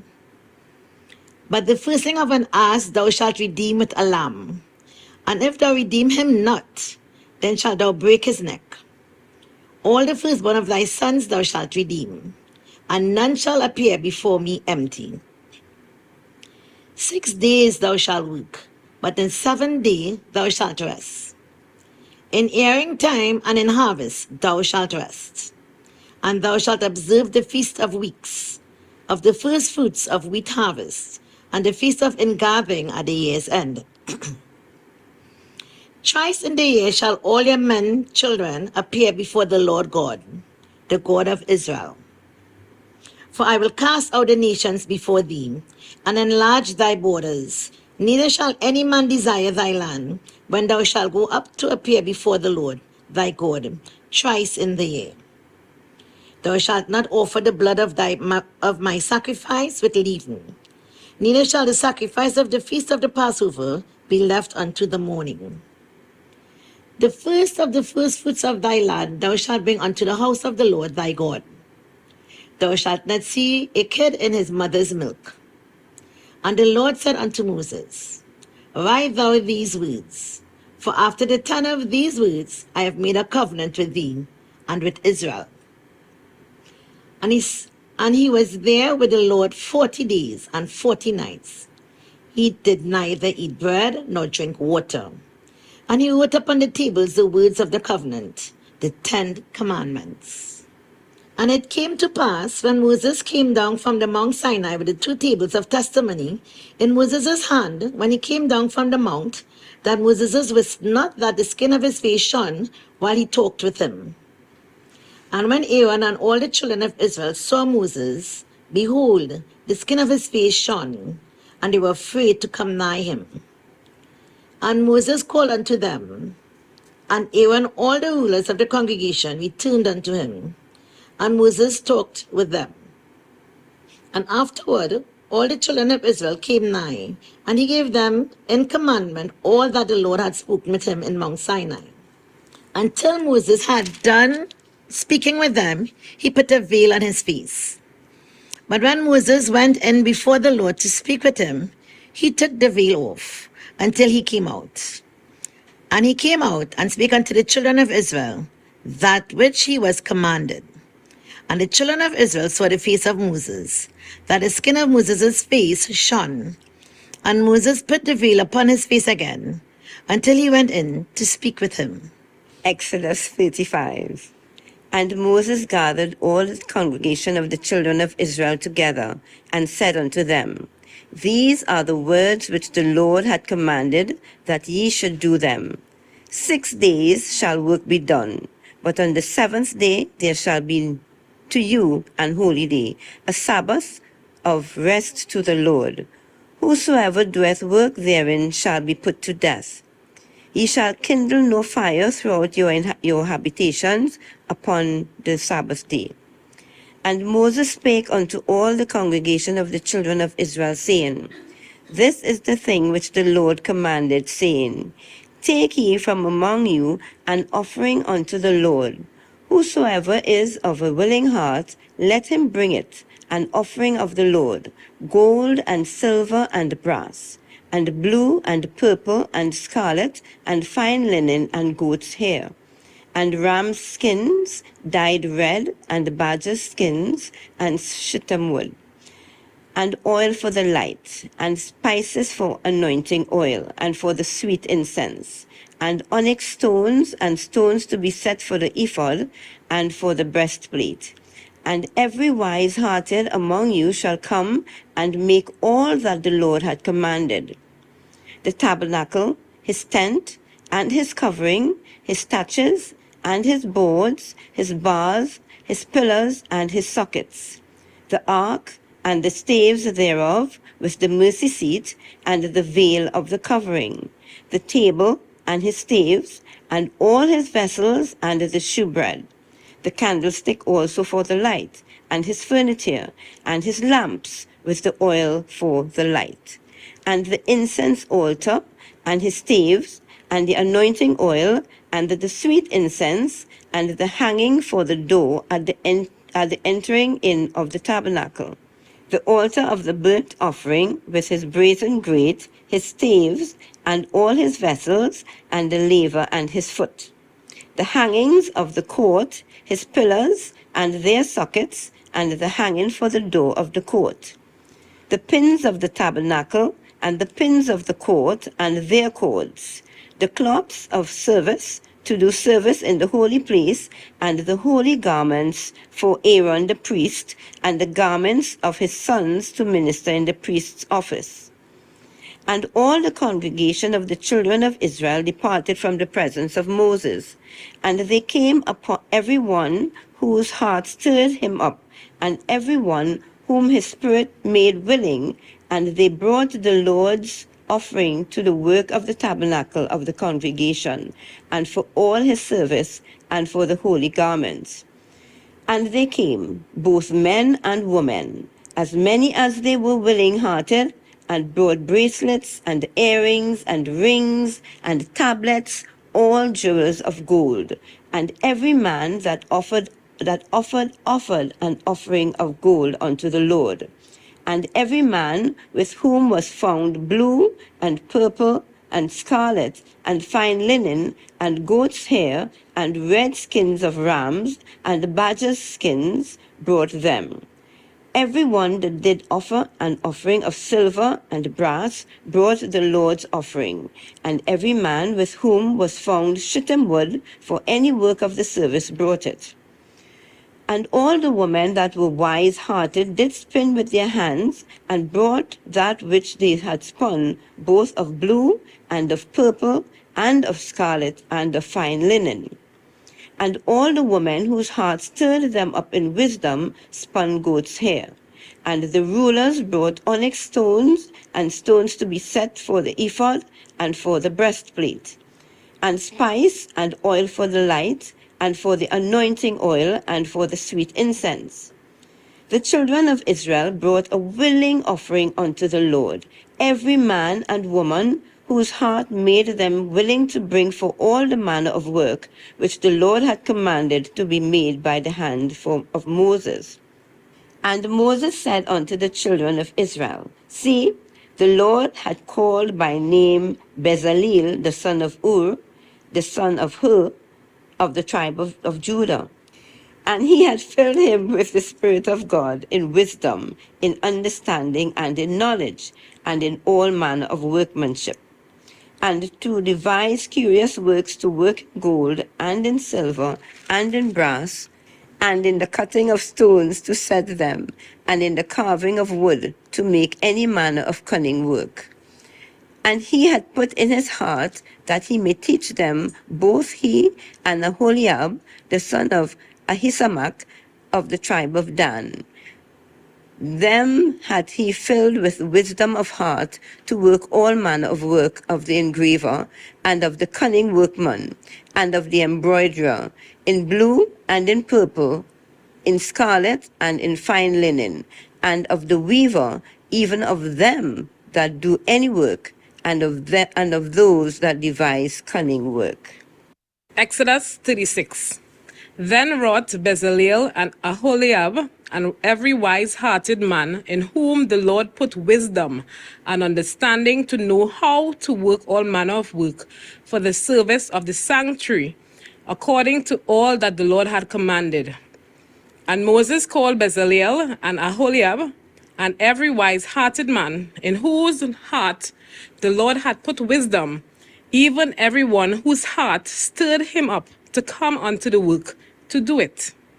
And they received of Moses all the offering which the children of Israel had brought for the work of the service of the sanctuary, to make it withal. And they brought yet unto him free offerings every morning. And all the wise men that wrought all the work of the sanctuary came every man from his work which they made. And they spake unto Moses, saying, The people bring much more than enough for the service of the work which the Lord commanded to make. And Moses gave commandment, and they caused it to be proclaimed throughout the camp, saying, Let neither man nor woman make any more work for the offering of the sanctuary. So the people were restrained from bringing. For the stuff they had was sufficient for all the work to make it, and too much. And every wise-hearted man among them that wrought the work of the tabernacle made 10 curtains of fine twined linen, and blue, and purple, and scarlet. With cherubims of cunning work made he them. The length of one curtain was 28 cubits, and the breadth of one curtain 4 cubits. The curtains were all of one size. And he coupled the 5 curtains one unto another, and the other 5 curtains he coupled one unto another. And he made loops of blue on the edge of one curtain from the selvage in the coupling. Likewise, he made in the uttermost side of another curtain in the coupling of the second. 50 loops made he in one curtain, and 50 loops made he in the edge of the curtain, which was in the coupling of the second. The loops held one curtain to another. And he made 50 taches of gold, and coupled the curtains one unto another with the taches, so it became one tabernacle. And he made curtains of goat's hair for the tent over the tabernacle. 11 curtains he made them. The length of one curtain was 30 cubits, and 4 cubits was the breadth of one curtain. The 11 curtains were of one size. And he coupled 5 curtains by themselves, and 6 curtains by themselves. And he made 50 loops upon the uttermost edge of the curtain in the coupling. And 50 loops made he upon the edge of the curtain, which coupled the second. And he made 50 taches of brass to couple the tent together, that it might be one. And he made a covering for the tent of ram skin, dyed red, and a covering of badger skins above that. And he made boards for the tabernacle of shittim wood, standing up. The length of a board was 10 cubits, and the breadth of a board 1 cubit and a half. One board had 2 tenons, equally distant from one another. Thus did he make for all the boards of the tabernacle. And he made boards for the tabernacle, 20 boards for the south side southward, and 40 sockets of silver he made under the 20 boards.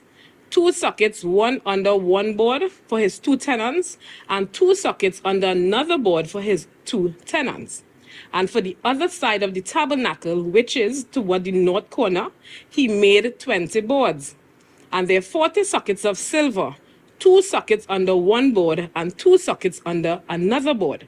And for the sides of the tabernacle westward, he made 6 boards. And 2 boards made he for the corners of the tabernacle in the 2 sides. And they were coupled beneath and coupled together at the head thereof to one ring. Thus he did to both of them in both the corners. And there were 8 boards, and their sockets were 16 sockets of silver, under every board 2 sockets.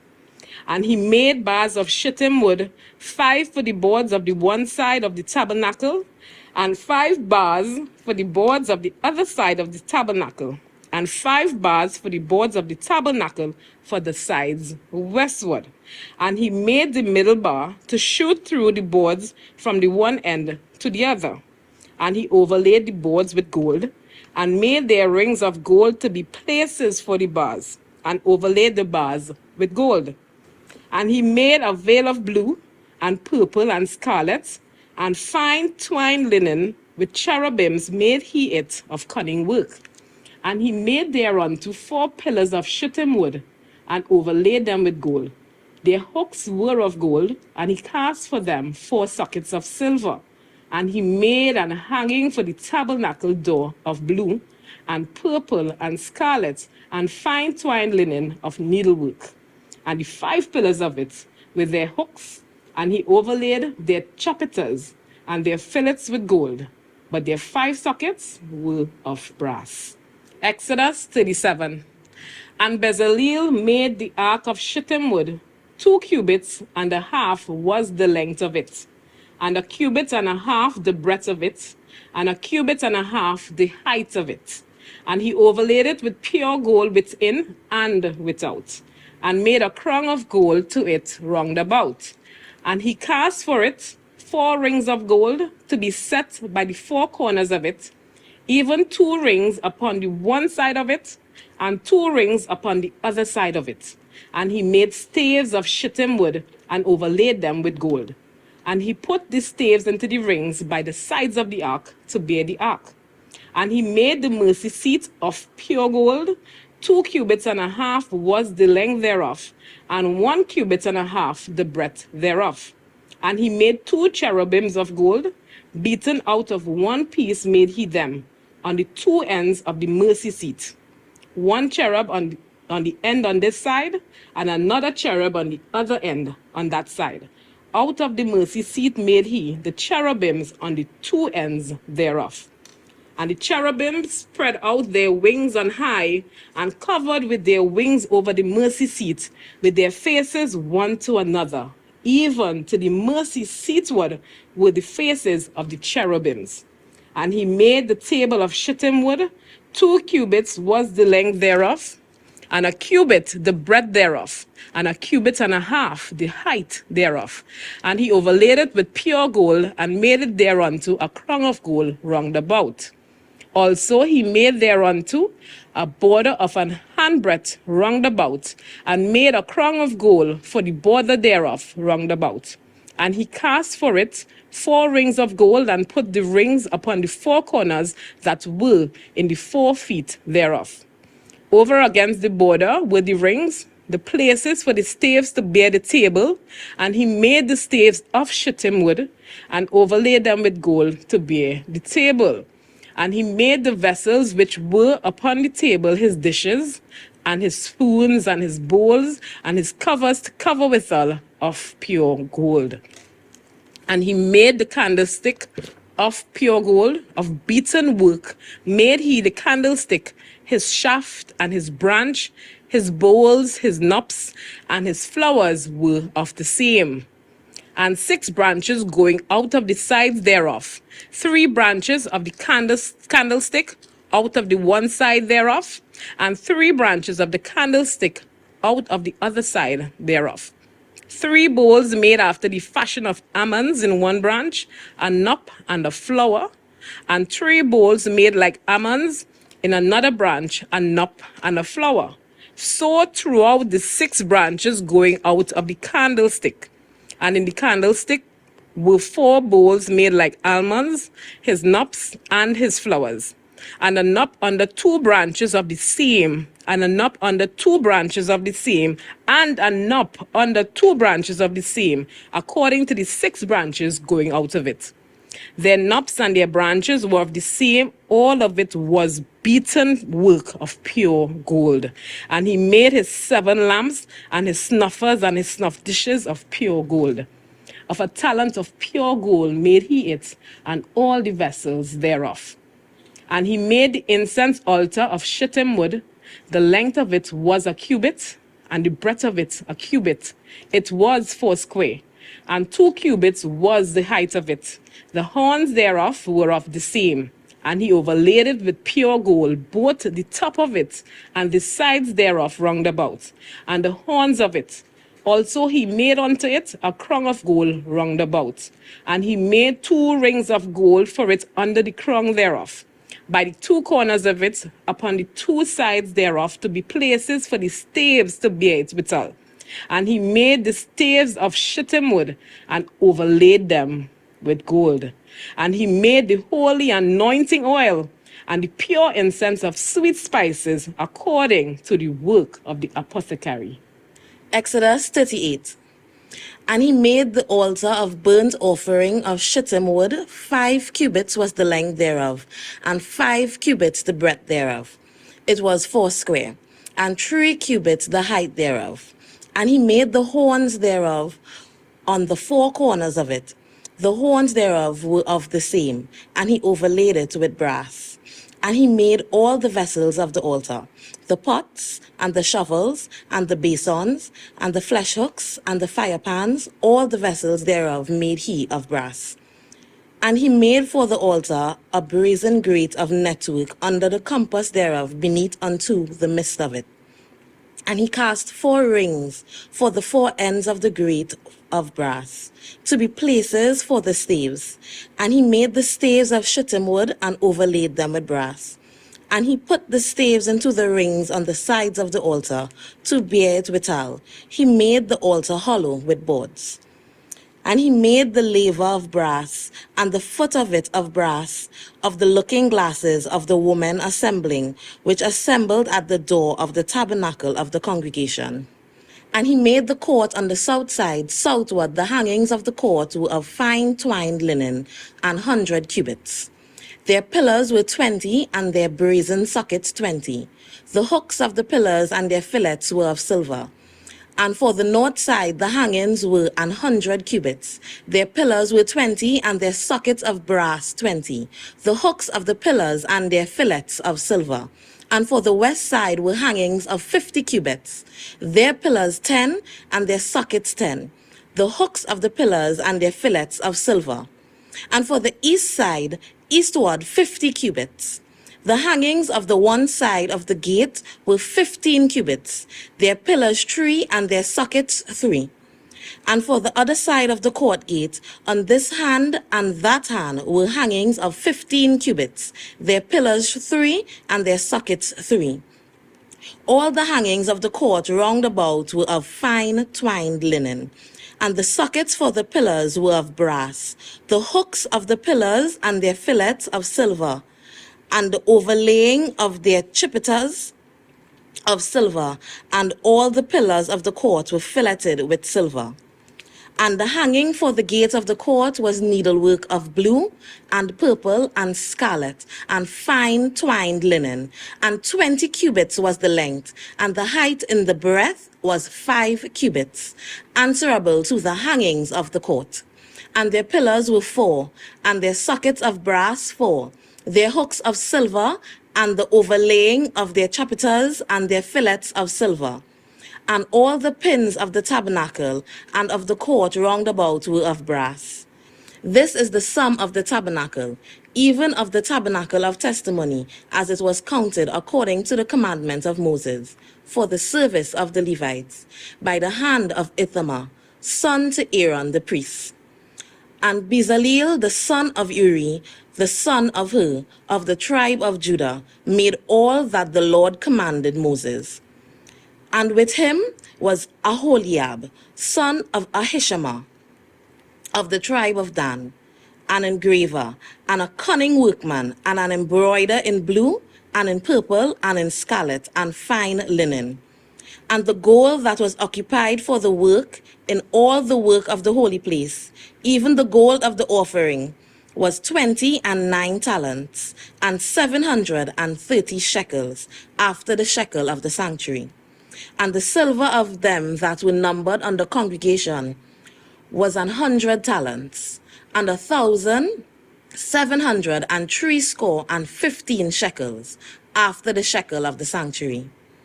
A beaker for every man, that is, half a shekel after the shekel of the sanctuary, for every one that went to be numbered from 20 years old and upward, for 600,000 and 3,550 men. And of the 100 talents of silver were cast the sockets of the sanctuary, and the sockets of the veil, and 100 sockets of the 100 talents, a talent for a socket. And of the 1,775 shekels, he made hooks for the pillars, and overlaid their chapiters, and filleted them. And the brass of the offering was 70 talents, and 2,400 shekels. and he made the sockets to the door of the tabernacle of the congregation, and the brazen altar, and the brazen grate for it, and all the vessels of the altar, and the sockets of the court round about, and the sockets of the court gate, and all the pins of the tabernacle, and all the pins of the court round about. Exodus 39. And of the blue and the purple and scarlet they made cloths of service to do service in the holy place, and made the holy garments for Aaron, as the Lord commanded Moses. And he made the ephod of gold, blue, and purple, and scarlet, and fine twined linen. And they did beat the gold into tin plates, and cut it into wires, to work it in the blue, and in the purple, and in the scarlet, and in the fine linen, with cunning work. They made shoulder pieces for it, to couple it together. By the two edges was it coupled together.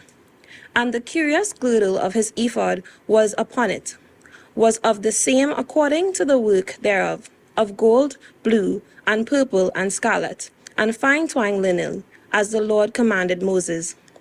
And they wrought onyx stones enclosed in ounces of gold, graven as signets are graven, with the names of the children of Israel. And he put them on the shoulders of the ephod, that they should be stones for the memorial of the children of Israel, as the Lord commanded Moses. And he made the breastplate of cunning work, like the work of the ephod, of gold, blue, and purple, and scarlet, and the fine twined linen. It was 4 square. They made the breastplate double. A span was the length thereof, and a span the breadth thereof, being doubled. And they set it in 4 rows of stones. The first row was a sardius, a topaz, and a carbuncle. And it was the first row. And the second row, an emerald, a sapphire, and a diamond. And the third row, a ligure, and agate, and an amethyst. And the fourth row, a beryl, an onyx, and a jasper. They were enclosed in ounces of gold in their enclosings. And the stones were according to the names of the children of Israel, 12 according to their names, like the engravings of the signet, every one with his name, according to the 12 tribes. And they made upon the breastplate chains at the ends, of the written work of pure gold. And they made 2 ouches of gold, and gold rings, and they put 2 rings in the 2 ends of the breastplate. And they put the 2 written chains of gold in the 2 rings on the ends of the breastplate. And the 2 ends of the 2 written chains they fastened in the 2 ouches, and put them on the shoulder pieces of the ephod before it. And they made 2 rings of gold, and put them on the 2 ends of the breastplate upon the border of it, which was on the side of the ephod inward. And they made 2 other golden rings, and put them on the 2 sides of the ephod underneath, toward the forepart of it, over against the other coupling thereof, above the curious girdle of the ephod. And they did bind the breastplate by the rings unto the rings of the ephod with a lace of blue, that it might be above the curious girdle of the ephod, and that the breastplate might not be loosed from the ephod, as the Lord commanded Moses. And he made the robe of the ephod of woven work, all of blue. And there was a hole in the midst of the robe, as the hole of the habergeon, with a band around about the hole, that it should not rend. And they made upon the hems of the robe pomegranates of blue, and purple, and scarlet, and twined linen. And they made bells of pure gold, and put the bells between the pomegranates upon the hem of the robe, round about between the pomegranates. A bell and a pomegranate, a bell and a pomegranate, are round about the hem of the robe to minister in, as the Lord commanded Moses. And they made coats of fine linen of woven work for Aaron and for his sons. And a mitre of fine linen, and goodly bonnets of fine linen, and linen breeches of fine twined linen. And a girdle of fine twined linen, and a blue, and purple, and scarlet, of needlework, as the Lord commanded Moses. And they made the plate of the holy crown of pure gold, and wrote upon it a writing, like to the engravings of the signet, Holiness to the Lord. And they tied unto it a lace of blue, to fasten it on high upon the mitre, as the Lord commanded Moses. Thus was all the work of the tabernacle of the tent of the congregation finished, and the children of Israel did according to all the Lord commanded Moses. So did they. And they brought the tabernacle unto Moses, the tent and all his furniture, his taches, his boards, his bars, and his pillars, and his sockets, and the covering of rams' skins dyed red, and the covering of badgers' skins, and the veil of the covering, the ark of the testimony, the staves thereof, and the mercy seat, the table, and all the vessels thereof, and the shewbread, the pure candlestick with the lamps thereof, even with the lamps to be set in order, and the vessels thereof, and the oil for light, and the golden altar, and the anointing oil, and the sweet incense, and the hanging for the tabernacle door, the brazen altar, and his gate for brass, his staves, and all his vessels, the laver and his foot, the hangings of the court, his pillars, and his sockets, and the hanging for the court gate, his cords and his pins, and all the vessels of the service of the tabernacle, for the tent of the congregation, the cloths of service to do service in the holy place, and the holy garments for Aaron, the priest, and his sons' garments to minister in the priest's office. According to all the Lord commanded Moses, so the children of Israel made all the work. And Moses did look upon all the work, and behold, they had done it as the Lord had commanded, even as they had done it, and Moses blessed them. Exodus 40. And the Lord spake unto Moses, saying, On the first day of the first month shalt thou set up the tabernacle of the tent of the congregation. And thou shalt put therein the ark of the testimony, and cover the ark with the veil. And thou shalt bring in the table, and set in order the things that are to be set in order upon it. And thou shalt bring in the candlestick, and light the lamps thereof. And thou shalt set the altar of gold for the incense before the ark of the testimony, and put the hanging of the door to the tabernacle. And thou shalt set the altar of the burnt offerings before the door of the tabernacle of the tent of the congregation. And thou shalt set the laver between the tent of the congregation and the altar, and shalt put water therein. And thou shalt set up the court round about, and hang up the hanging at the court gate. And thou shalt take the anointing oil, and anoint the tabernacle and all that is therein, and shall hallow it, and all the vessels thereof, and it shall be holy. And thou shalt anoint the altar of the burnt offering, and all his vessels, and sanctify the altar, and it shall be an altar most holy. And thou shalt anoint the laver and his foot, and sanctify it. And thou shalt bring Aaron and his sons unto the door of the tabernacle of the congregation, and wash them with water. And thou shalt put upon Aaron the holy garments, and anoint him, and sanctify him, that he may minister unto me in the priest's office. And thou shalt bring his sons, and clothe them with coats. And thou shalt anoint them, as thou didst anoint their father, and they may minister unto me in the priest's office. For their anointing shall surely be an everlasting priesthood throughout their generations. Thus did Moses, according to all that the Lord commanded him, so did he. And it came to pass in the first month, in the second year, on the first day of the month, that the tabernacle was reared up. And Moses reared up the tabernacle, and fastened his sockets, and set up the boards thereof, and put in the bars thereof, and reared up his pillars. And he spread abroad the tent over the tabernacle, and put the covering of the tent above upon it, as the Lord commanded Moses. And he took and put the testimony into the ark, and set the staves on the ark, and put the mercy seat above upon the ark. And he brought the ark into the tabernacle, and set up the veil of the covering, and covered the ark of the testimony, as the Lord commanded Moses. And he put the table in the tent of the congregation upon the side of the tabernacle, northward without the veil. And he set the bread in order upon it before the Lord, as the Lord had commanded Moses. And he put the candlestick in the tent of the congregation over against the table on the side of the tabernacle southward.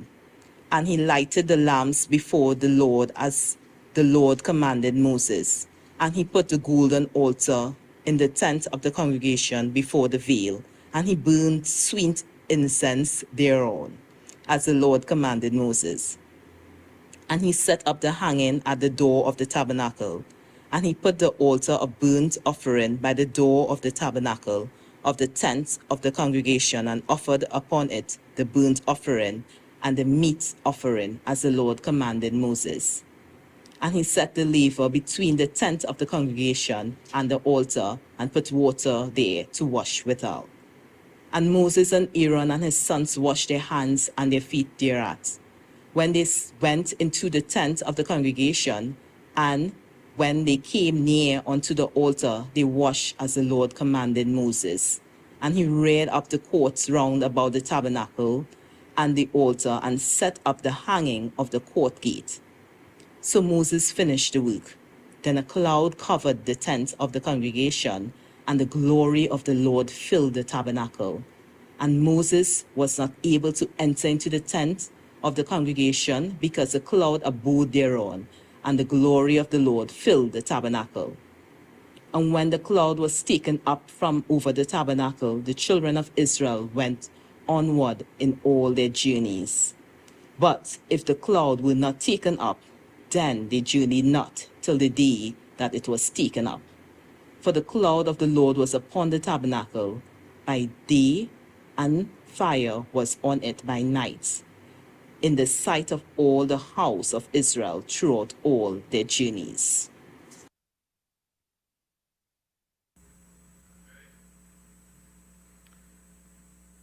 We're reading from Leviticus chapter 1, 2, and 3. And the Lord called unto Moses, and spake unto him out of the tabernacle of the congregation, saying, Speak unto the children of Israel, and say unto them, If any man of you bring an offering unto the Lord, you shall bring your offering of the cattle, even of the herd and of the flock. And if his offering be a burnt sacrifice of the herd, let him offer a meal without blemish. He shall offer it of his own voluntary will at the door of the tabernacle of the congregation before the Lord. And he shall put his hand upon the head of the burnt offering, and it shall be accepted for him to make atonement for him. And he shall kill the bullock before the Lord, and the priests, Aaron's sons, shall bring the blood and sprinkle the blood round about upon the altar that is by the door of the tabernacle of the congregation. And he shall flay the burnt offering and cut it into his pieces. And the sons of Aaron, the priest, shall put fire upon the altar and lay the wood in order upon the fire. And the priests, Aaron's sons, shall lay the parts, the head and the fat, in order upon the wood that is on the fire, which is upon the altar. But his inwards and his legs shall he wash in water. And the priest shall burn all on the altar, to be a burnt sacrifice, an offering made by fire, of a sweet savor unto the Lord. And if his offering be of the flocks, namely of the sheep or of the goats, for a burnt sacrifice, he shall bring it in a meal without blemish. And he shall kill it on the side of the altar northward before the Lord. And the priests, Aaron's sons, shall sprinkle his blood round about upon the altar. And he shall cut it into his pieces, with his head and his fat. And the priest shall lay them in order on the wood that is on the fire, which is upon the altar. But he shall wash the inwards and the legs with water, And the priest shall bring it all and burn it upon the altar. It is a burnt sacrifice, an offering made by fire, of a sweet savor unto the Lord. And if the burnt sacrifice for his offering to the Lord be of fowls, then he shall bring his offering of turtle doves or of young pigeons. And the priest shall bring it unto the altar, and wring off his head, and burn it on the altar. And the blood thereof shall be wrung out at the side of the altar. And he shall pluck away his crop with his feathers, and cast it beside the altar on the east part by the place of the ashes. And he shall cleave it with the wings thereof, but shall not divide it asunder.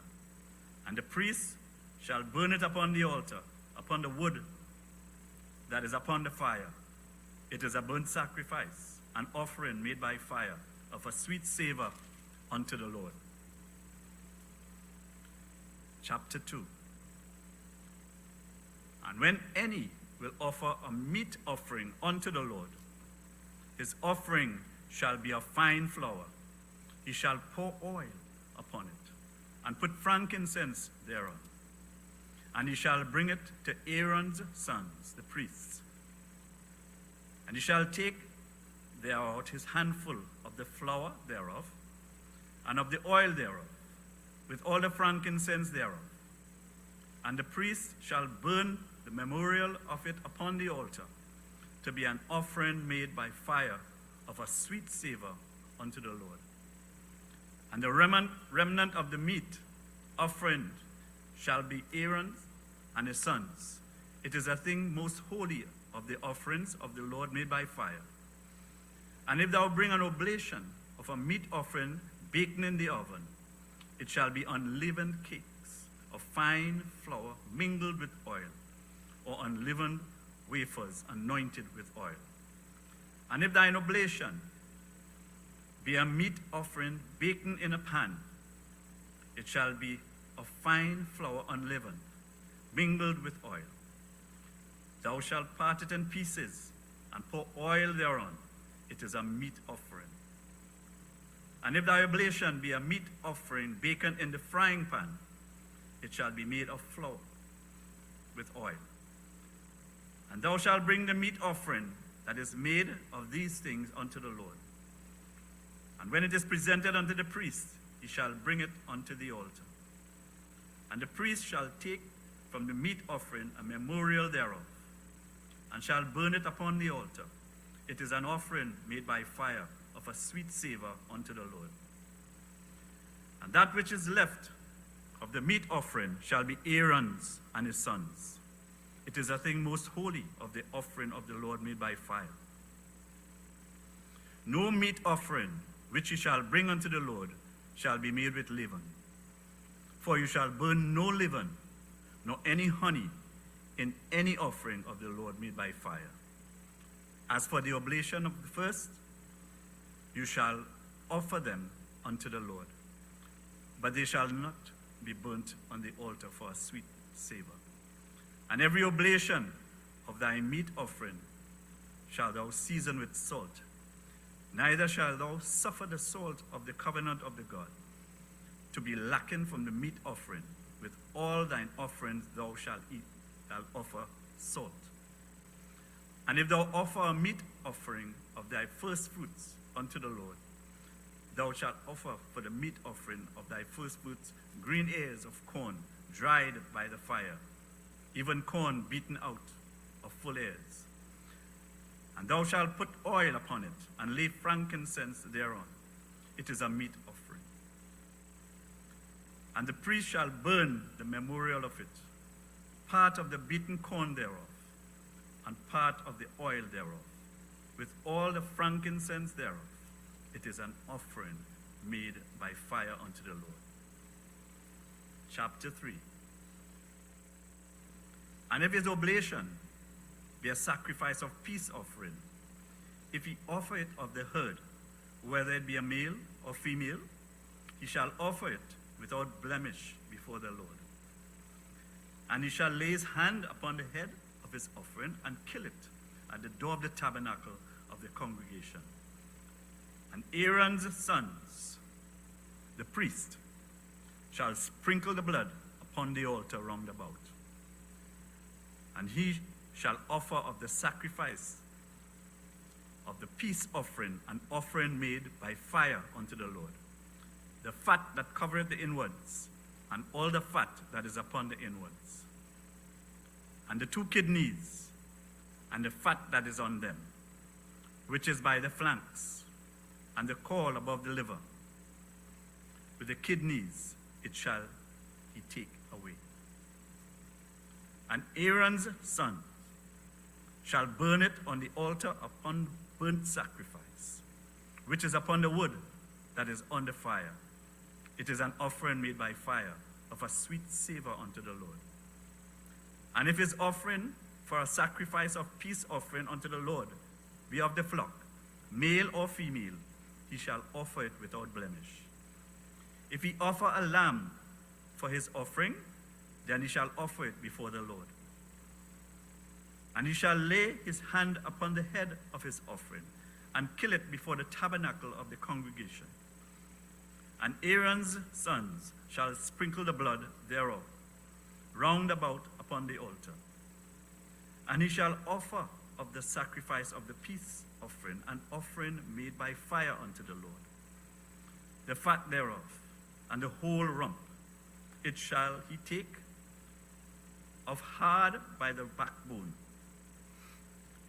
and the fat that covereth the inwards, and all the fat that is upon the inwards, and the 2 kidneys, and the fat that is upon them, which is by the flanks, and the caul above the liver. With the kidneys it shall he take away. And the priest shall burn it upon the altar. It is the food of the offering made by fire unto the Lord. And if his offering be a goat, then he shall offer it before the Lord. And he shall lay his hand upon the head of it, and kill it before the tabernacle of the congregation. And the sons of Aaron shall sprinkle the blood thereof upon the altar round about. And he shall offer thereof his offering, even an offering made by fire unto the Lord, the fat that covereth the inwards, and all the fat that is upon the inwards, and the 2 kidneys, and the fat that is upon them, which is by the flanks, and the caul above the liver. With the kidneys it shall he take away. And the priest shall burn them upon the altar. It is the food of the offering made by fire for a sweet savor. All the fat is the Lord's. It shall be a perpetual statute for your generations throughout all your dwellings, that ye eat neither fat nor blood.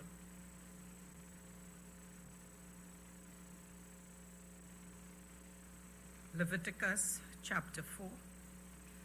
And the Lord spake unto Moses, saying, Speak unto the children of Israel, saying, If a soul shall sin through ignorance against any of the commandments of the Lord, concerning things which ought not to be done, and shall do against any of them, if the priest that is anointed do sin according to the sin of the people, then let him bring for his sin, which he hath sinned, a young bullock without blemish, unto the Lord for a sin offering.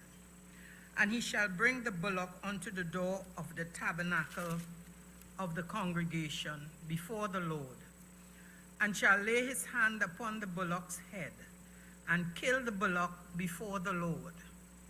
And the priest that is anointed shall take of the bullock's blood, and bring it to the tabernacle of the congregation. And the priest shall dip his finger in the blood, and sprinkle of the blood 7 times before the Lord, before the veil of the sanctuary. And the priest shall put some of the blood upon the horns of the altar of sweet incense before the Lord, which is in the tabernacle of the congregation, and shall pour all the blood of the bullock at the bottom of the altar of the burnt offering, which is at the door of the tabernacle of the congregation. And he shall take off from it all the fat of the bullock for the sin offering, the fat that covereth the inwards, and all the fat that is upon the inwards, and the 2 kidneys, and the fat that is upon them, which is by the flanks, and the caul above the liver, with the kidneys, it shall he take away. As it was taken off from the bullock of the sacrifice of peace offerings, and the priest shall burn them upon the altar of the burnt offering. And the skin of the bullock, and all his flesh, with his head, and with his legs, and his inwards, and his dung, even the whole bullock shall he carry forth without the camp unto a clean place, where the ashes are poured out, and burn him on the wood with fire. Where the ashes are poured out shall he be burnt. And the whole congregation of Israel sin through ignorance, and the thing be hid from the eyes of the assembly, and they have done somewhat against any of the commandments of the Lord concerning things which should not be done, and are guilty. When the sin which they have sinned against it is known, then the congregation shall offer a young bullock for the sin, and bring him before the tabernacle of the congregation. And the elders of the congregation shall lay their hands upon the head of the bullock before the Lord, and the bullock shall be killed before the Lord. And the priest that is anointed shall bring of the bullock's blood to the tabernacle of the congregation. And the priest shall dip his finger in some of the blood, and sprinkle it 7 times before the Lord, even before the veil. And he shall put some of the blood upon the horns of the altar which is before the Lord, that is in the tabernacle of the congregation, and shall pour out all the blood at the bottom of the altar of the burnt offering, which is at the door of the tabernacle of the congregation. And he shall take all his fat from him, and burn it upon the altar. And he shall do with the bullock as he did with the bullock for the sin offering. So shall he do with this, and the priest shall make an atonement for them, and it shall be forgiven them. And he shall carry forth the bullock without the camp, and burn him as he burnt the first bullock. It is a sin offering for the congregation.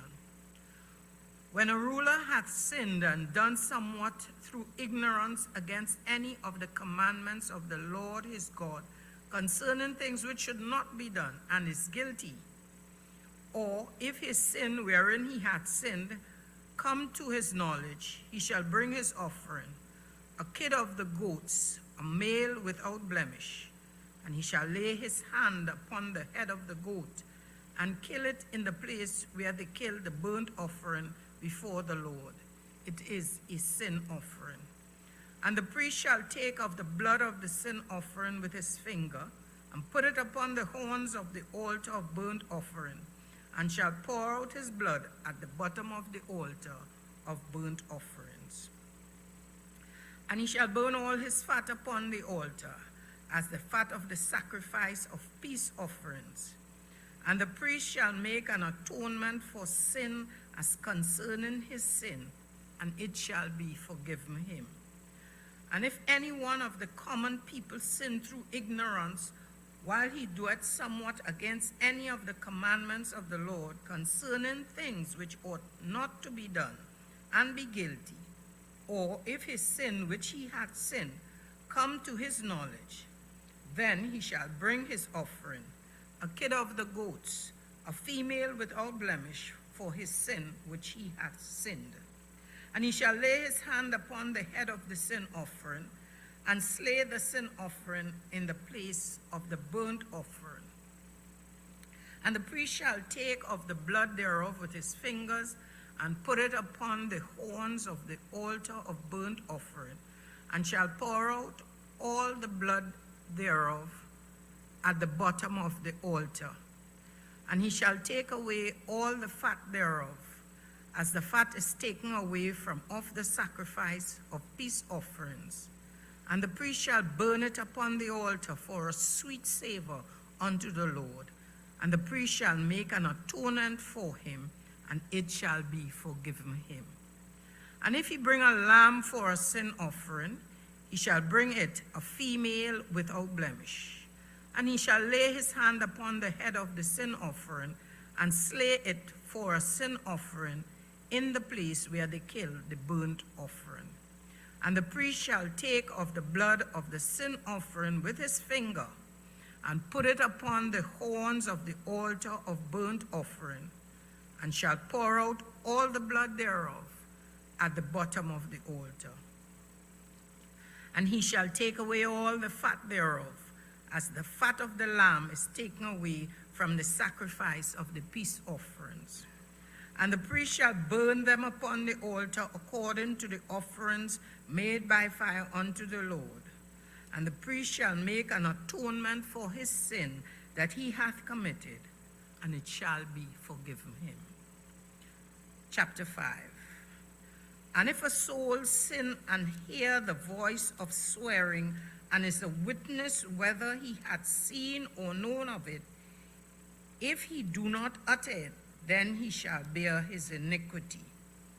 Or if a soul touch any unclean thing, whether it be a carcass of an unclean beast, or a carcass of an unclean cattle, or the carcass of unclean creeping things, and if it be hidden from him, he also shall be unclean and guilty.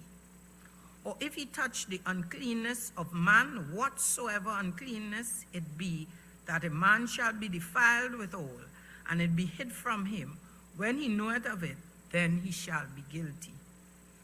Or if a soul swear, pronouncing with his lips to do evil or to do good, whatsoever it be that a man shall pronounce with an oath, and it be hid from him, when he knoweth of it, then he shall be guilty in one of these.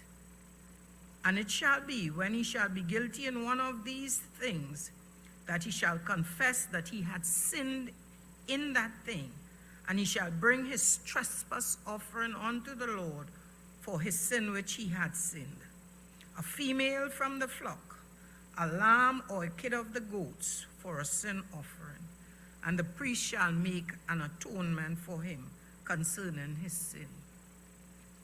And if he be not able to bring a lamb, then he shall bring for his trespass which he hath committed 2 turtle doves or 2 young pigeons unto the Lord, one for a sin offering, and the other for a burnt offering. And he shall bring them unto the priest, who shall offer that which is for the sin offering first, and wring off his head from his neck, but shall not divide it asunder. And he shall sprinkle of the blood of the sin offering upon the side of the altar, and the rest of the blood shall he wrung out at the bottom of the altar. It is a sin offering. And he shall offer the second for a burnt offering according to the manner, and the priest shall make an atonement for him for his sin, which he had sinned, and it shall be forgiven him. But if he be not able to bring 2 turtle doves or 2 young pigeons, then he that sinned shall bring for his offering the 10th part of an ephah of fine flour for a sin offering. He shall put no oil upon it, neither shall he put any frankincense thereon, for it is a sin offering. Then shall he bring it to the priest, and the priest shall take his handful of it, even a memorial thereof, and burn it on the altar, according to the offerings made by fire unto the Lord. It is a sin offering. And the priest shall make an atonement for him as touching his sin, that he had sinned in one of these, and it shall be forgiven him, and the remnant shall be the priest's as a meat offering. And the Lord spake unto Moses, saying, If a soul commit a trespass and sin through ignorance in the holy things of the Lord, then he shall bring for his trespass unto the Lord a ram without blemish out of the flocks, with thy estimation by shekels of silver, after the shekel of the sanctuary, for a trespass offering.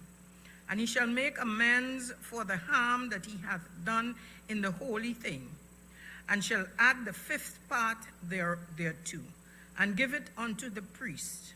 And the priest shall make an atonement for him with the ram of the trespass offering, and it shall be forgiven him.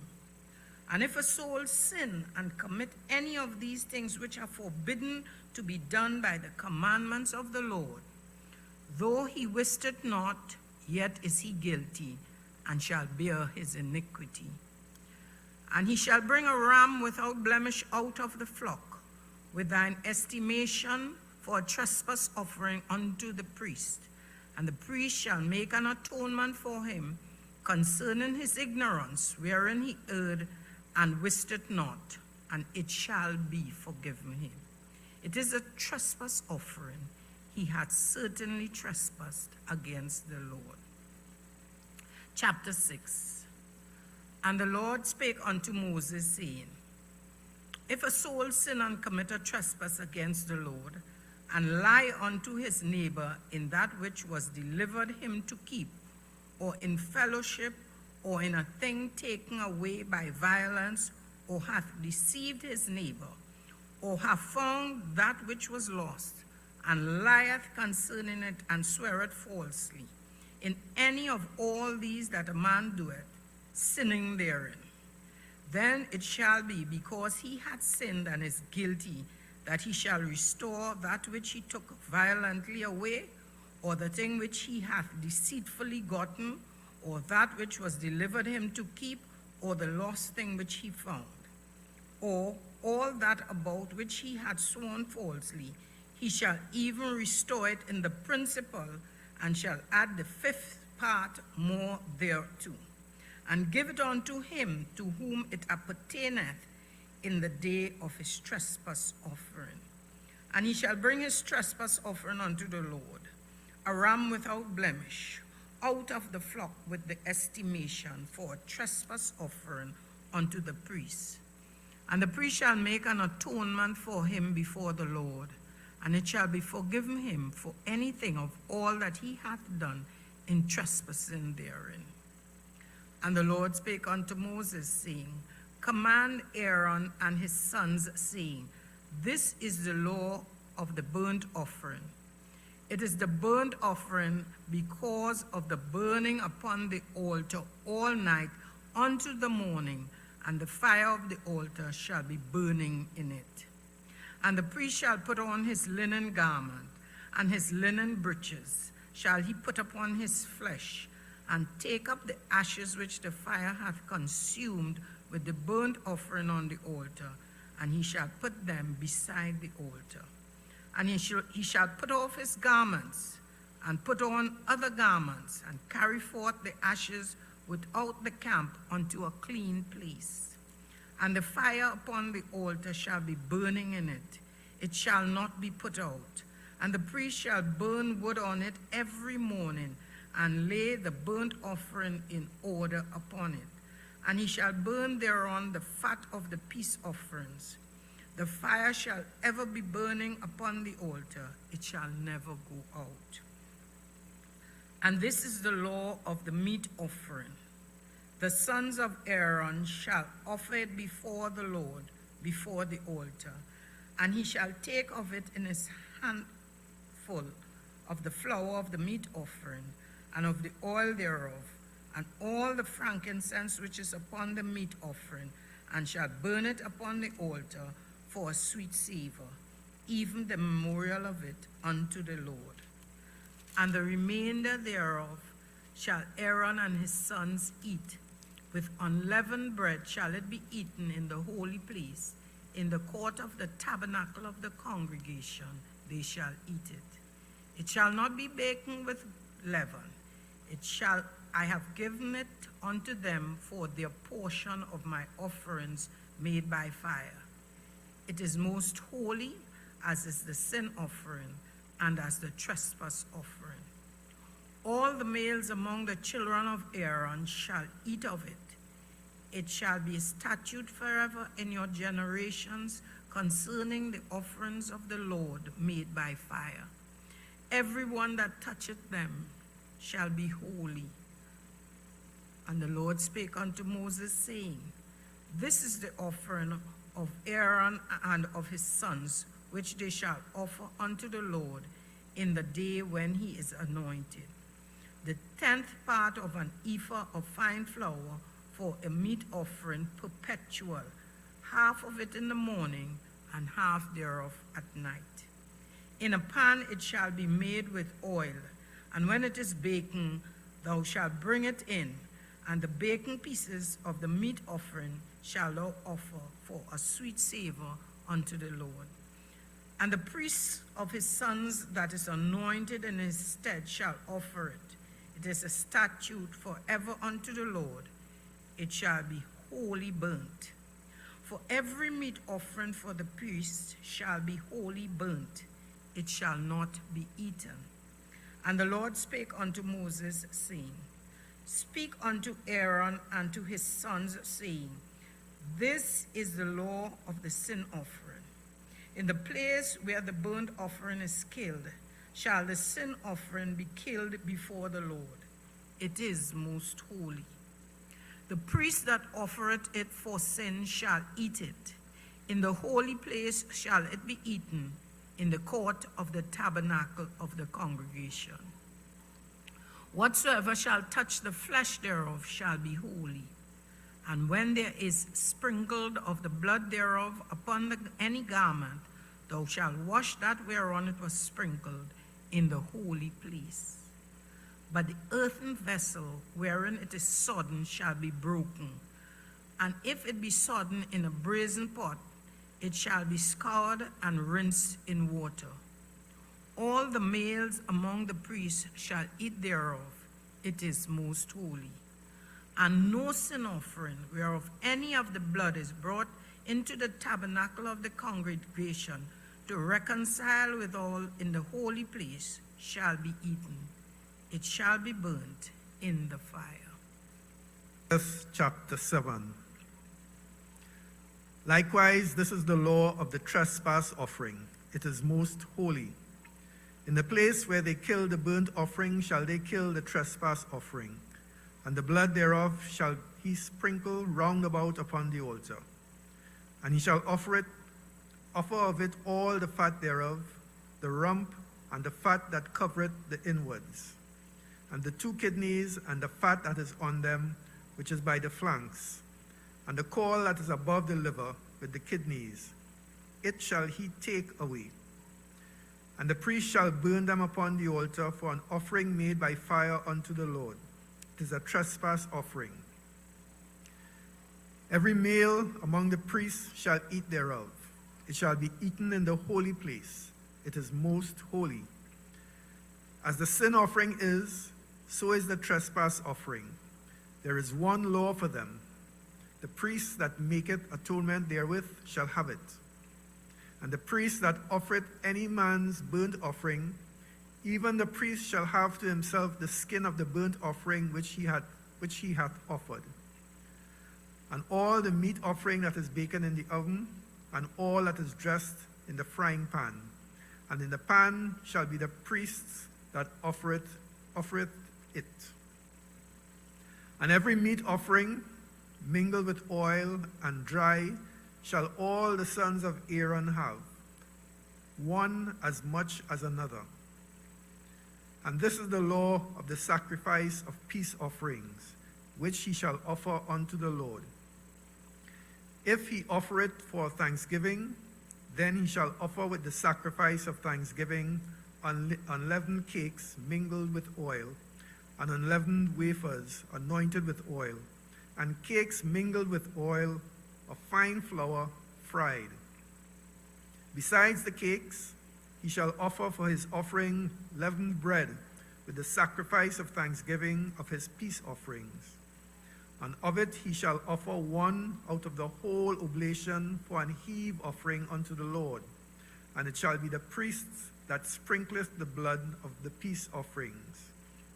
And the flesh of the sacrifice of his peace offerings for thanksgiving shall be eaten the same day that it is offered.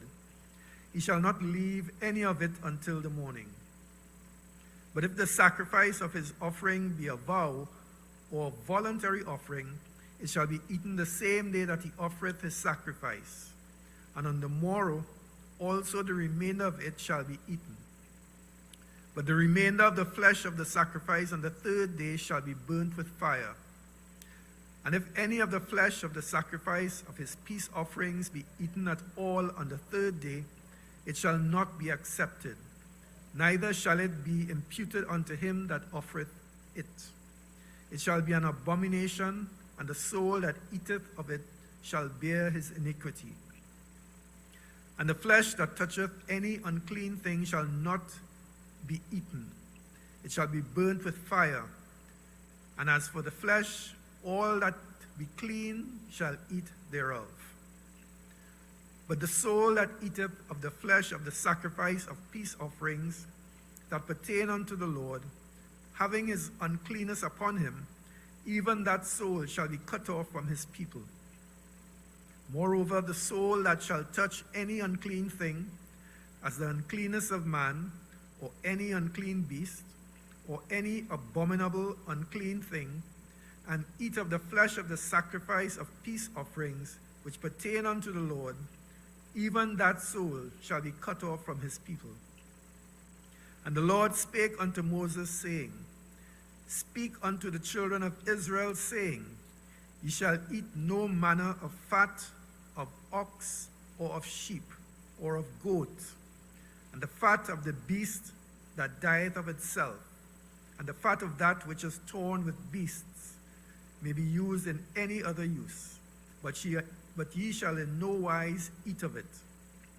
For whosoever eateth the fat of the beast, of which men offer an offering made by fire unto the Lord, even the soul that eateth it shall be cut off from his people. Moreover, ye shall eat no manner of blood, whether it be of fowl or of beast, in any of your dwellings. Whatsoever soul it be that eateth any manner of blood, even that soul shall be cut off from his people.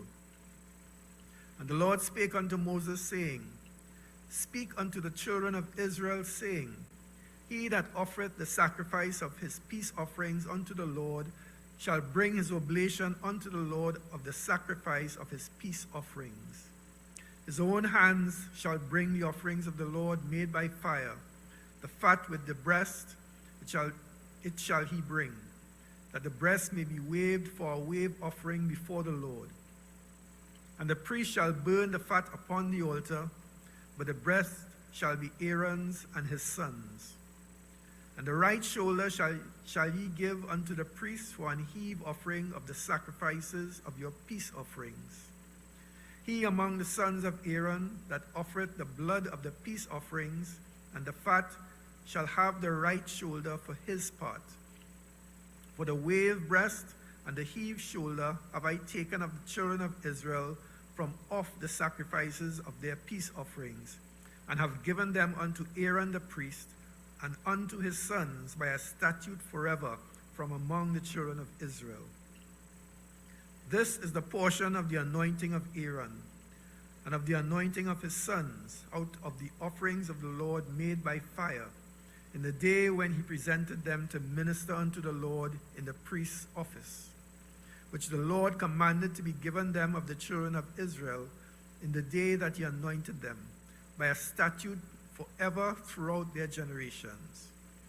This is the law of the burnt offering, of the meat offering, and of the sin offering, and of the trespass offering, and of the consecrations, and of the sacrifice of the peace offerings, which the Lord commanded Moses in Mount Sinai in the day he commanded the children of Israel to offer their oblations unto the Lord in the wilderness of Sinai. Chapter 8. And the Lord spake unto Moses, saying, Take Aaron and his sons with him, and the garments, and the anointing oil, and a bullock for the sin offering, and 2 rams, and a basket of unleavened bread. And gather thou all the congregation together unto the door of the tabernacle of the congregation. And Moses did as the Lord commanded him, and the assembly was gathered together unto the door of the tabernacle of the congregation. And Moses said unto the congregation, This is the thing which the Lord commanded to be done. And Moses brought Aaron and his sons and washed them with water.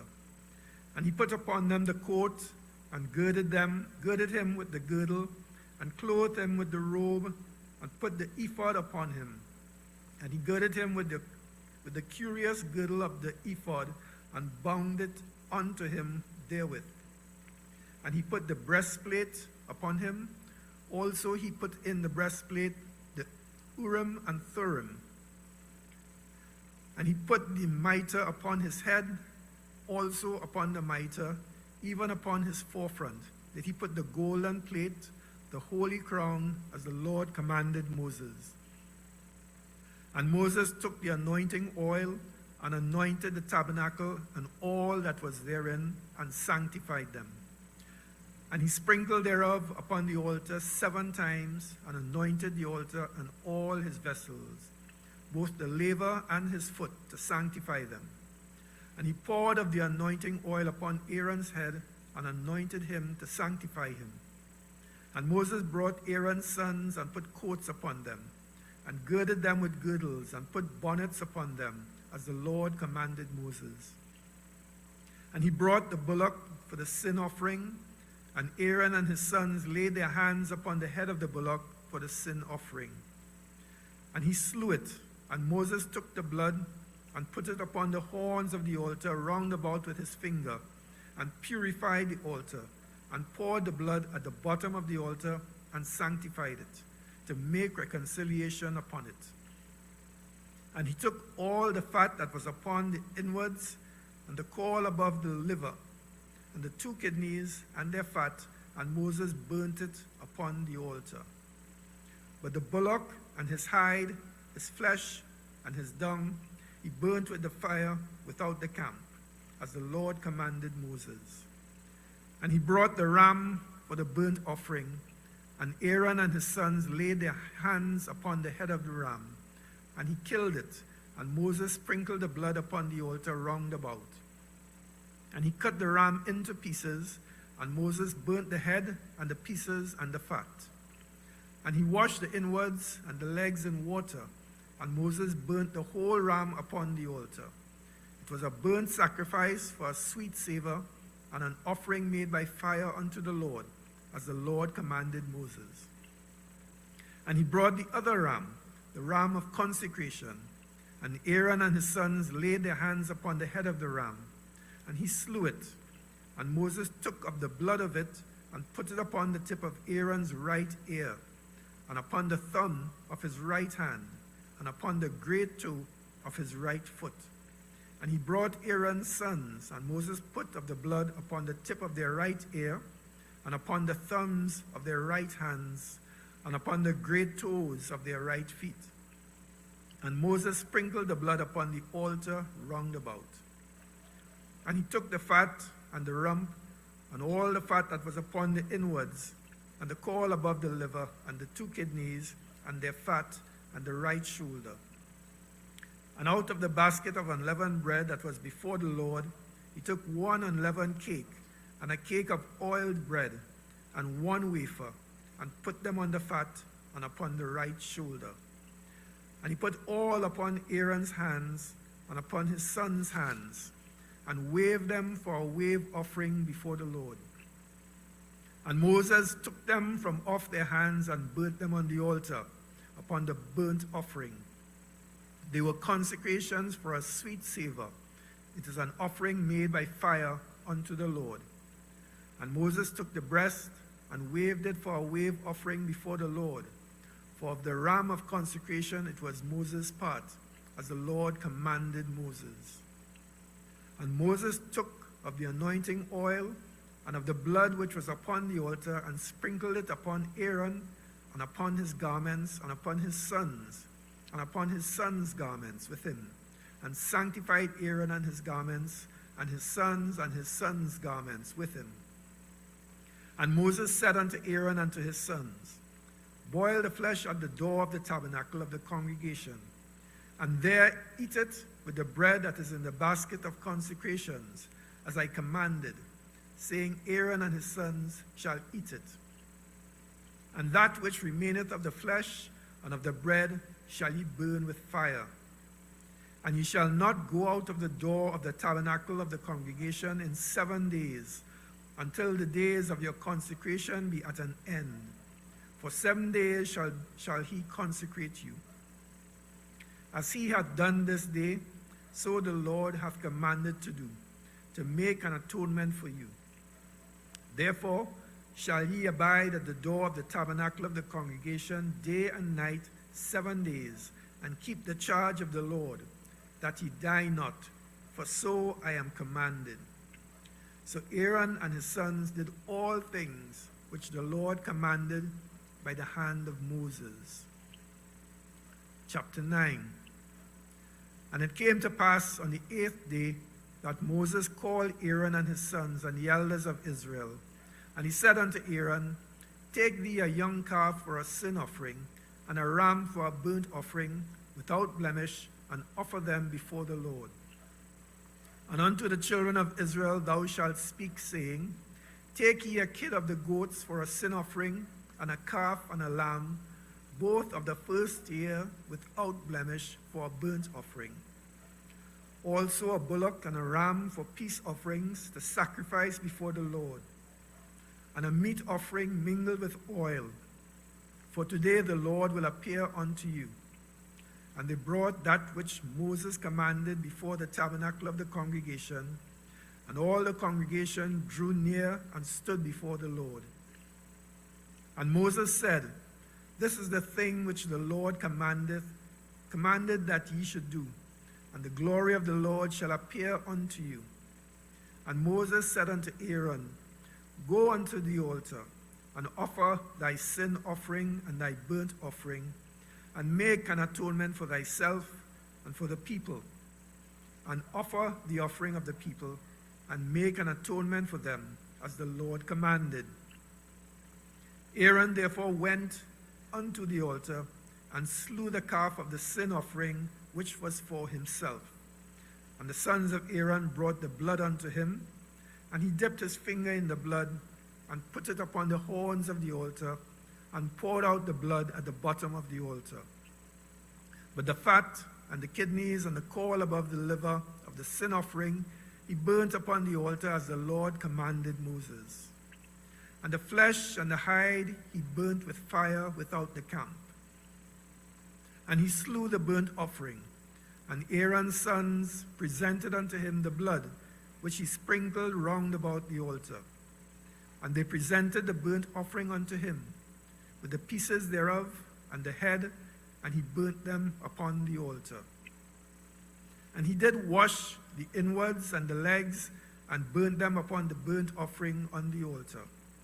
And he brought the people's offering, and took the goat, which was the sin offering for the people, and slew it, and offered it for sin as the first.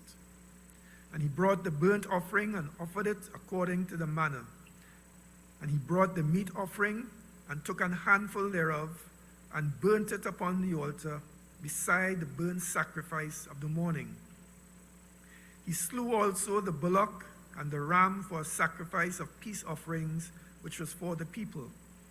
And Aaron's sons presented unto him the blood, which he sprinkled upon the altar round about. And the fat of the bullock and of the ram, the rump, and that which covereth the inwards, and the kidneys and the caul above the liver. And they put the fat upon the breasts, and he burnt the fat upon the altar. And the breasts and the right shoulder Aaron waved for a wave offering before the Lord, as Moses commanded. And Aaron lifted up his hand toward the people and blessed them, and came down from offering the sin offering and the burnt offering and peace offerings. And Moses and Aaron went into the tabernacle of the congregation, and came out and blessed the people. And the glory of the Lord appeared unto all the people. And there came a fire from before the Lord, and consumed upon the altar the burnt offering and the fat, which when all the people saw, they shouted and fell on their faces.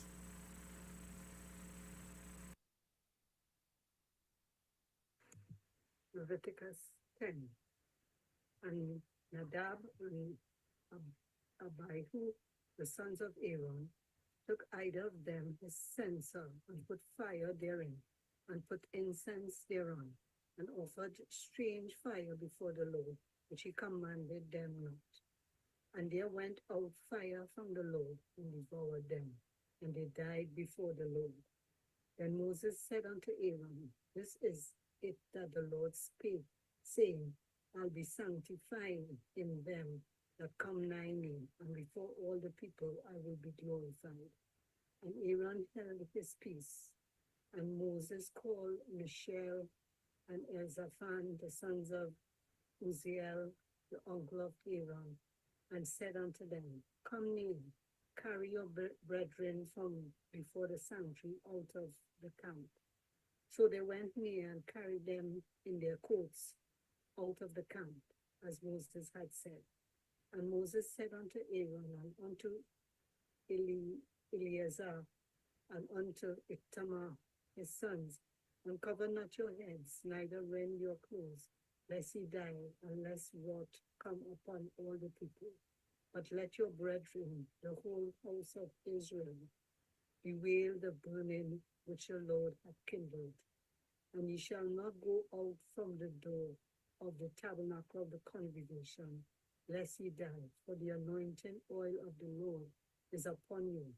And they did according to the word of Moses.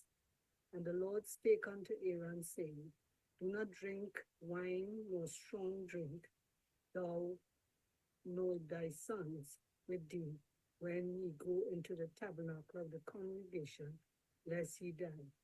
It shall be a statute forever throughout your generations, and that ye may put difference between holy and unholy, and between unclean and clean, and that ye may teach the children of Israel all the statutes which the Lord hath spoken unto them by the hand of Moses. And Moses spake unto Aaron and unto Eleazar and unto Ithamar his sons that were left, Take the meat offering that remaineth of the offerings of the Lord made by fire, and eat it without leaven beside the altar, for it is most holy. And ye shall eat it in the holy place, because it is thy due and thy son's due of the sacrifices of the Lord made by fire.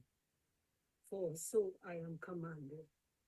And the wave breast and heave shoulder shall ye eat in a clean place, thou and thy sons and thy daughters with thee, for they be thy due and thy sons' due, which are given out of the sacrifices of peace offerings of the children of Israel. The heave shoulder and the wave breast shall they bring with the offerings made by fire of the fat, to wave it for a wave offering before the Lord. And it shall be thine and thy sons with thee by a statute forever, as the Lord had commanded. And Moses diligently sought the goat of the sin offering, and behold, it was burnt. And he was angry with Eleazar and Ithamar, the sons of Aaron, which were left alive, saying, Wherefore have ye not eaten the sin offering in the holy place, seeing it is most holy, and God had given it to you to bear the iniquity of the congregation, to make atonement for them before the Lord? Behold, the blood of it was not brought in within the holy place. Ye should indeed have eaten it in the holy place, as I commanded. And Aaron said unto Moses, Behold, this day have they offered their sin offering and their burnt offering before the Lord, and such things have befallen me. And if I had eaten the sin offering today, should it have been accepted in the sight of the Lord? And when Moses heard that, he was content. Leviticus 11. And the Lord spake unto Moses and to Aaron, saying unto them, Speak unto the children of Israel, saying, These are the beasts which ye shall eat among the beasts that are on the earth. Whatsoever parteth the hoof and is cloven footed, and cheweth the cud among the beasts, that shall ye eat. Nevertheless, these shall ye not eat of them that chew the cud, or of them that divide the hoof, as the camel, because he chewed the cud, but divided not the hoof, he is unclean unto you. And the coney, because he chewed the cud, but divided not the hoof, he is unclean unto you. And the hare, because he chewed the cud, but divided not the hoof, he is unclean unto you. And the swine, though he divide the hoof and be cloven footed, yet he chewed not the cud, he is unclean to you. Of their flesh shall ye not eat, and their carcass shall ye not touch, they are unclean to you. These shall ye eat of all that are in the waters. Whatsoever hath fins and scales in the waters, in the seas and in the rivers, them shall ye eat. And all that have not fins and scales in the seas and in the rivers, of all that move in the waters, and of any living thing which is in the waters, they shall be an abomination unto you. They shall be even an abomination unto you. Ye shall not eat of their flesh, but ye shall have their carcasses in abomination. Whatsoever hath no fins nor scales in the waters, that shall be an abomination unto you. And these are they which ye shall have in abomination among the fowls. They shall not be eaten.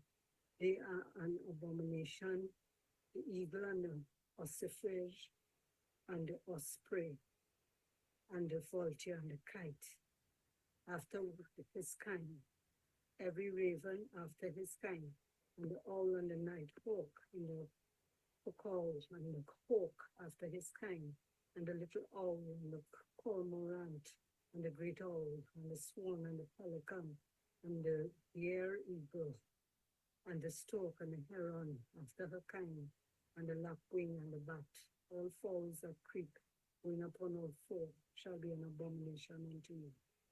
Yet these may ye eat of every flying creeping thing that goeth upon all four, which have legs above their feet, to leap withal upon the earth. Even these of them ye may eat, the locust after his kind, and the ball locust after his kind, and the beetle after his kind, and the grasshopper after his kind. But all other flying things which have 4 feet shall be an abomination unto you. And for these ye shall be unclean. Whosoever toucheth the carcass of them shall be unclean until the evening.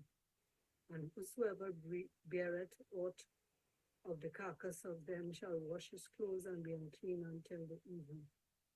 The carcasses of every beast which divided the hoof and is not cloven footed, nor chewed the cud, are unclean unto you. Every one that toucheth them shall be unclean. And whatsoever goeth upon his paws among all manner of beasts that go on all 4, those are unclean unto you. Whoso toucheth their carcass shall be unclean until the evening. And he that beareth the carcass of them shall wash his clothes and be unclean until the evening. They are unclean unto you. These also shall be unclean unto you among the creeping things that creep upon the earth, the weasel and the mouse, and the tortoise after his kind, and the ferret and the chameleon, and the lizard and the snail and the mole. These are unclean to you among all that creep. Whosoever doth touch them when they be dead shall be unclean until the evening. And upon whatsoever any of them, when they are dead, doth fall, it shall be unclean, whether it be any vessel of wood or raiment or skin or sack, whatsoever vessel it be, wherein any work is done, it must be put into water, and it shall be unclean until the evening. So it shall be cleansed. And every earthen vessel whereinto any of them falleth, whatsoever is in it, shall be unclean, and ye shall break it. Of all meat which may be eaten, that on which such water cometh, shall be unclean. And all drink that may be drunk in every such vessel shall be unclean. And everything whereupon any part of their carcass falleth shall be unclean. Whether it be oven or ranges for pots, they shall be broken down, for they are unclean, and shall be unclean unto you. Nevertheless, a fountain or pit wherein there is plenty of water shall be clean, but that which toucheth their carcass shall be unclean. And if any part of their carcass fall upon any sowing seed which is to be sown, it shall be clean. But if any water be put upon the seed, and any part of their carcass fall thereon, it shall be unclean unto you. And if any beast of which ye may eat die, he that toucheth the carcass thereof shall be unclean until the evening. And he that eateth of the carcass of it shall wash his clothes, and be unclean until the evening. He also that beareth the carcass of it shall wash his clothes, and be unclean until the evening. And every creeping thing that creepeth upon the earth shall be an abomination, it shall not be eaten.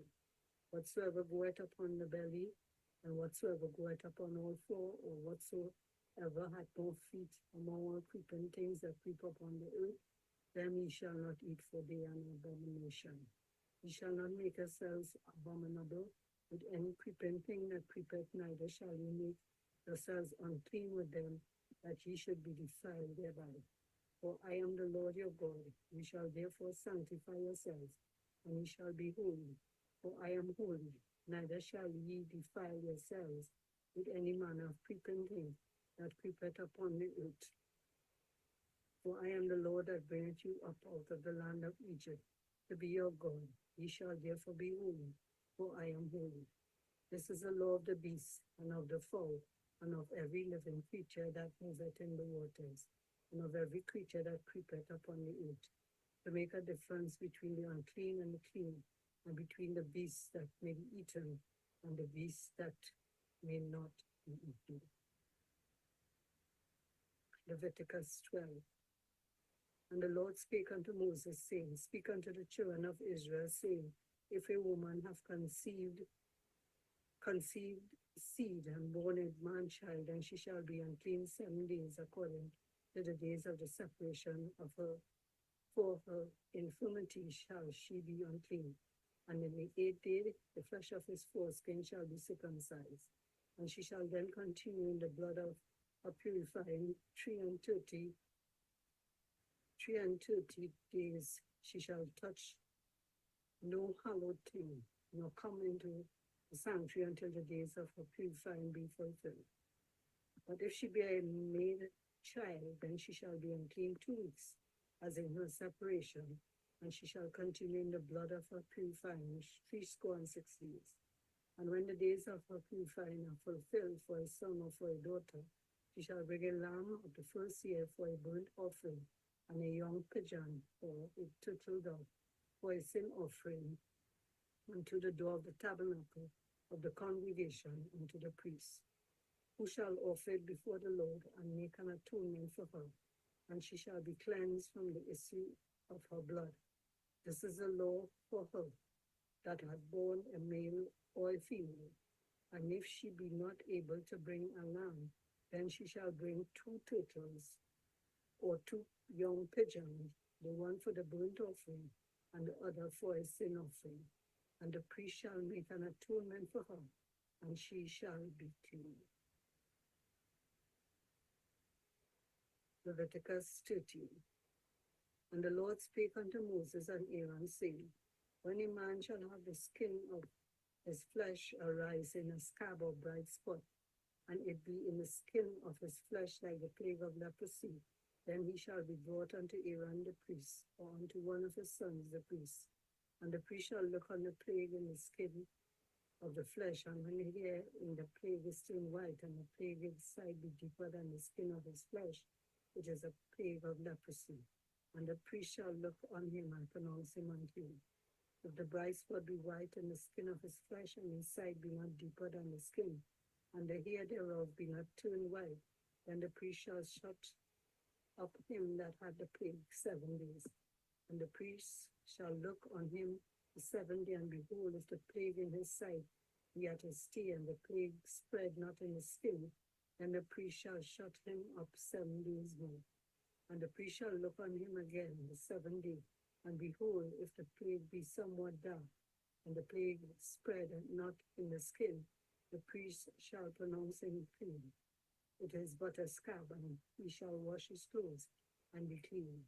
But if the scab spread much abroad in the skin, after that he had been seen of the priest for his cleansing, he shall be seen of the priest again. And if the priest see that, behold, the scab spreadeth in the skin, then the priest shall pronounce him unclean. It is a leprosy. And when the plague of the leprosy is in a man, then he shall be brought unto the priest. And the priest shall see him, and behold, if the rising be white in the skin, and it have turned the hair white, and there be quick raw flesh in the rising, it is an old leprosy in the skin of his flesh. And the priest shall pronounce him unclean, and shall not shut him up, for he is unclean. And if a leprosy break out abroad in the skin, and the leprosy cover all the skin of him that had the plague, from his head even to his foot, wheresoever the priest looketh, then the priest shall consider, and behold, if the leprosy have covered all his flesh, he shall pronounce him clean that had the plague. It is all turned white, he is clean. But when raw flesh appeareth in him, he shall be unclean, and the priest shall see the raw flesh, and pronounce him to be unclean. For the raw flesh is unclean, it is a leprosy. Or if the raw flesh turn again, and be changed unto white, he shall come unto the priest, and the priest shall see him, and behold, if the plague be turned into white, then the priest shall pronounce him clean that had the plague, he is clean. The flesh also in which even in the skin thereof was a boil was healed, and in the place of the boil there be a white rising, or a bright spot, white and somewhat reddish, and it be shewed to the priest. And if when the priest see it, behold, it be in sight lower than the skin, and the hair thereof be turned white, the priest shall pronounce him unclean. It is a plague of leprosy broken out of the boil. But if the priest look on it, and behold, there be no white hairs therein, and if it be not lower than the skin, but be somewhat dark, then the priest shall shut him up 7 days. And if it spread much abroad the skin, then the priest shall pronounce him unclean. It is a plague. But if the bright spot stay in his place, and spread not, it is a burning boil, and the priest shall pronounce him clean. Or if there be any flesh in the skin whereof there's a hot burning, and the quick flesh that do not have a white bright spot, somewhat reddish or white, then the priest shall look upon it, and behold, if the hair in the bright spot be turned white, and it be inside deeper than the skin, it is a leprosy broken out of the burning. Wherefore the priest shall pronounce him unclean.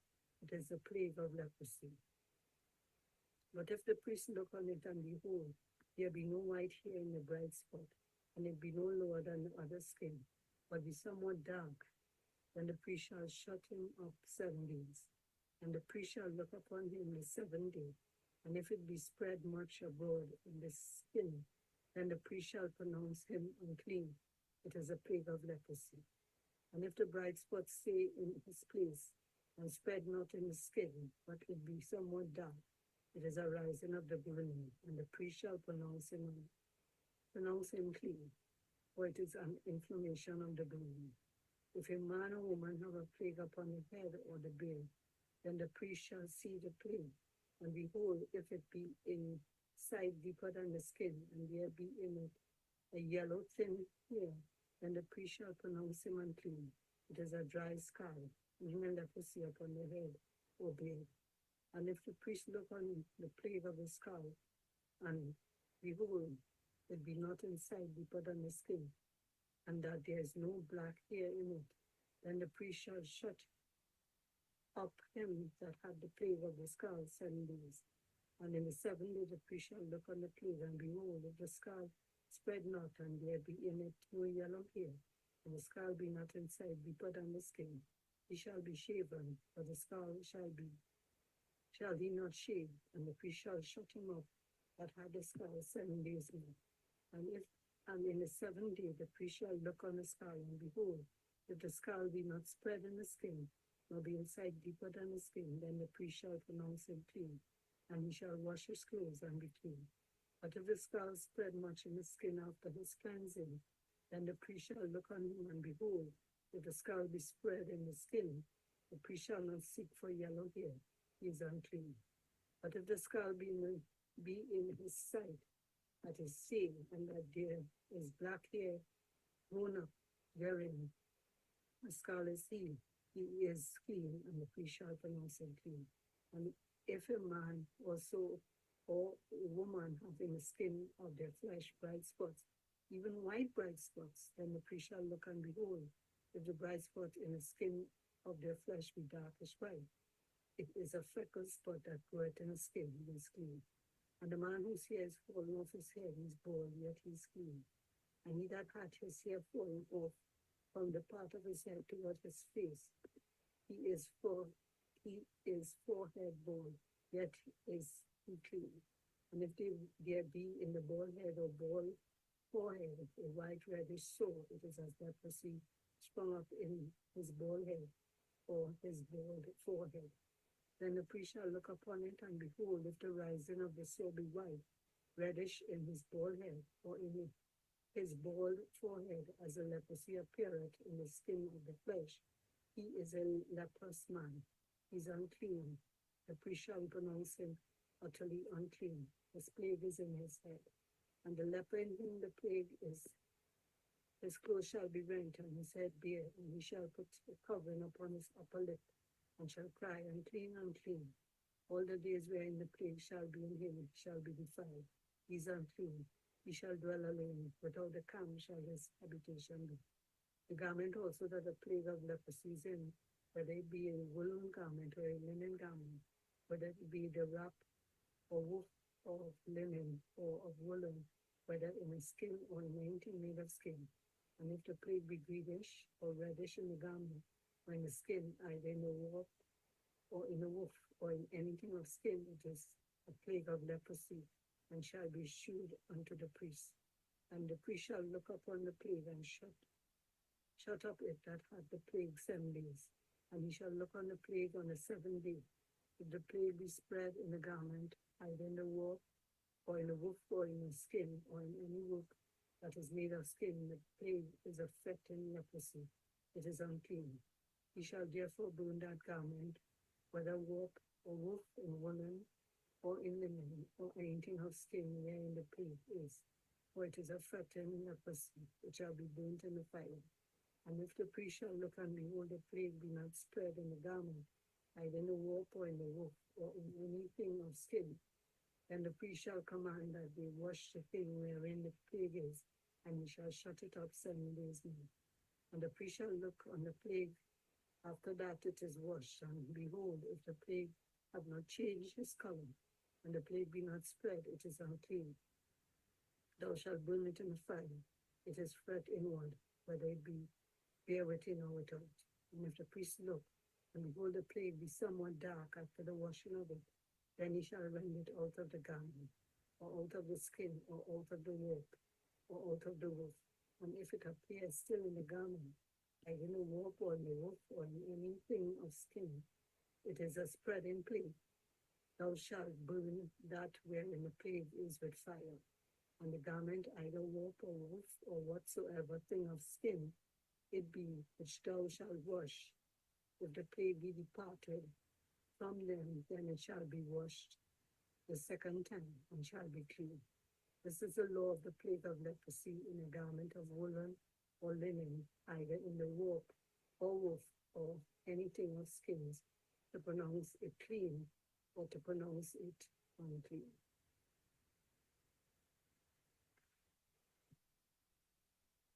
Leviticus 14. And the Lord spake unto Moses, saying, This shall be the law of the leper in the day of his cleansing. He shall be brought unto the priest, and the priest shall go forth out of the camp. And the priest shall look, and behold, if the plague of leprosy be healed in the leper, then shall the priest command to take for him that is to be cleansed 2 birds alive and clean, and cedar wood, and scarlet, and hyssop. And the priest shall command that one of the birds be killed in an earthen vessel over running water. As for the living bird, he shall take it and the cedar wood, and the scarlet, and the hyssop, and shall dip them and the living bird in the blood of the bird that was killed over the running water. And he shall sprinkle upon him that is to be cleansed from the leprosy 7 times, and shall pronounce him clean, and shall let the living bird loose into the open field. And he that is to be cleansed shall wash his clothes, and shave off all his hair, and wash himself in water, that he may be clean. And after that he shall come into the camp, and shall tarry abroad out of his tent 7 days. But it shall be on the 7th day that he shall shave all his hair off his head, and his beard, and his eyebrows, even all his hair he shall shave off. And he shall wash his clothes. Also he shall wash his flesh in water, and he shall be clean. And on the 8th day he shall take 2 he-lambs without blemish, and 1 ewe lamb of the first year without blemish, and 3/10 deals of fine flour for a meat offering mingled with oil, and 1 log of oil. And the priest that maketh him clean shall present the man that is to be made clean, and those things before the Lord at the door of the tabernacle of the congregation. And the priest shall take 1 he-lamb and offer him for a trespass offering, and the log of oil, and wave them for a wave offering before the Lord. And he shall slay the lamb in the place where he shall kill the sin offering and the burnt offering in the holy place. For as the sin offering is the priest, so is the trespass offering, it is most holy. And the priest shall take some of the blood of the trespass offering, and the priest shall put it upon the tip of the right ear of him that is to be cleansed, and upon the thumb of his right hand, and upon the great toe of his right foot. And the priest shall take some of the log of oil, and pour it into the palm of his own left hand. And the priest shall dip his right finger in the oil that is in his left hand, and shall sprinkle of the oil with his finger 7 times before the Lord. And of the rest of the oil that is in his hand shall the priest put upon the tip of the right ear of him that is to be cleansed, and upon the thumb of his right hand, and upon the great toe of his right foot, upon the blood of the trespass offering.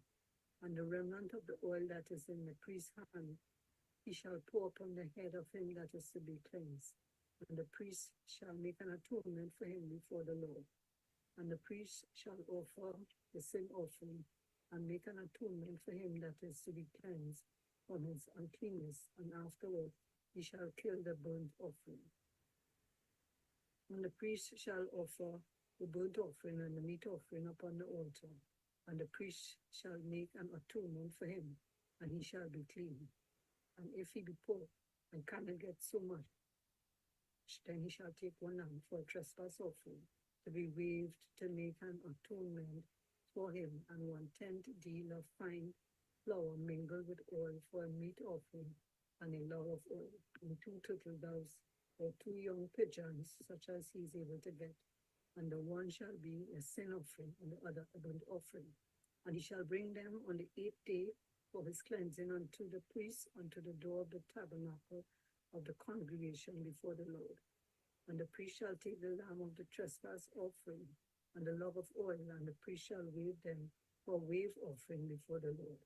And he shall kill the lamb of the trespass offering, and the priest shall take some of the blood of the trespass offering, and put it upon the tip of the right ear of him that is to be cleansed, and upon the thumb of his right hand, and upon the great toe of his right foot.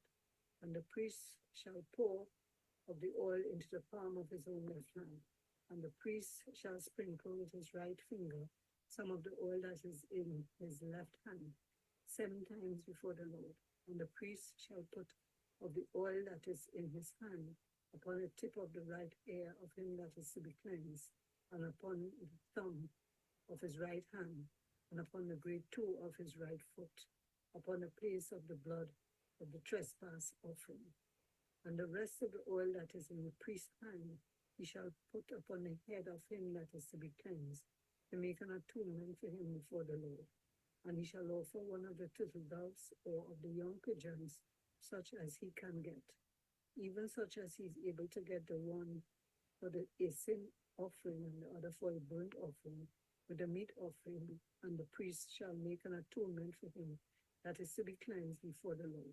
This is the law of him in whom is the plague of leprosy, whose hand is not able to get that which pertaineth to his cleansing. And the Lord spake unto Moses and unto Aaron, saying, When ye be come into the land of Canaan, which I give to you for a possession, and I put the plague of leprosy in the house of the land of your possession, And he that owneth the house shall come and tell the priest, saying, It seemeth to me that is as it were a plague in the house. Then the priest shall command that they empty the house before the priest go into it to see the plague, that all that is in the house be not made unclean. And afterward the priest shall go in to see the house. And he shall look on the plague, and behold, if the plague be in the walls of the house, with hollow streaks, greenish or reddish, which is inside are lower than the wall, then the priest shall go out of the house to the door of the house, and shut up the house 7 days. And the priest shall come again the 7th day, and shall look, and behold, if the plague be spread in the walls of the house, then the priest shall command that they take away the stones in which the plague is, and they shall cast them into an unclean place without the city. And he shall cause the house to be scraped within round about, and they shall pour out the dust that they scrape off without the city into an unclean place. And they shall take other stones and put them in the place of those stones, and he shall take other mortar and shall plaster the house. And if the plague come again and break out in the house, after that he had taken away the stones, and after he had scraped the house, and after it is plastered, then the priest shall come and look, and behold, if the plague be spread in the house, it is affecting leprosy in the house, it is unclean. And he shall break down the house, the stones of it, and the timber thereof, and all the mortar of the house, and he shall carry them forth out of the city into an unclean place. Moreover, he that goeth into the house, all the while that it is shut up, shall be unclean until the evening. And he that lieth in the house shall wash his clothes, and he that eateth in the house shall wash his clothes. And if the priest shall come in and look upon it, and behold, the plague hath not spread in the house after the house was plastered, then the priest shall pronounce the house clean, because the plague is healed. And he shall cleanse the house 2 birds and cedar wood, and scarlet and hyssop, and he shall kill the one of the birds in an open vessel over running water. And he shall take the cedar wood, and the hyssop, and the scarlet, and the living bird, and dip them in the blood of the slain bird, and in the running water, and sprinkle the house 7 times. And he shall cleanse the house with the blood of the bird, and with the running water, and with the living bird, and with the cedar wood, and with the hyssop, and with the scarlet. But he shall let go the living bird out of the city into the open fields, and make an atonement for the house, and it shall be clean. This is a law for all manner of plague of leprosy and scarlet, and for the leprosy of a garment and of a house, and for a rising, and for a scab, and for a bright spot, to teach when it is unclean, and when it is clean. This is a law of leprosy. Leviticus 50. And the Lord spake unto Moses and to Aaron, saying, Speak unto the children of Israel, and say unto them, when any man hath a running issue out of his flesh, because of his issue he is unclean. And this shall be his uncleanness in his issue. Whether his flesh run with his issue, or his flesh be stopped from his issue, it is his uncleanness. Every bed whereupon he lieth that had the issue is unclean, and everything whereon he sitteth shall be unclean. And whosoever toucheth his bed shall wash his clothes, and bathe himself in water, and be unclean until the evening. And he that sitteth on anything whereon he sat that had the issue shall wash his clothes, and bathe himself in water, and be unclean until the evening. And he that toucheth the flesh of him that had the issue shall wash his clothes, and bathe himself in water, and be unclean until the evening. And if he that had the issue spit upon him that is clean, then he shall wash his clothes, and bathe himself in water, and be unclean until the evening. And what saddle soever he rideth upon that hath the issue shall be unclean, and whosoever toucheth anything that is under him shall be unclean until the evening. And he that beareth any of those things shall wash his clothes, and bathe himself in water, and be unclean until the evening. And whomsoever he toucheth that hath the issue, and hath not rinsed his hands in water, he shall wash his clothes, and bathe himself in water, and be unclean until the evening. And the vessel of earth that he toucheth, which had the issue, shall be broken, and every vessel of wood shall be rinsed in water. And when he that hath an issue is cleansed of his issue, then he shall number to himself 7 days for his cleansing, and wash his clothes, and bathe his flesh in running water, and shall be clean. And on the 8th day he shall take to him 2 turtle doves or 2 young pigeons, and come before the Lord unto the door of the tabernacle of the congregation, and give them unto the priest. And the priest shall offer them, the one for a sin offering, and the other for a burnt offering. And the priest shall make an atonement for him before the Lord for his issue. And if any man's seed of copulation go out from him, then he shall wash all his flesh in water, and be unclean until the evening. And every garment and every skin whereon is the seed of copulation shall be washed with water, and be unclean until the evening. The woman also with whom man shall lie with seed of copulation, they shall both bathe themselves in water and be unclean until the evening. And if a woman have an issue, and her issue in her flesh be blood, she shall be put apart 7 days, and whosoever toucheth her shall be unclean until the evening. And everything that she lieth upon in his separation shall be unclean. Everything also that she sitteth upon shall be unclean. And whosoever toucheth her bed shall wash his clothes and bathe himself in water, and be unclean until the evening. And whosoever toucheth anything that she sat upon shall wash his clothes, and bathe himself in water, and be unclean until the evening. And if it be on her bed, or on anything whereon she sitteth, when he toucheth it, he shall be unclean until the evening. And if any man lie with her at all, and her flowers be upon him, he shall be unclean 7 days, and all the bed whereon he lie shall be unclean. And if a woman have an issue of her blood many days out of the time of her separation, or if it run beyond the time of her separation, all the days of the issue of her uncleanness shall be as the days of her separation. She shall be unclean. Every bed whereon she lieth all the days of her issue shall be unto her as the bed of her separation, and whatsoever she sitteth upon shall be unclean as the uncleanness of her separation. And whosoever toucheth those things shall be unclean, and shall wash his clothes and bathe himself in water, and be unclean until the evening. But if she be cleansed of her issue, then she shall number to herself 7 days. After that she shall be clean. And on the 8th day she shall take unto her 2 turtles or 2 young pigeons, and bring them unto the priest to the door of the tabernacle of the congregation. And the priest shall offer the one for a sin offering, and the other for a burnt offering. And the priest shall make an atonement for her before the Lord for the issue of her uncleanness. Thus shall he separate the children of Israel from their uncleanness, that they die not in their uncleanness, when they defile my tabernacle that is among them. This is the law of him that hath an issue, and of him whose seed goeth from him, and is defiled therewith, and of her that is sick of her flowers, and of him that hath an issue of the man, and of the woman, and of him that lieth with her, that is unclean. Leviticus 16. Leviticus 16. And the Lord spake unto Moses after the death of the 2 sons of Aaron, when they offered before the Lord and died. And the Lord said unto Moses, Speak unto Aaron thy brother, that he come not at all times into the holy place within the veil before the mercy seat which is upon the ark, and he die not, for I will appear in the cloud upon the mercy seat. Thus shall Aaron come into the holy place with a young bullock for a sin offering, and a ram for a burnt offering. He shall put on the holy linen coat, and he shall have the linen breeches upon his flesh, and shall be girded with a linen girdle, and with a linen mitre shall he be attired.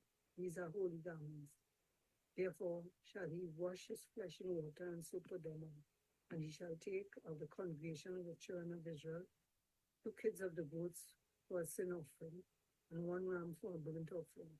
And Aaron shall offer his bullock of the sin offering which is for himself, and make an atonement for himself and for his house. And he shall take the 2 goats and present them before the Lord at the door of the tabernacle of the congregation.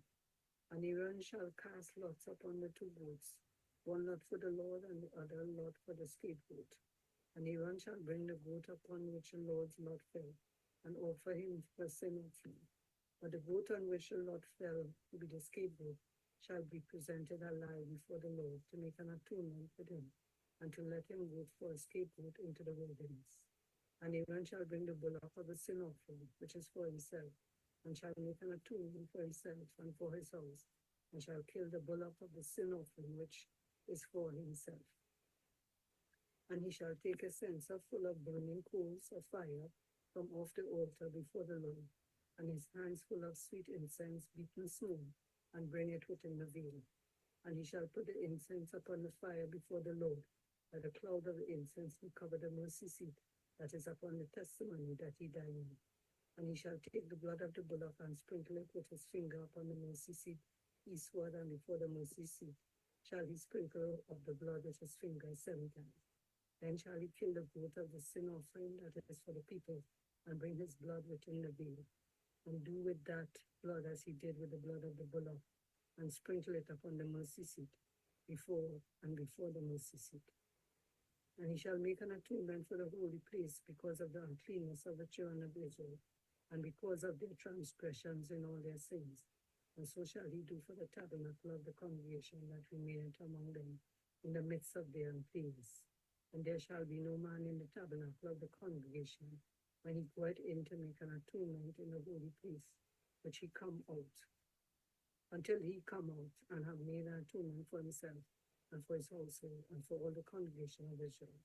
And he shall go out unto the altar that is before the Lord, and make an atonement for it. And he shall take of the blood of the bullock and of the blood of the goat, and put it upon the horns of the altar round about. And he shall sprinkle the blood upon it with his finger 7 times, and cleanse it, and hallow it from the uncleanness of the children of Israel. And when he had made an end of reconciling the holy place, and the tabernacle of the congregation and the altar, he shall bring the live goat, and Aaron shall lay both his hands upon the head of the live goat, and confess over him all the iniquities of the children of Israel, and all their transgressions in all their sins, putting them upon the head of the goat, and shall send him away by the hand of a fit man into the wilderness. And the goat shall bear upon him all their iniquities unto a land not inhabited, and he shall let go the goat in the wilderness. And Aaron shall come into the tabernacle of the congregation, and shall put off the linen garments which he put on when he went into the holy place, and shall leave them there.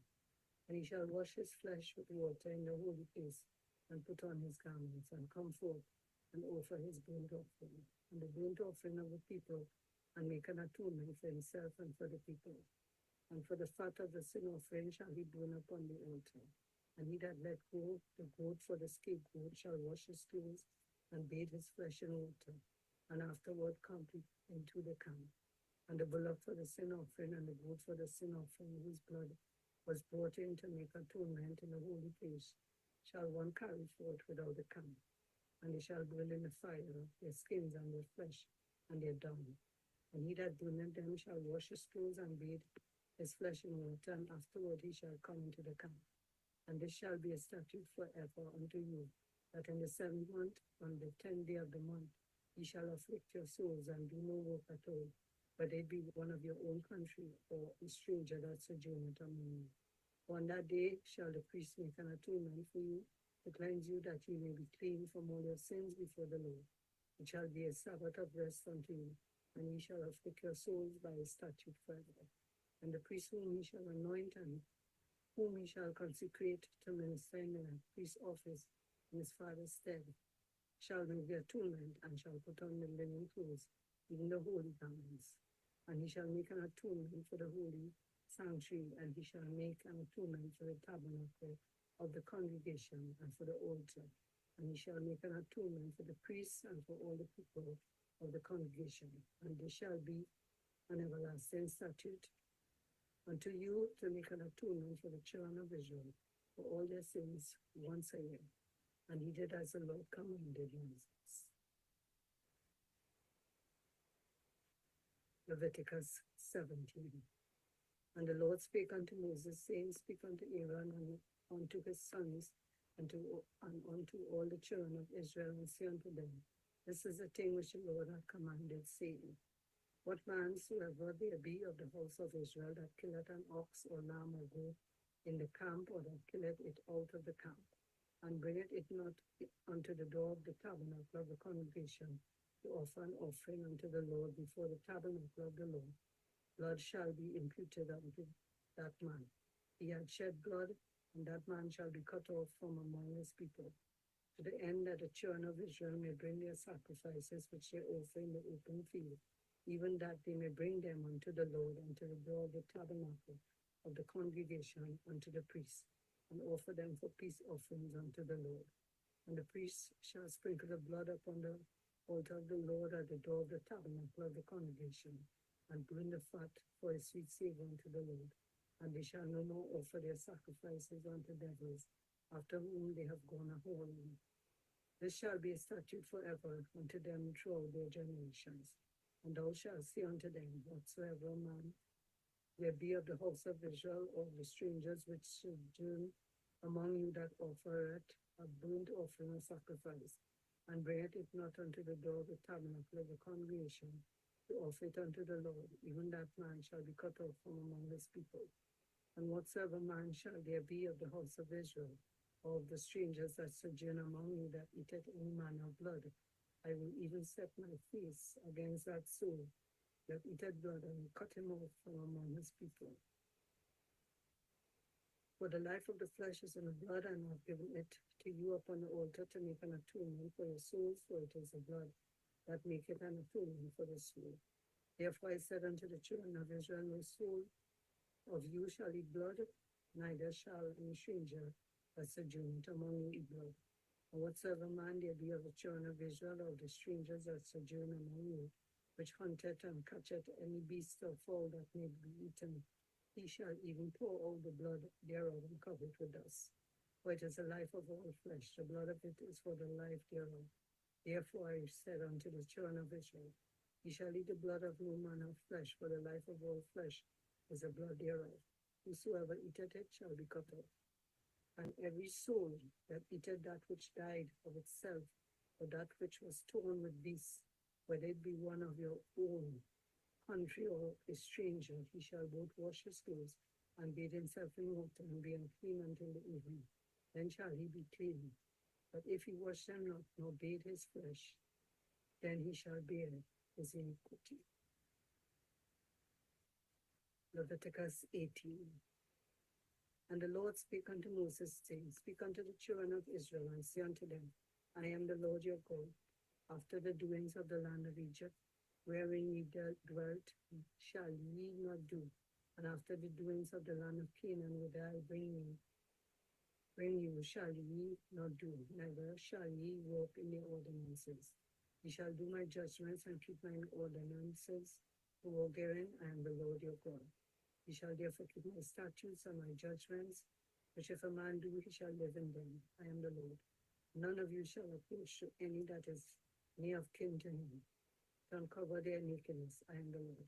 The nakedness of thy father, or the nakedness of thy mother, shall thou not uncover. She is thy mother. Thou shalt not uncover her nakedness. The nakedness of thy father's wife shall thou not uncover. It is thy father's nakedness. The nakedness of thy sister, the daughter of thy father, or daughter of thy mother, whether she be born at home or born abroad, even their nakedness thou shalt not uncover. The nakedness of thy son's daughter, or thy daughter's daughter, even their nakedness thou shalt not uncover, for theirs is thine own nakedness. The nakedness of thy father's wife's daughter, begotten of thy father, she is thy sister, thou shalt not uncover her nakedness. Thou shalt not uncover the nakedness of thy father's sister, she is the father's near king's woman. Thou shalt not uncover the nakedness of thy mother's sister, for she is thy mother's near king's woman. Thou shalt not uncover the nakedness of thy father's brother. Thou shalt not approach to his wife, she is thine aunt. Thou shalt not uncover the nakedness of thy daughter-in-law, she is thy son's wife. Thou shalt not uncover her nakedness. Thou shalt not uncover the nakedness of thy brother's wife, it is thy brother's nakedness. Thou shalt not uncover the nakedness of a woman and her daughter, neither shalt thou take a son's daughter or a daughter's daughter to uncover her nakedness, for they are near king's women. It is wickedness. Neither shalt thou take a wife to her sister, to vex her, to uncover her nakedness, beside the other in her lifetime. Also thou shalt not approach unto a woman to uncover her nakedness, as long as she is put apart for her uncleanness. Moreover, thou shalt not lie carnally with thy neighbor's wife, to defile thyself with her. And thou shalt not let any of thy seed pass through the fire to Moloch, neither shalt thou profane the name of thy God. I am the Lord. Thou shalt not lie with mankind as with womankind, it is an abomination. Neither shalt thou lie with any beast to defile thyself therewith, neither shall any woman stand before a beast to lie down. Thereto it is confusion. Defile not ye yourselves in any of these things, for in all these the nations are defiled, which I cast out before you. When the land is defiled, therefore I do visit the iniquity thereof upon it, and the land itself vomited out her inhabitants. Ye shall therefore keep my statutes and my judgments, and shall not commit any of these abominations, neither any of your own nation, nor any stranger that sojourneth among you. For all these abominations have the men of the land done, which were before you when the land is defiled, that the land spew not you out also, when ye defile it, as it spewed out the nations that were before you. For whosoever shall commit any of these abominations, even the souls that commit them, shall be cut off from among their people. Therefore shall ye keep mine ordinance, that ye commit not any one of these abominable customs which were committed before you, and that ye defile not yourselves therein. I am the Lord your God.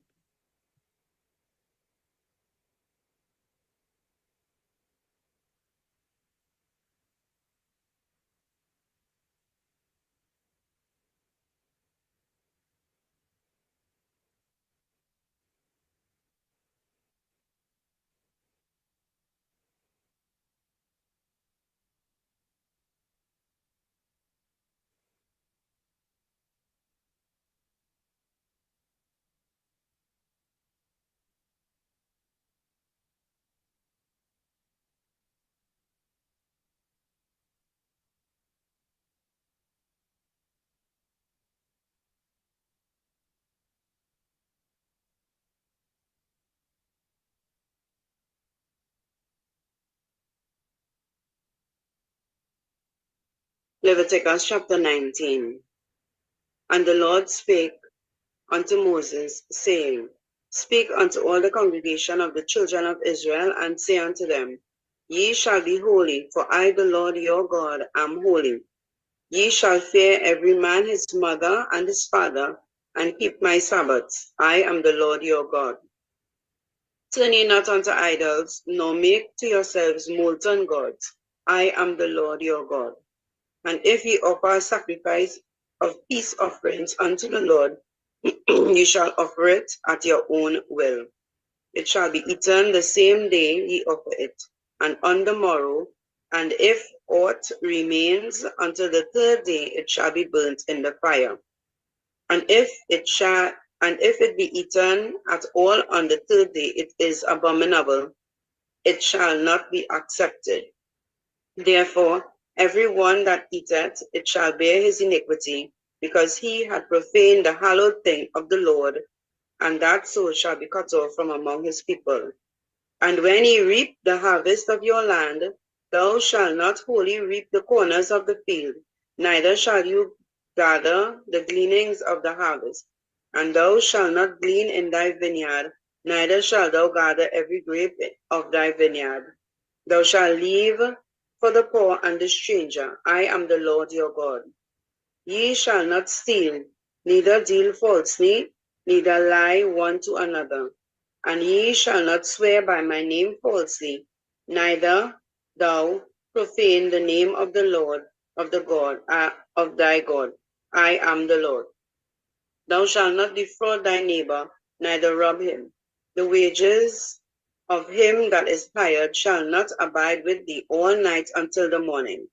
Thou shalt not curse the deaf, nor put a stumbling block before the blind, but shall fear thy God. I am the Lord. Ye shall do no unrighteousness in judgment.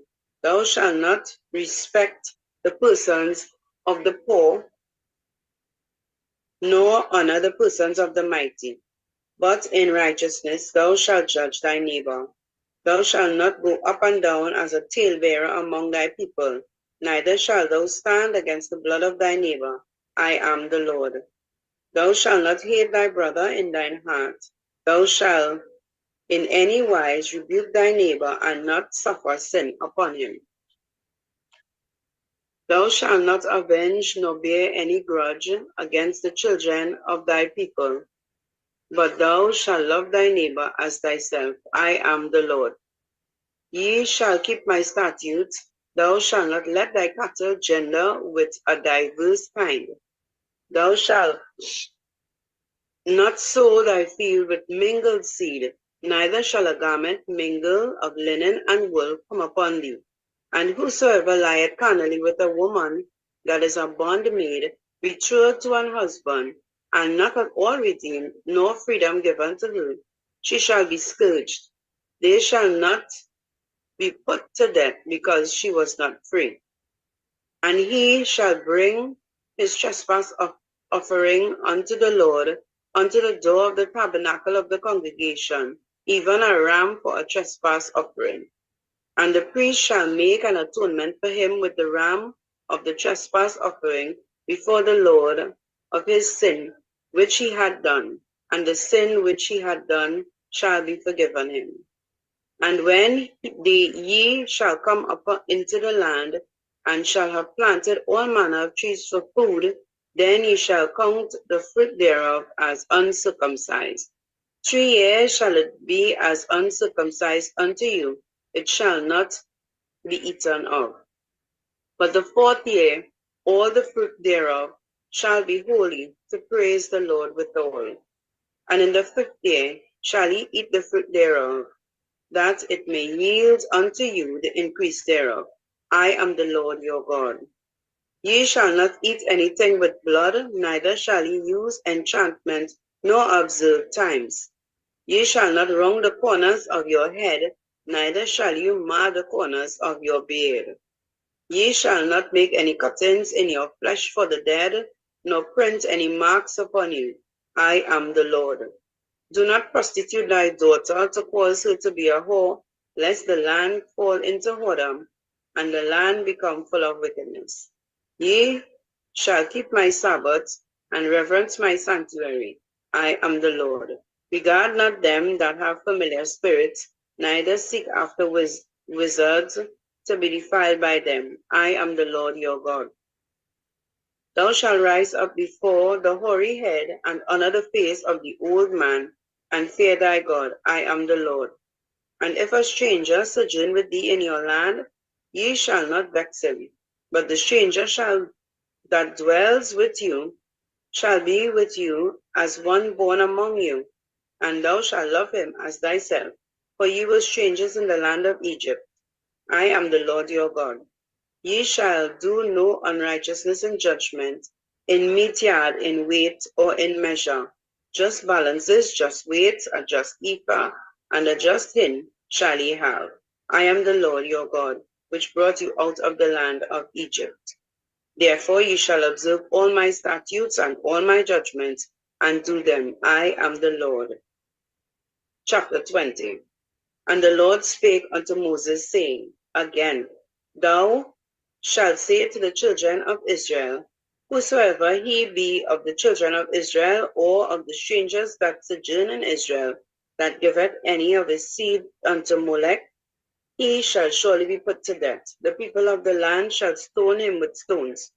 And I will set my face against that man, and I will cut him off from among his people, because he had given his seed unto Molech to defile my sanctuary and to profane my holy name.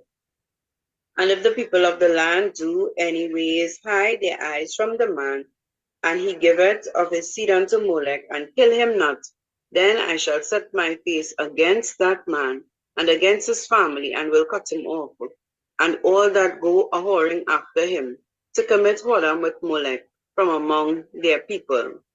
And the soul that turneth after such as have familiar spirits, and after wizards, to go a whoring after them, I will even set my face against that soul, and will cut him off from among his people. Sanctify yourselves, therefore, be holy, for I am the Lord your God. and ye shall keep my statutes and do them. I am the Lord which sanctify you. For every one that curseth his father and his mother shall surely be put to death. He that curseth his father and his mother, his blood shall be upon him. And the man that committeth adultery with another man's wife, even he that committeth adultery with his neighbor's wife, the adulterer and the adulteress shall surely be put to death. And the man that lieth with his father's wife hath uncovered his father's nakedness. Both of them shall surely be put to death. Their blood shall be upon them. And if a man lieth with his daughter-in-law, both of them shall surely be put to death. They have wrought confusion, their blood shall be upon them. If a man also lie with mankind as he lies with a woman, both of them have committed an abomination. They shall surely be put to death, and their blood shall be upon them. If a man take a wife and her mother, it is wickedness. They shall be burnt with fire, both he and they, that there be no wickedness among you. And if a man lie with beasts, he surely shall be put to death, and ye shall slay the beast. And if a woman approach any beast and lie down thereunto, thou shalt kill the woman and the beast. They shall surely be put to death, their blood shall be upon them. And if a man shall take his sister, his father's daughter, or his mother's daughter, and see her nakedness, and she sees his nakedness, it is a wicked thing. And they shall be cut off in the sight of their people. He hath uncovered his sister's nakedness, and shall bear his iniquity. If a man shall lie with a woman having her sickness, and shall uncover her nakedness, he hath discovered her fountain, and she hath uncovered the fountain of her blood. Both of them shall be cut off from among their people. And thou shalt not uncover the nakedness of thy mother's sister, nor thy father's sister, for he uncovereth his near kin. They shall bear their iniquity. And if a man shall lie with his uncle's wife, he hath uncovered his uncle's nakedness, and they shall bear their sin, and they shall die childless. And if a man shall take his brother's wife, it is an unclean thing. He hath uncovered his brother's nakedness. They shall be childless. There ye shall therefore keep all my statutes and all my judgments, and do them in the land whither I send you to dwell therein. Spew you not out. And ye shall not walk in the manner of the nations which I cast out before you, for they have committed all these things, and therefore I abhorred them. But I have said unto you, ye shall inherit their land, and I will give it unto you to possess it. A land floweth with milk and honey. I am the Lord your God, which have separated you from other people. Ye shall therefore put difference between the clean beast and unclean, and between unclean fowls and clean. And ye shall not make your souls abominable by beast, or by fowl, or by any manner of living thing that creepeth on the ground, which I have separated from you as unclean. And ye shall be holy unto me, for I, the Lord, am holy, and have severed you from other people, that you should be mine. A man also or woman that hath a familiar spirit, or that is a wizard, shall surely be put to death, and they shall stone them with stones, their blood shall be upon them. Chapter 21. And the Lord said unto Moses, Speak unto the priests of the sons of Aaron, and say unto them, There shall none be defiled for the dead among his people, but for his kin that is near unto him, that is, for his mother, for his father, for his son, and for his daughter, and for his brother, for his sister a virgin that is nigh unto him, which hath no husband, for her may he be defiled. But he that is not defiled himself, being a chief man among his people, to profane him, they shall not make baldness upon their head, neither shall they shave off the corner of their beards, nor make any cuttings in their flesh. They shall be holy unto their God, and not profane the name of their God. for the offerings of the Lord made by fire, and the bread of their God they do offer. Therefore they shall be holy. They shall not take a wife that is a whore or profane, neither shall they take a woman put away from her husband, for he is holy unto God. Thou shalt sanctify him therefore, for he offereth the bread of thy God. He shall be holy unto thee. For I, the Lord, will sanctify you, am holy. And the daughter of any priest, if she profane herself by playing the whore, and she profaneth her father, she shall be burnt with fire. And he that is the high priest among his brethren, upon whose head the anointed oil was poured, and that is consecrated to put on the garments, shall not uncover his head, nor rent his clothes. Neither shall he go into any dead body, nor defile himself for his father or for his mother. Neither shall he go out of the sanctuary, nor profane the sanctuary of his God. For the crown of the anointing oil of his God is upon his head. I am the Lord. And he shall take a wife in her virginity, a widow or a divorced woman or profane or an harlot. These shall not he take, but he shall take a virgin of his own people to wife. Neither shall he profane his seed among his people, for I, the Lord, do sanctify him.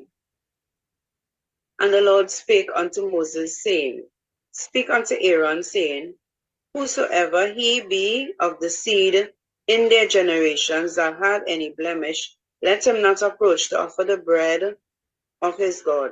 For whatsoever man he be that hath a blemish, he shall not approach, a blind man or lame, or he that hath a flat nose, or anything superfluous, a man that is broken-footed or broken-handed, a broke back, or dwarf, or that hath a blemish in his eye, or be scurvy or scabbed, nor hath his stones broken.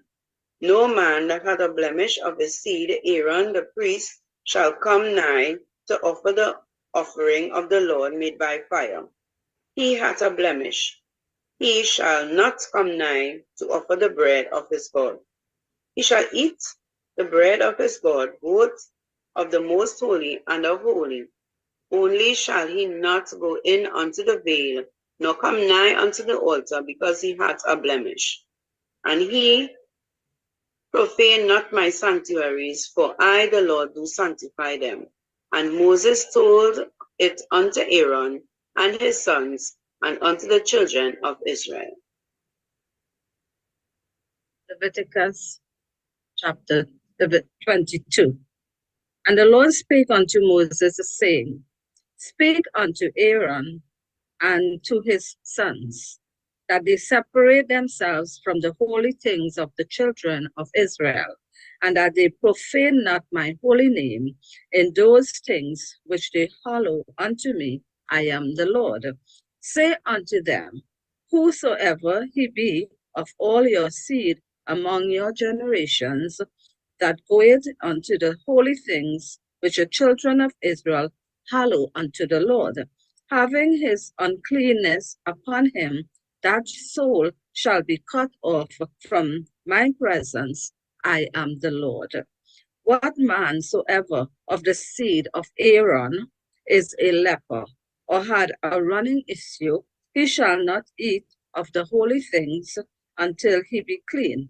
And whoso toucheth anything that is unclean by the dead, or a man whose seed goeth from him, or whosoever toucheth any creeping thing, whereby he may be made unclean, or a man of whom he may take uncleanliness, whatsoever uncleanliness he had. The soul which hath touched any such shall be unclean until even, and shall not eat of the holy things, unless he wash his flesh with water.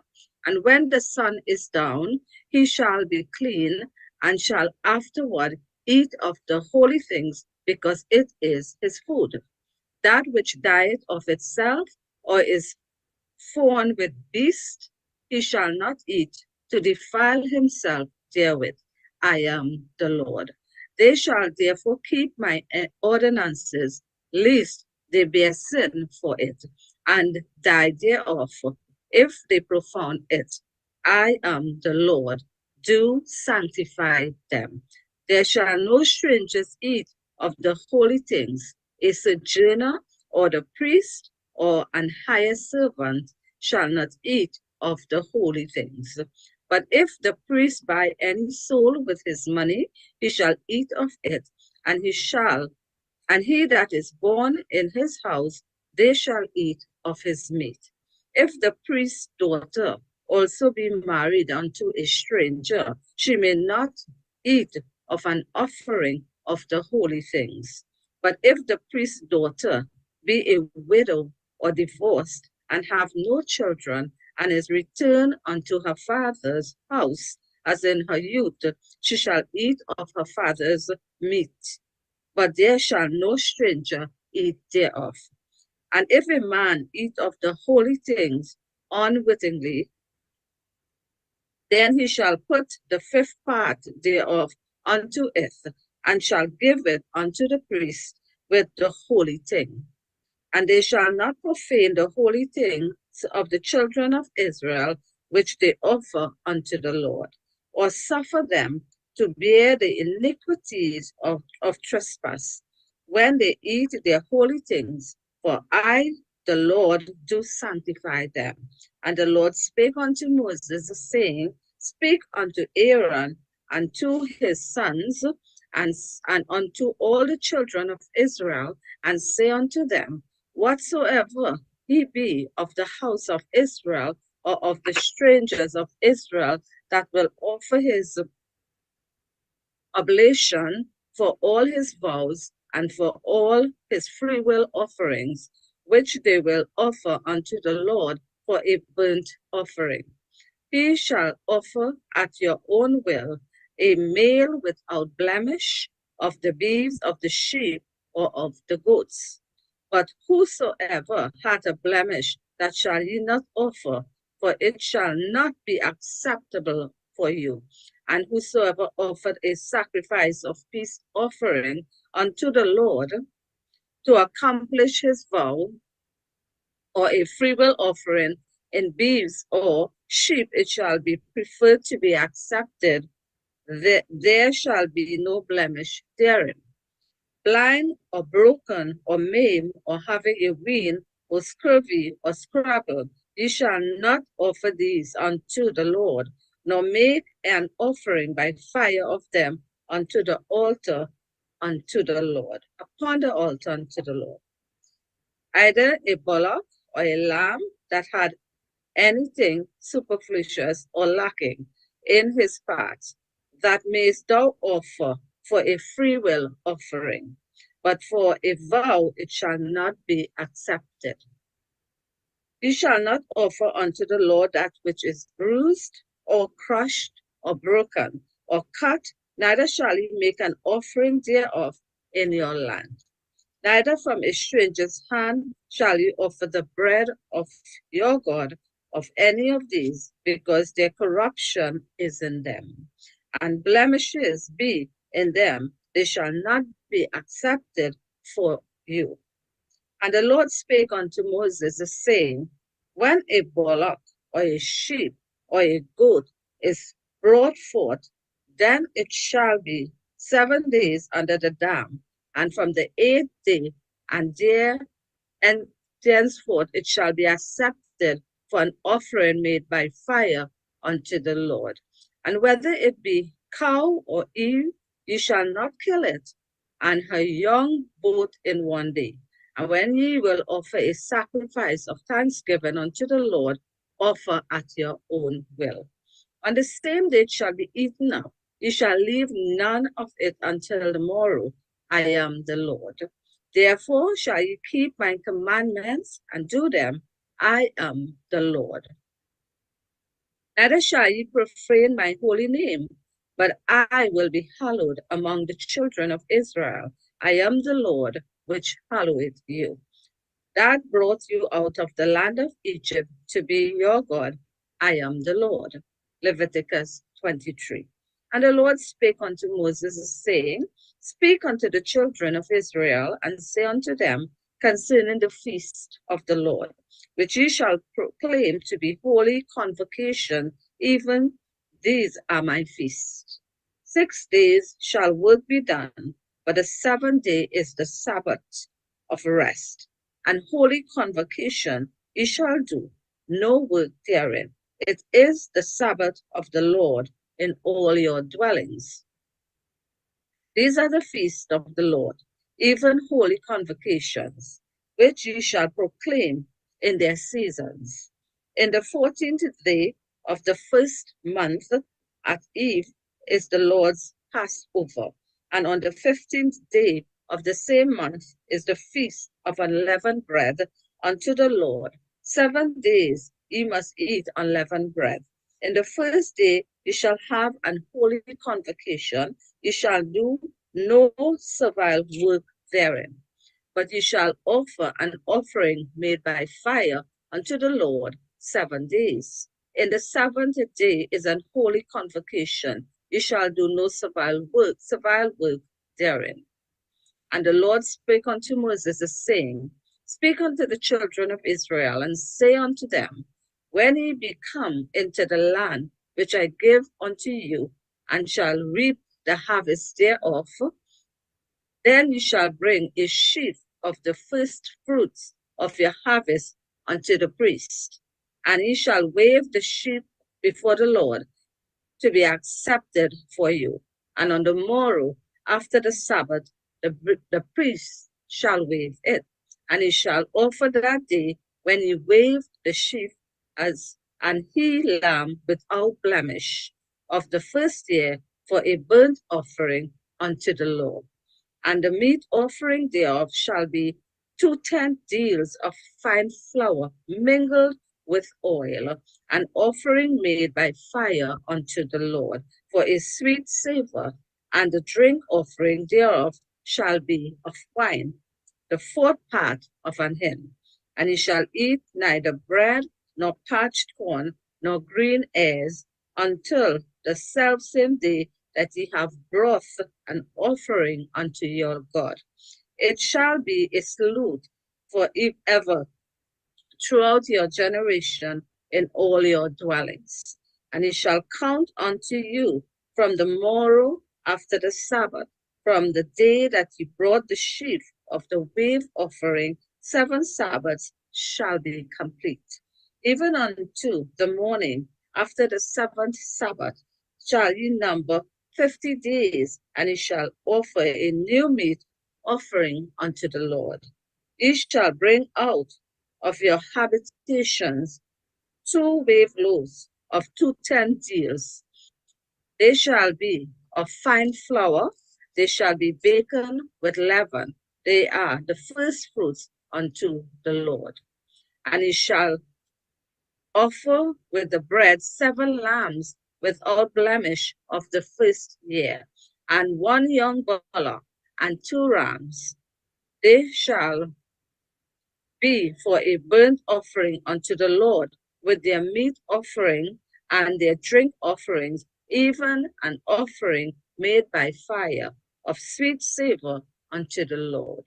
Then ye shall sacrifice 1 kid of the goats for a sin offering, and 2 lambs of the first year for a sacrifice of peace offerings.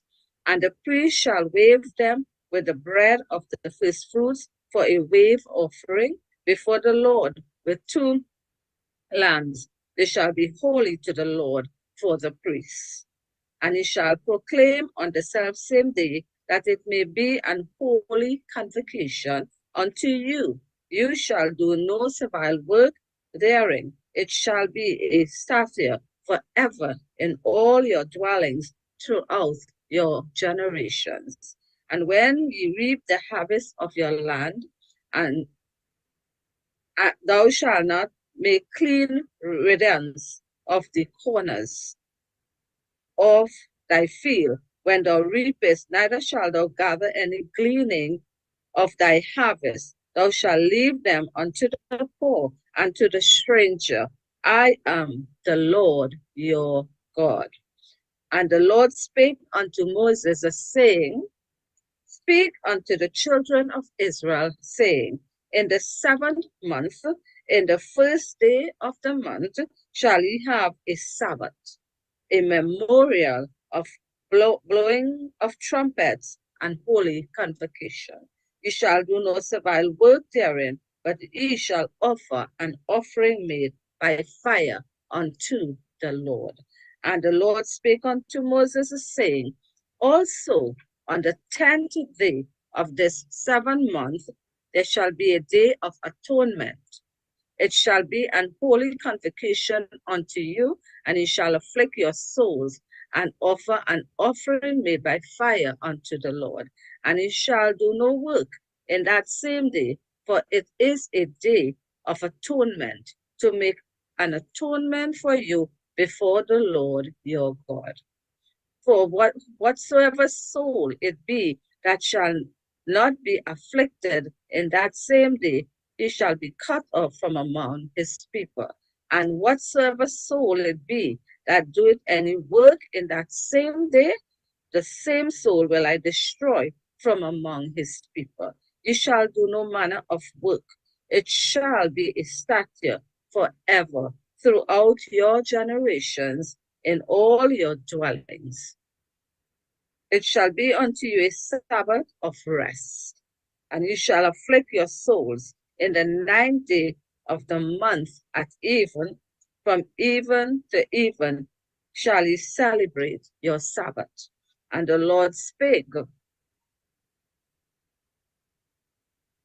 unto Moses, saying, Speak unto the children of Israel, saying, The 15th day of the 7th month shall be the feast of tabernacles for 7 days unto the Lord. And the 1st day shall be an holy convocation. Ye shall do no servile work therein. 7 days ye shall offer an offering made by fire unto the Lord. On the 8th day shall be an holy convocation unto you, and ye shall offer an offering made by fire unto the Lord. It is a solemn assembly, and ye shall do no servile work therein. These are the feasts of the Lord, which ye shall proclaim to be holy convocations, to offer an offering made by fire unto the Lord, a burnt offering and a meat offering, a sacrifice and drink offerings, everything unto his day. Beside the Sabbaths of the Lord, and beside your gifts, and beside all your vows, and beside all your freewill offering, which you give unto the Lord, also in the 15th day of the 7th month, when you have gathered in the fruit of the land, you shall keep a feast unto the Lord 7 days. On the 1st day shall be a Sabbath, and on the 8th day shall be a Sabbath. And you shall take you on the 1st day the bough of goodly trees, branches of palm trees, and the bud of thick trees, and willows of the brook. And you shall rejoice before the Lord your God 7 days. And you shall keep it a feast unto the Lord 7 days in the year.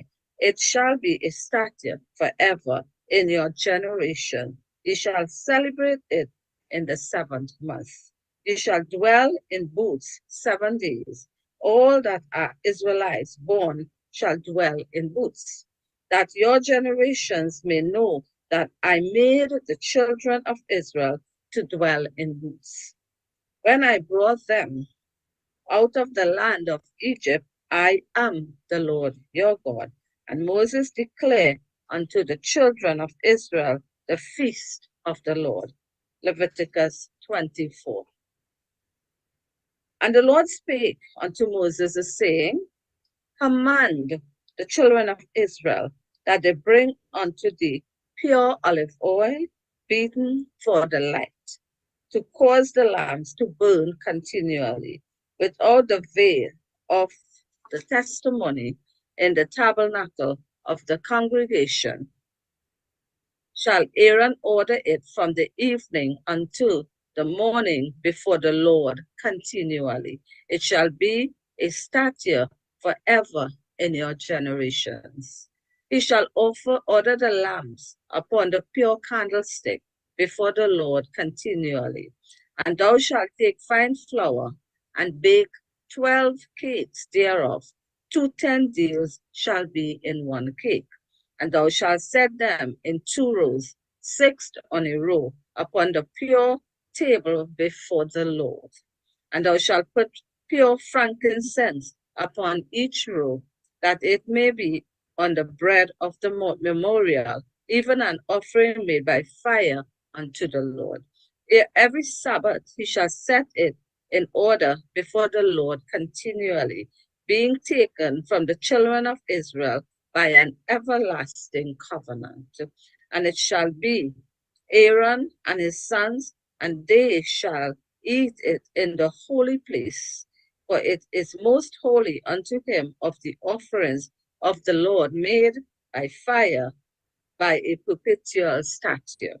And the son of an Israelitish woman, whose father was an Egyptian, went out among the children of Israel, and this son of the Israelitish woman and a man of Israel strove together in the camp. And the Israelitish woman's sons blasphemed the name of the Lord and cursed, and they brought him unto Moses, and his mother's name was Shelomith, and the daughter of Debri of the tribe of Dan. And they put him in ward, that the mind of the Lord might be shrewd him. And the Lord spake unto Moses, saying, Bring forth him that had cursed without the camp, and let all that heard him lay their hands upon his head, and let all the congregation stone him. And thou shalt speak unto the children of Israel, saying, Whosoever curseth his God shall bear his sin. And he that blasphemeth the name of the Lord, he shall surely be put to death. And all the congregation shall certainly stone him, as well the strangers, as he that is born in the land, when he blasphemeth the name of the Lord, shall be put to death. And he that killeth any man shall surely be put to death. And he that killeth a beast shall make it good, beast for beast. And if a man cause a blemish in his neighbor, as he had done, so shall it be done to him. Breach for breach, eye for eye, tooth for tooth. As he had caused a blemish in a man, so shall it be done to him again. And he that killeth a beast, he shall restore it. And he that killeth a man, he shall be put to death. Ye shall have one manner of law, as well as for the stranger, as for one of your own country. For I am the Lord your God. And Moses spake to the children of Israel, that they should bring forth him that had cursed out of the camp, and stone him with stones. And the children of Israel did as the Lord commanded Moses.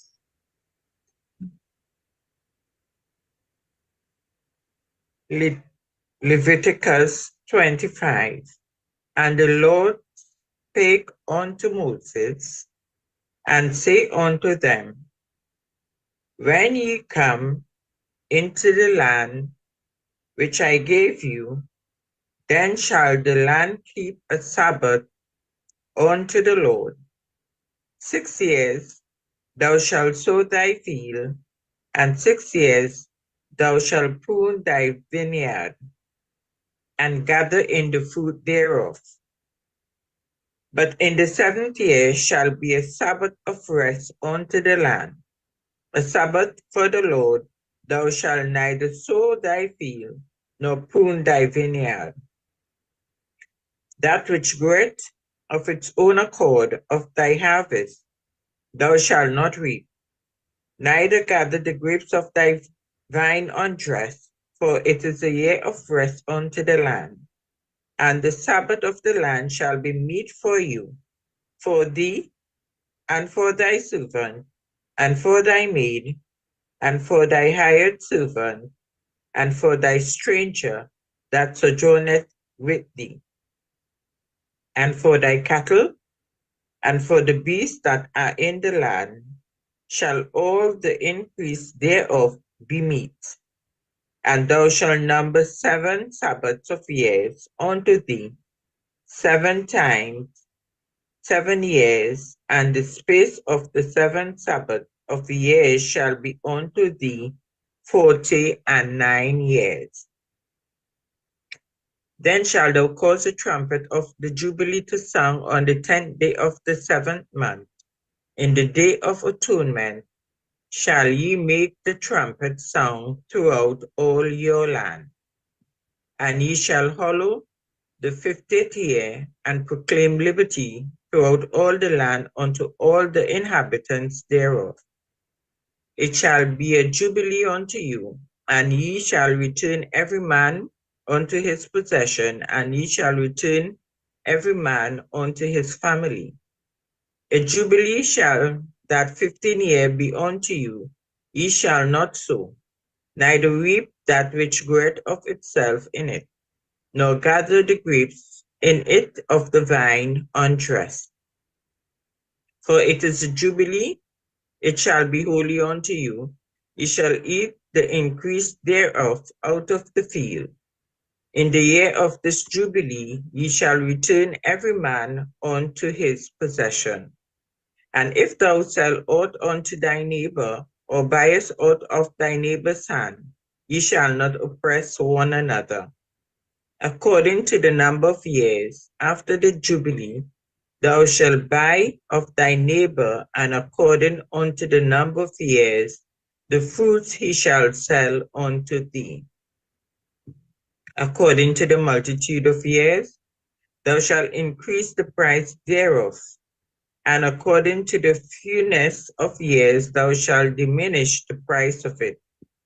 For according to the number of years of the fruit that he sell unto thee, ye shall not therefore oppress one another, but thou shalt fear thy God, for I am the Lord your God.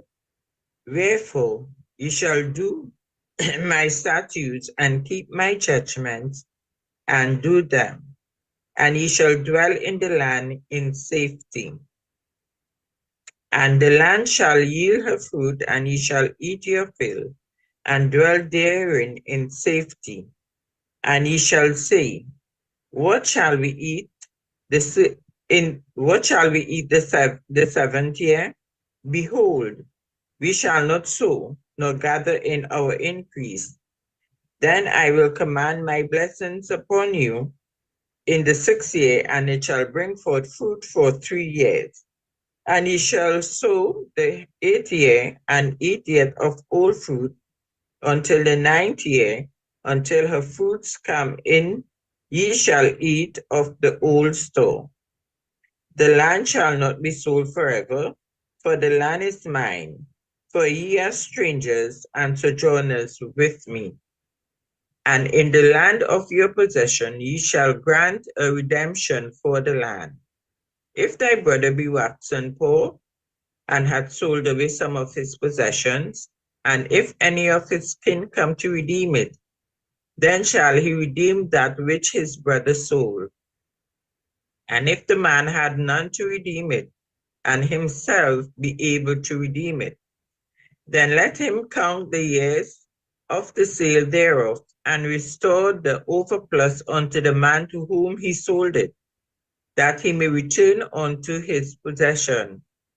But if he be not able to restore it to him, then that which is sold shall remain in the hand of him that hath bought it until year of Jubilee, and in the Jubilee it shall go out, and he shall return unto his possession. And if a man sell a dwelling house in a walled city, then he may redeem it within a whole year after it is sold. Within a full year may he redeem it. And if it be not redeemed within the space of a full year, then the house that is in the walled city shall be established forever to him that bought it throughout his generations. It shall not go out in the Jubilee. But the homes of the villages which have no walls round about them shall be counted as the fields of the country, that they may be redeemed, and they shall go out in the Jubilee. Notwithstanding the cities of the Levites and the houses of the cities of their possessions, may the Levites redeem at any time. And if a man purchase of the Levite, then the house that was sold and the city of his possession shall go out in the year of Jubilee, for the houses of the cities of the Levites are their possession among the children of Israel.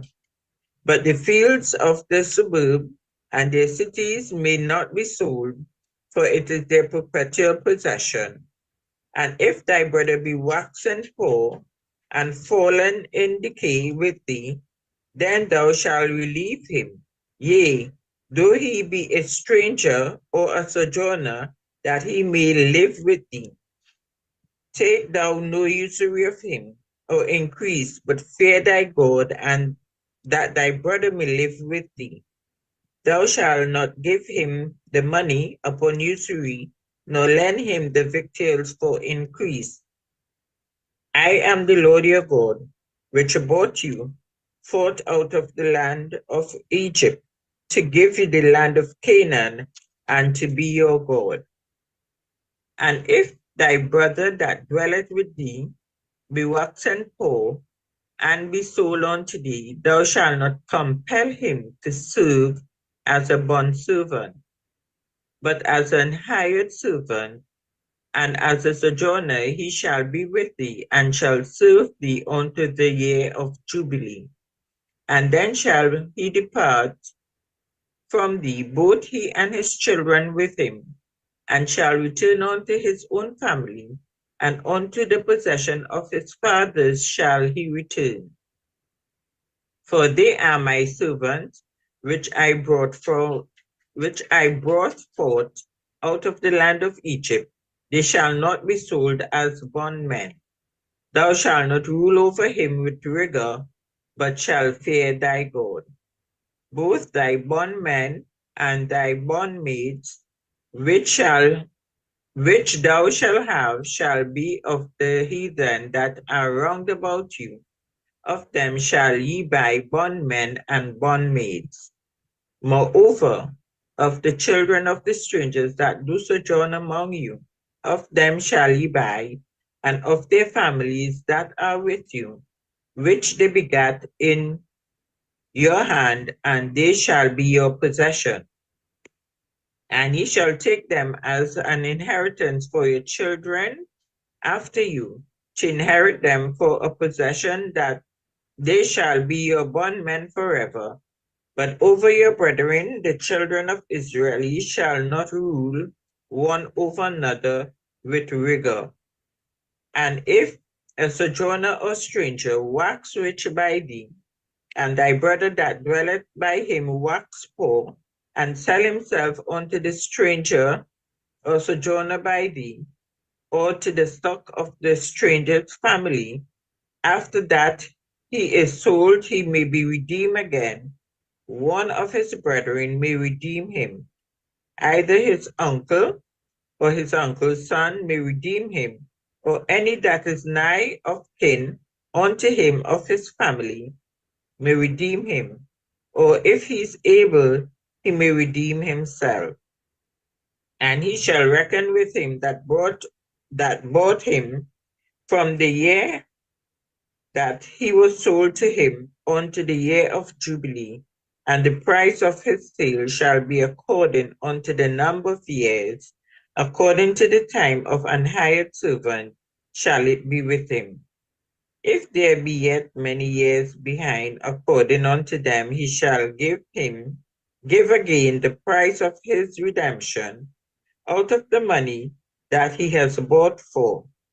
And if there remain but few years unto the year of Jubilee, Then he shall count with him, and according unto his years shall he give him again the price of his redemption. And as a yearly hired servant shall be with him, and the other shall not rule with rigor over him in thy sight.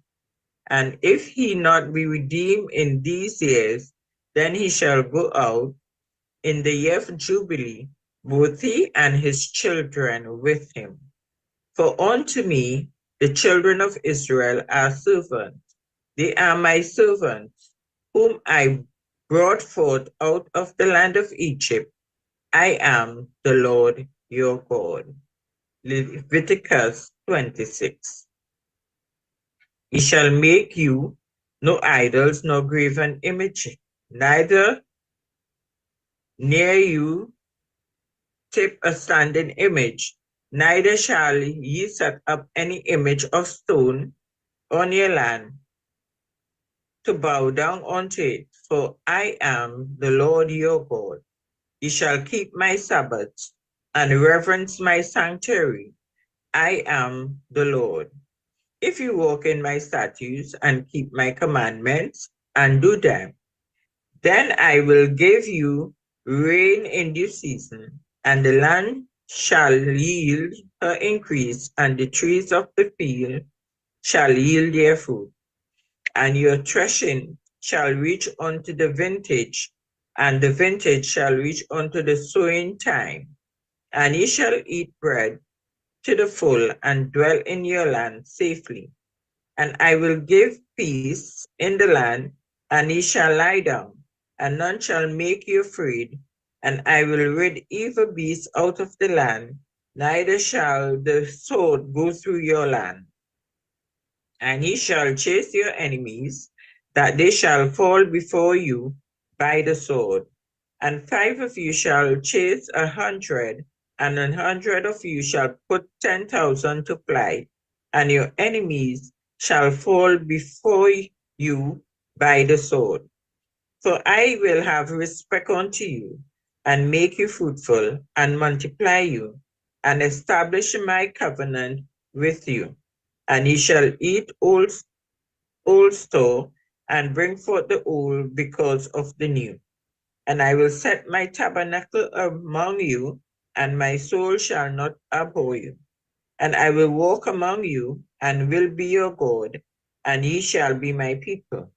I am the Lord your God, which brought you forth out of the land of Egypt, that ye should not be their bondmen, and I have broken the bands of your yoke, and make you go upright. But if you will not hearken unto me, and will not do all these commandments, and if ye shall despise my statutes, or if your soul abhor my judgment, so that ye will not do all my commandments, but ye break my covenant, and I will also do unto you. I will even appoint over you terror, consumption, and the burning ague that shall consume the eyes and cause sorrow of heart. Then ye shall sow your seed in vain, for your enemies shall eat it. And I will set my face against you, and ye shall be slain before the enemies. They that hate you shall reign over you, and ye shall flee when none pursueth you. And if you will not yet for all this happen unto me, then I will punish you 7 times more for your sins.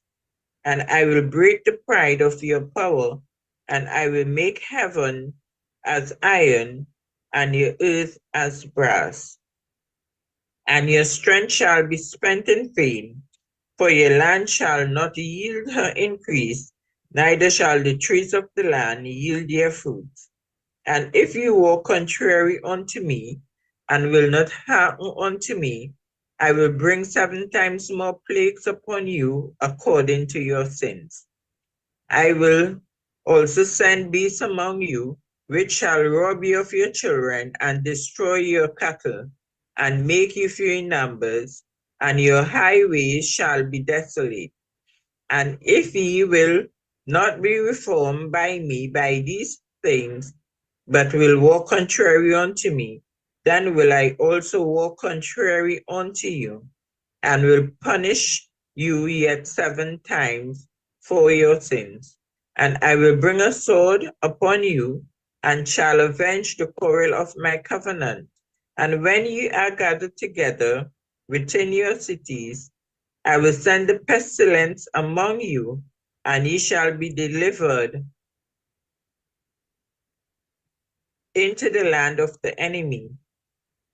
And when I have broken the staff of your bread, 10 women shall bake your bread in one oven, and they shall deliver you your bread again by weight, and ye shall eat and not be satisfied. And if ye will not for all this hearken unto me, but walk contrary unto me, then I will walk contrary unto you also in fury. And I, even I, will chastise you 7 times for your sins. And ye shall eat the flesh of your sons, and the flesh of your daughters shall eat you. And I will destroy your high places, and cut down your images, and cast your carcasses upon the carcasses of your idols, and my soul shall abhor you. And I will make your cities waste, and bring your sanctuaries unto desolation, and I will not smell the savor of your sweet odors. And I will bring the land unto desolation, and your enemies which dwell therein shall be astonished at it. And I will scatter you among the heathen, and will draw out a sword after you, and your land shall be desolate, and your cities waste. Then shall the land enjoy her Sabbaths as long as it lieth desolate, and ye be in your enemy's land. Even then shall the land rest and enjoy her Sabbaths. As long as it lieth desolate, it shall not rest, because it did not rest in your Sabbaths, when ye dwell upon it. And upon them that are left alive of you, I will send a faintness into their heart in the land of their enemies, and the song of a shaken leaf shall chase them, and they shall flee as fleeing from a sword, and they shall fall when none pursueth. And they shall fall one upon another, as it were before a sword, when none pursueth, and ye shall have no power to stand before your enemies. And ye shall perish among the heathen, and the land of your enemies shall eat you up. And they that are left of you shall pine away in their iniquity in your enemies' land, and also in the iniquities of their fathers shall they pine away with them. If they shall confess their iniquity and the iniquity of their fathers with their trespass, which they trespass against me, and that also they have walked contrary unto me, and that I also have walked contrary unto them, and have brought them into the land of their enemies. If then the uncircumcised heart be humbled, and they then accept of the punishment of their iniquity, then will I remember my covenant with Jacob, and also my covenant with Isaac, and also my covenant with Abraham will I remember, and I will remember the land. The land also shall be left of them, and shall enjoy her Sabbaths, while she lieth desolate without them. And they shall accept of the punishment of their iniquity, because they despise my judgments, and because their soul abhor my statutes, and yet for all that, when they be in the land of their enemies, I will not cast them away, neither will I abhor them, to destroy them utterly, and to break my covenant with them, for I am the Lord. But I will, for their sake, remember the covenant of their ancestors, whom I brought forth out of the land of Egypt, in the sight of the heathen, that I might be their God. I am the Lord. For These are the statutes and judgments and laws which the Lord made between him and the children of Israel in Mount Sinai by the hand of Moses. Leviticus 27. And the Lord spake unto Moses, saying, Speak unto the children of Israel, and say unto them, when a man shall make a singular vow, the person shall be for the Lord by the estimation, and thy estimation be of the male from 20 years old, even unto 60 years old. Even thy estimation shall be 50 shekels of silver, after the shekel of the sanctuary. And if it be a female, then the estimation shall be 30 shekels. And if it be from 5 years old, even unto 20 years old, then the estimation shall be of the male 20 shekels, and for the female 10 shekels. And if it be from a month old, even unto 5 years old, then the estimation shall be of the male 5 shekels of silver, and for the female the estimation shall be 3 shekels of silver. And if it be from 60 years old and above, if it be a male, then thy estimation shall be 15 shekels, and for the female 10 shekels. But if he be poorer than thy estimation, then he shall present himself before the priest, and the priest shall value him according to his ability that vow shall the priest value him. And if it be a beast whereof men bring an offering unto the Lord, all of that any man giveth of such unto the Lord shall be holy. He shall not alter it, nor change it, a good for a bad, and a bad for a good. And if he shall at all change beast for beast, then it and the exchange thereof shall be holy. And if it be any unclean beast, of which they do not offer sacrifice unto the Lord, then he shall present the beast before the priest. And the priest shall value it, whether it be good or bad, or thou valuest it, who art the priest, so shall it be. But if he will at all redeem it, then he shall add a fifth part thereof unto thy estimation. And when a man shall sanctify his house to be holy unto the Lord, then the priest shall estimate it, whether it be good or bad. As the priest shall estimate it, so shall it stand. And if he that sanctified it will redeem his house, then he shall add the 50 part of the money of the estimation unto it, and it shall be his. And if a man shall sanctify unto the Lord some part of a field of his possession, then thy estimation shall be according to the seed thereof, and homer of barley seed shall be valued at 50 shekels of silver. If he sanctify his field from a year of Jubilee, according to thy estimation, it shall stand. But if he sanctify his field after the Jubilee, then the priest shall reckon unto him the money according to the years that remain, even unto the year of Jubilee, and it shall be abated from thy estimation. And if he that sanctify the field will in any wise redeem it, then he shall add the fifth part of the money of thy estimation unto it, and it shall be assured to him. And if he will not redeem the field, or if he have sold the field to another man, it shall not be redeemed any more.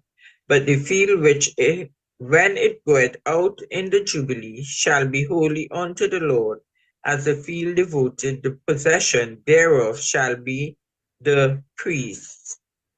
And if a man sanctify unto the Lord a field which he hath bought, which is not of the fields of his possession, then the priest shall reckon unto him the worth of thy estimation, even unto the year of the Jubilee, And he shall give thine estimation in that day as a holy thing unto the Lord. In the year of the Jubilee, the field shall return unto him, of whom, when it was bought, even to him to whom the possession of the land did belong, and all the estimation shall be according to the shekel of the sanctuary. 20 gerahs shall be the shekel. Only the firstling of the beast which sold be the Lord's firstling. No man shall sanctify it, whether it be an ox or sheep, it is the Lord's.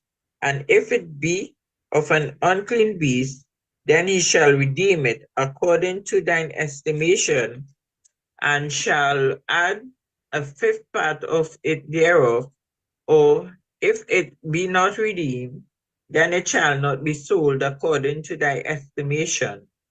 Notwithstanding, no devoted thing that a man shall devote unto the Lord, all that he hath, both of man and beast, and of the field of his possession, shall be sold or redeemed. Every devoted thing is most holy unto the Lord. None devoted which shall be devoted of men shall be redeemed, but shall surely be put to death. And all the tithe of the land, whether of the seed of the land or of the fruit of the tree, is the Lord's. It is holy unto the Lord. And if a man will at all redeem aught of his tithes, he shall add thereto the fifth part thereof. And concerning the tithe of the herd or of the flock, even of whatsoever passeth under the rod, the tenth shall be holy unto the Lord. He shall not search whether it be good or bad, neither shall he change it. And if he change it at all, then both it and the change thereof shall be holy, it shall not be redeemed. These are the commandments which the Lord commanded Moses for the children of Israel in Mount Sinai.